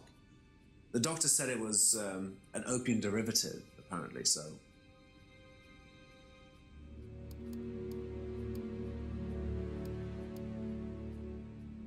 Aha. You and Kate took morphine in the mirror room. That's what you said, isn't it? Yeah. But you're allergic to opiates, Simon. Opium. You didn't take the morphine at all, did you? Well, no, I didn't. Kate did, though. I thought you were trying to outdo each other. That was the point, wasn't it? We weren't trying to outdo each other as such. Go on. Ryan wanted me to test Kate. To see how far she would go to be prime candidate. What candidate? Prime candidate. It means the best person in the group, basically. What do you mean, test her? But you do it in pairs. One person's the tester, it's me, and the other person's the... victim? Well, it's not like that. It's completely consensual. It's just boundary testing. Ryan wanted me to test Kate. Because they thought she was the best student? Well, maybe. I don't know. I just did what I was told, okay? Except you decided to give her morphine. To break the law. Well, I can't change that now, can I? She didn't die of a morphine overdose, did she? She died because she drowned. but she drowned for reasons that aren't clear. Atlas seemed to have this all neatly worked out. If Simon's telling the truth, Atlas are lighting the fuse and then retiring to a safe distance, letting students test themselves and push themselves to their limits while avoiding all comeback. Is this what happened to Kate? Just keep pushing. Just keep pushing. Keep pushing. Keep pushing. You can push it all the way in, Tom, if you want to. Excellent, Tom. Excuse me. Would someone care to tell me exactly what's going on here? Don't come any closer. That man needs a doctor. No, he doesn't. I don't need a doctor. I'm fine. Go away. What is this? A test. Of what? What does it look like? It's a threshold test. A pain threshold test. I thought, you were supposed to be good at working things out, Inspector Jenks. And so this would be for Atlas, would it? Kyle? You disappear now. It's not a good idea to talk to a police inspector like that. Do you want me to make you? It's okay, Tom. Mr. Jenks won't be bothering us anymore. Don't make any rash commitments.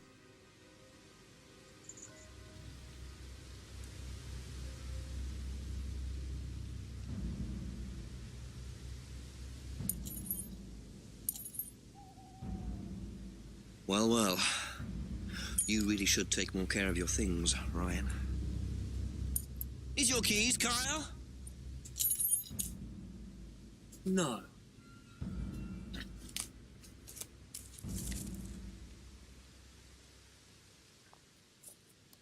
So that's threshold testing, is it? Sticking a skewer through your hand? I could just ask Ryan or Paul directly about this, but I think I'll bide my time. See what I can do with this key fob first.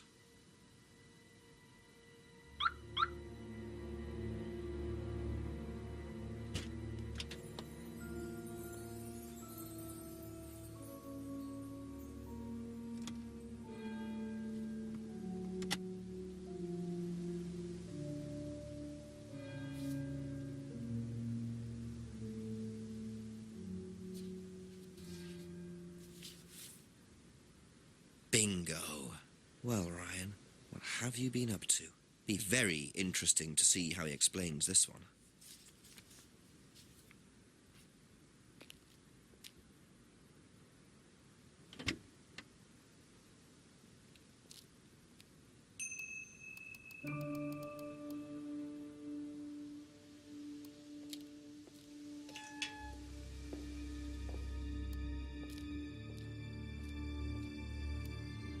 Ask about a few more things, please.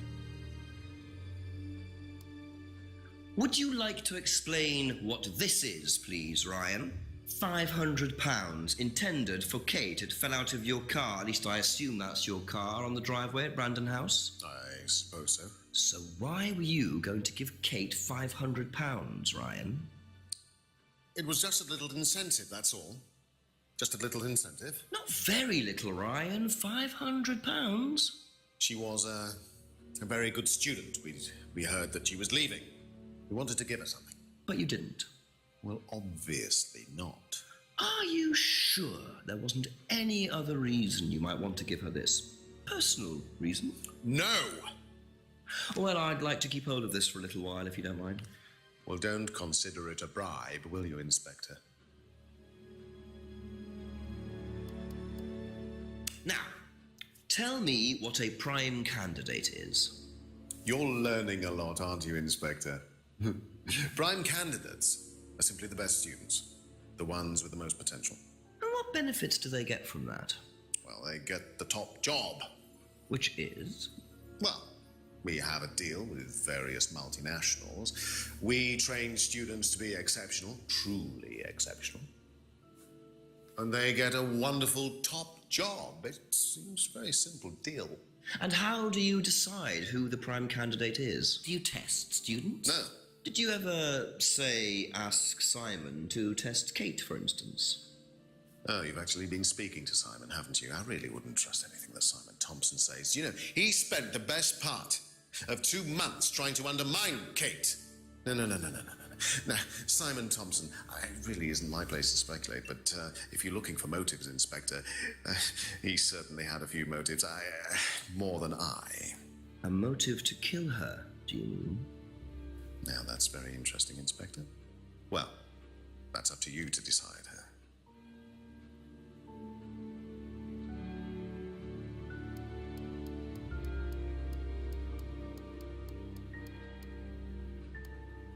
Can you tell me about auto-hypnosis? No. What would you like to know? Do you use it on the course? We dip into it occasionally, but it's not a major feature of the course. I would say that, well, a minority of the students know how to use it, but the majority wouldn't know and have a clue. It's not a requirement of the course. No, not at all. We don't ask people to do things that they're not comfortable with. There's no bribery, no coercion. We're thinking about phasing auto-hypnosis out, actually. What's the reason for that? Well, to be perfectly honest with you, Inspector, it doesn't actually work very well.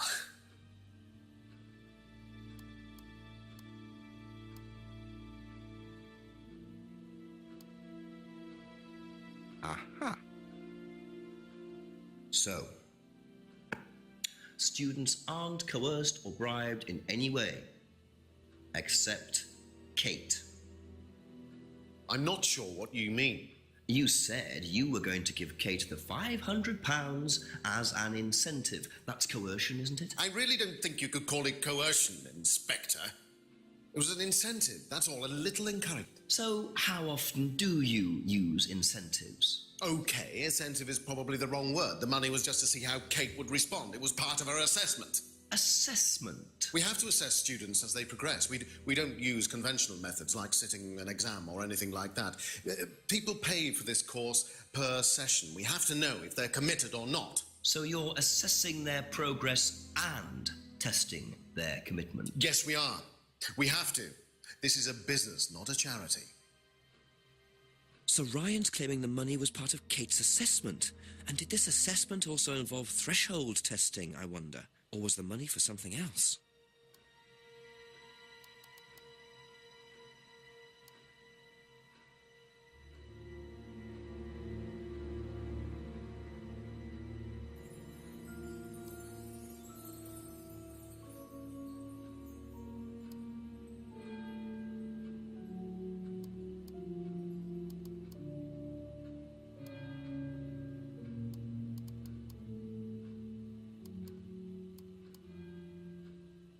Aha.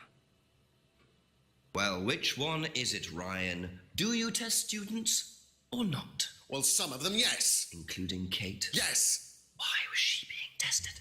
She was being tested because we wanted to see if she was good enough to become prime candidate, okay? So Kate was in the running to be prime candidate? Yes! And did you ask Simon to test her? Yes, I did. But I didn't ask him to do anything stupid. He knew it was against course rules. How far did you ask him to push her? I didn't ask him to push her. I asked him to test her. There's a huge difference. If Simon decided to give her too much caffeine or morphine or whatever, that's his responsibility. So if he did anything wrong, it was his own responsibility. He did it with his own mind and his own hand. We had nothing to do with it.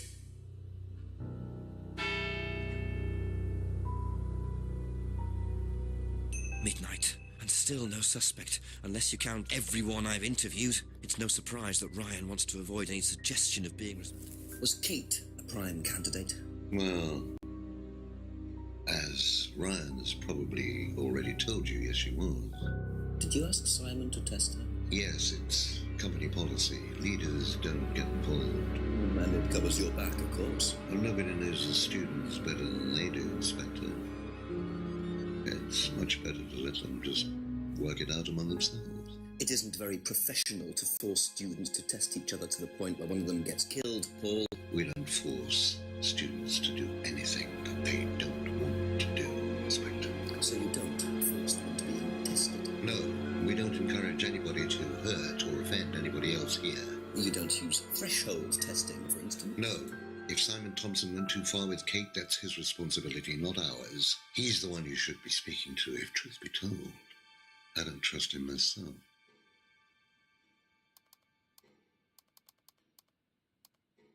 Can you tell me about the room with the mirrors at Atlas? The one with the combination lock? How did you get in there? I was given the code for the combination.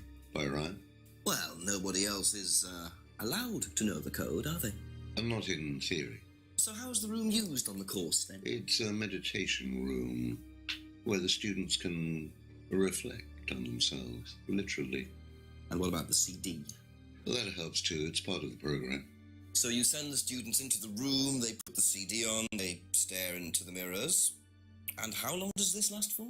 Until the CD finishes or they fall asleep. What else would you like to know?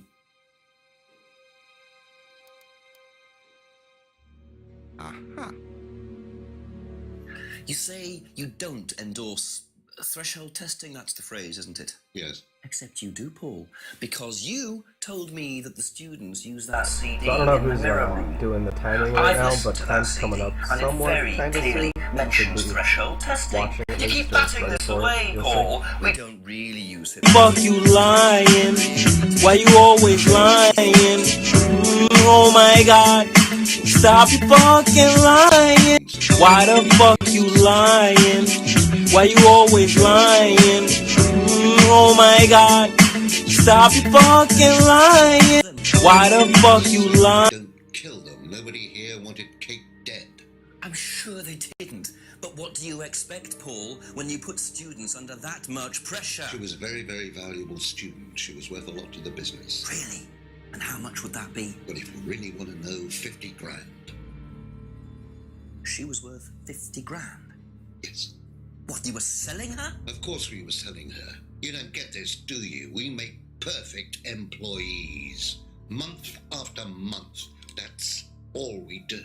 What do you mean, perfect employees? What big business needs, Inspector, more than anything else, is none of this altruistic, goody-goody crap. What we look for is people with ambition, no ethics, push, greed is good, all right?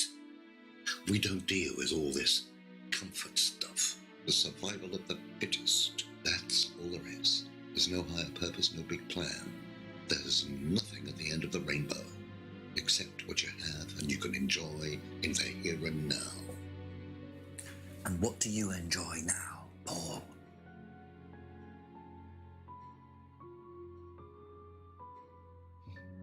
You're gonna have to excuse me, Inspector. I'm a very busy man. I've got work to do.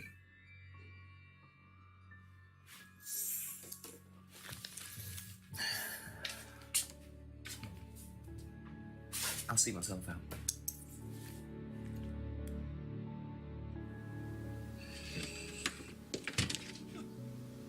Lovely man, your father. Shut the gate on your way out.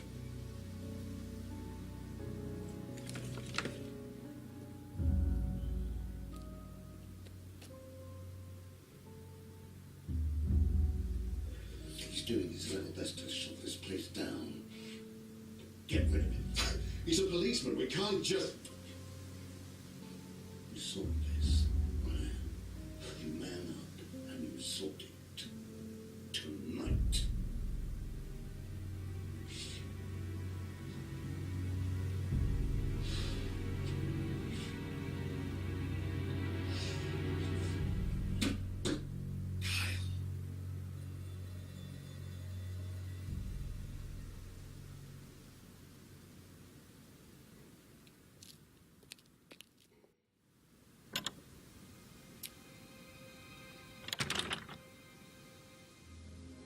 That doesn't sound good. Two totally morally bankrupt men are plotting to get rid of me. It's midnight. I don't have any backup and I don't even have a mobile phone. This is potentially quite bad. And what's Kyle got to do with it? I think I might make my way over to Atlas while Ryan isn't there. Maybe lock myself in.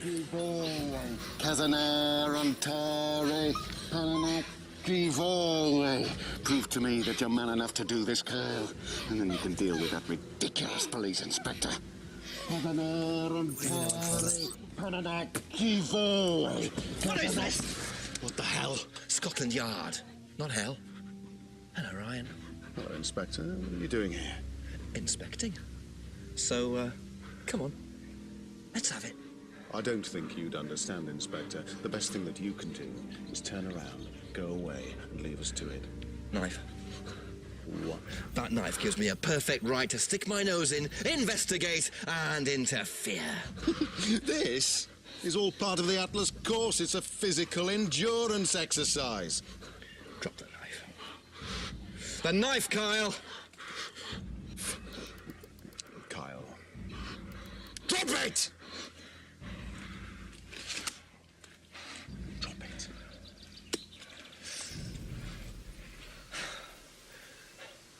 Not looking 100% brilliant for you, Ryan. Well, please, Inspector, you've poked your nose into Atlas's affairs enough times to know that imaginative flair is part of the course's success. Our lessons are reinforced by a unique emotional experience. Terror? It's an extremely evocative tool. Well, it's a good job you're not in charge of the national curriculum. Now look, Inspector, I know what you're trying to do. I know what you're thinking. But believe me, Atlas had nothing to do with the deaths of those people. Eyewitness account of a satanic sacrifice in the woods. That's not what we call circumstantial evidence, Ryan. Simon. Now, I saw Simon walking home with Kate last Friday after the meeting. Now, Simon had some strange idea that he was in the running to become prime candidate. Well, a knob of butter has more chance of becoming prime minister. Oh, wait. So are you telling me that Simon killed her? Well, it seems reasonable. It's likely, isn't it? any more likely than you, Ryan?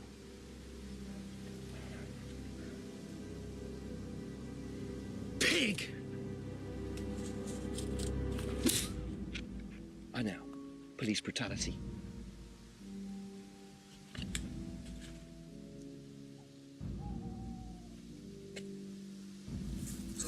You okay?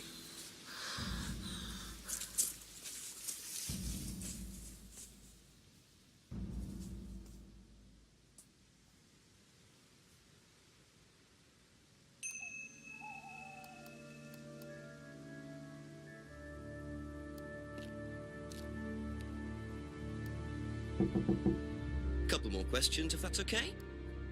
What would you say if I said it's been suggested that you were seen walking home with Kate after Atlas last Friday? What? By who? The same person who suggested that you wanted Kate out of the picture because you found out she was in the running to be prime candidate. Who said that? Just a question. I didn't think I was in the running. It was Ryan, wasn't it? I am in no position to say. It was Ryan. Simon, calm down. No, I can prove it.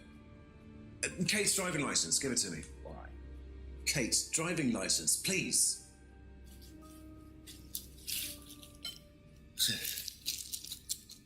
See that pattern on the tape there? Let me show you something.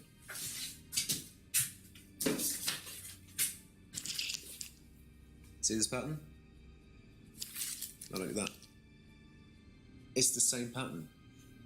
This has come from the same roll of tape as this. So? So there's only one person that's taped like that. Ryan. He gave me this piece of tape when I was in his office once. Why has Kate's driving license got a piece of Ryan's tape on it? I have no idea, Simon. Where did you find it? Oh, by the lake. But it's obvious, isn't it? Ryan was testing her. He was doing a boundary test to see how much you would do, how fast you would go to be a prime candidate. I'm on pitch delay, though. But it all went wrong. Okay. It's one of the things we do at the course, right? You give something that's important to you to someone else, then they go and hide it somewhere. It's to teach you to not be bothered when you lose something that's important to you, all right? Kate gives her driving license to Ryan. Ryan goes and hides it somewhere down the lake. Kate finds out. She goes down looking for it, probably drunk, and she falls in. I'm afraid I find that a bit far-fetched, Simon. It makes perfect sense if you know anything at all about how Atlas works. But Simon, If you got the tape from Ryan, Kate could have got it from him. He told me he doesn't lend it out. He lent it to you. But I didn't kill her! Do a lab test on the card. His DNA will be all over it. And what if yours is all over it? It won't be. I didn't kill her. I'm sorry. Just give me a minute. I need some painkillers.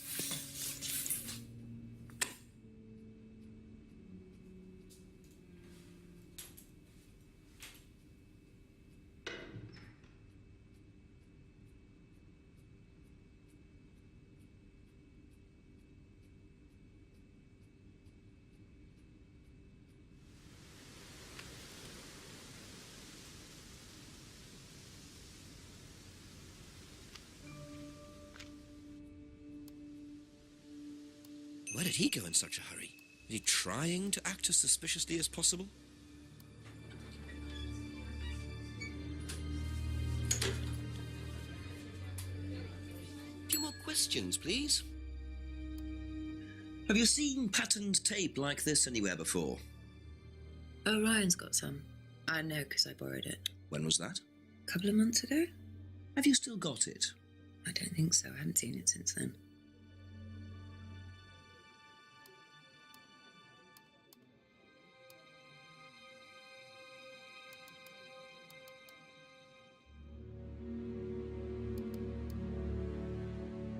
Aha. You last saw that sticky tape 2 months ago, is that correct? Yes. So how come you used it last week to tape over the broken window outside? That's the same tape. Well, I must have been mistaken.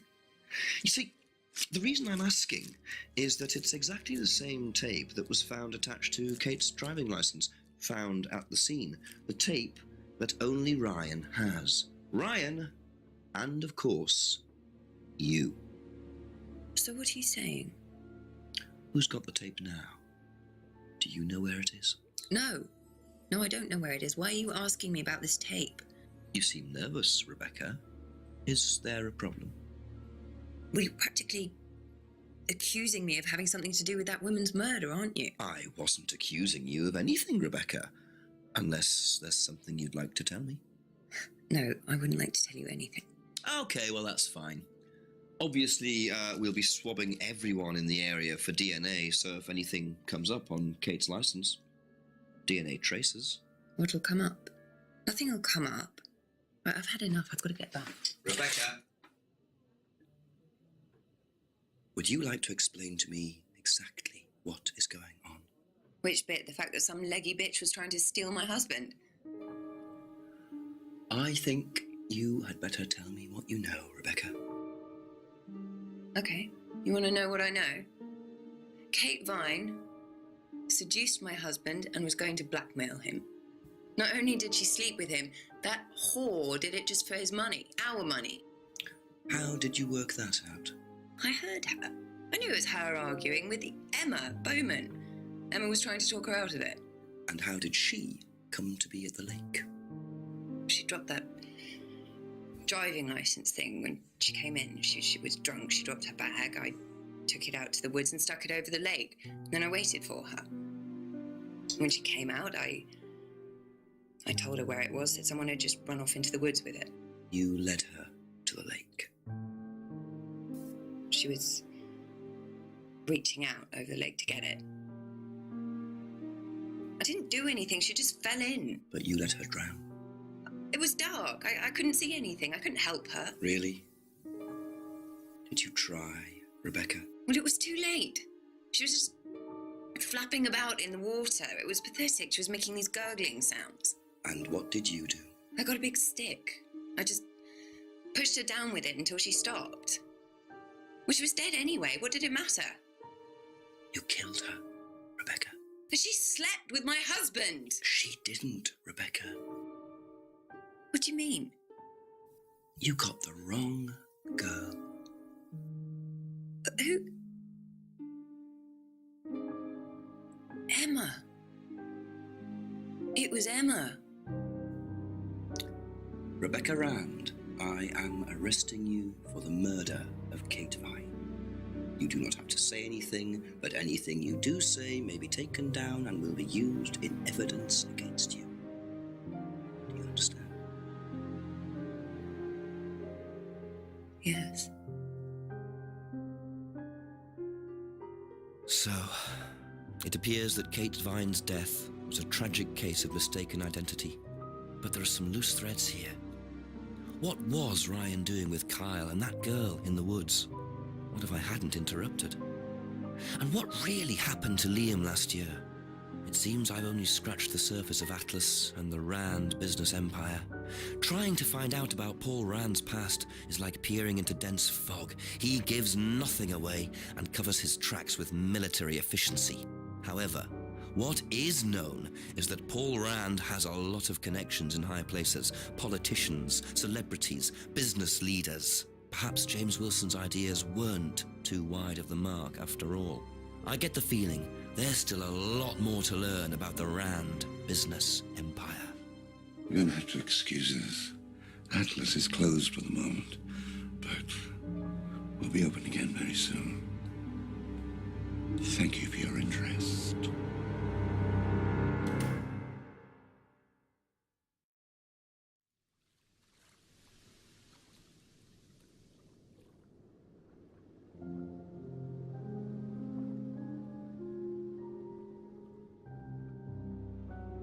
Is it still not time?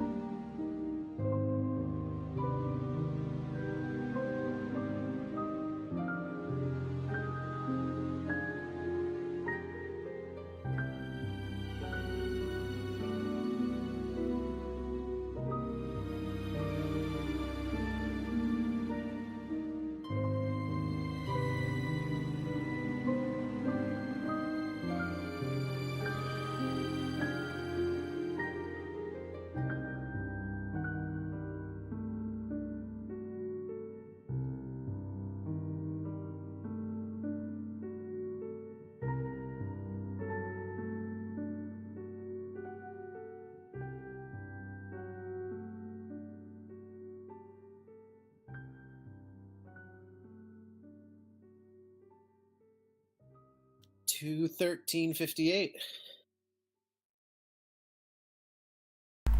There we have it. Congrats on world record.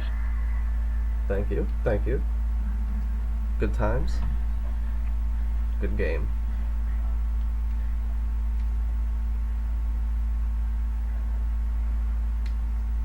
Is Tripmine doing his thing after this now? I think he dropped it. Oh, okay. So this is it. I'll check with him though.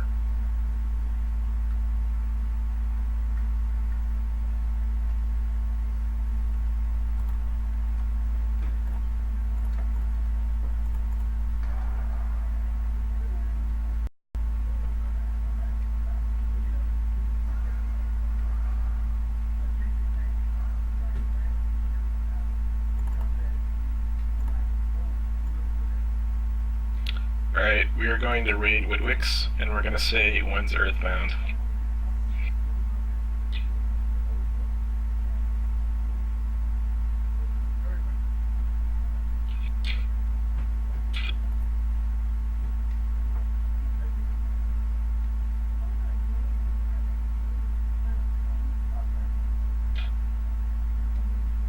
Should I host him too? Go for it. Do what you want, man.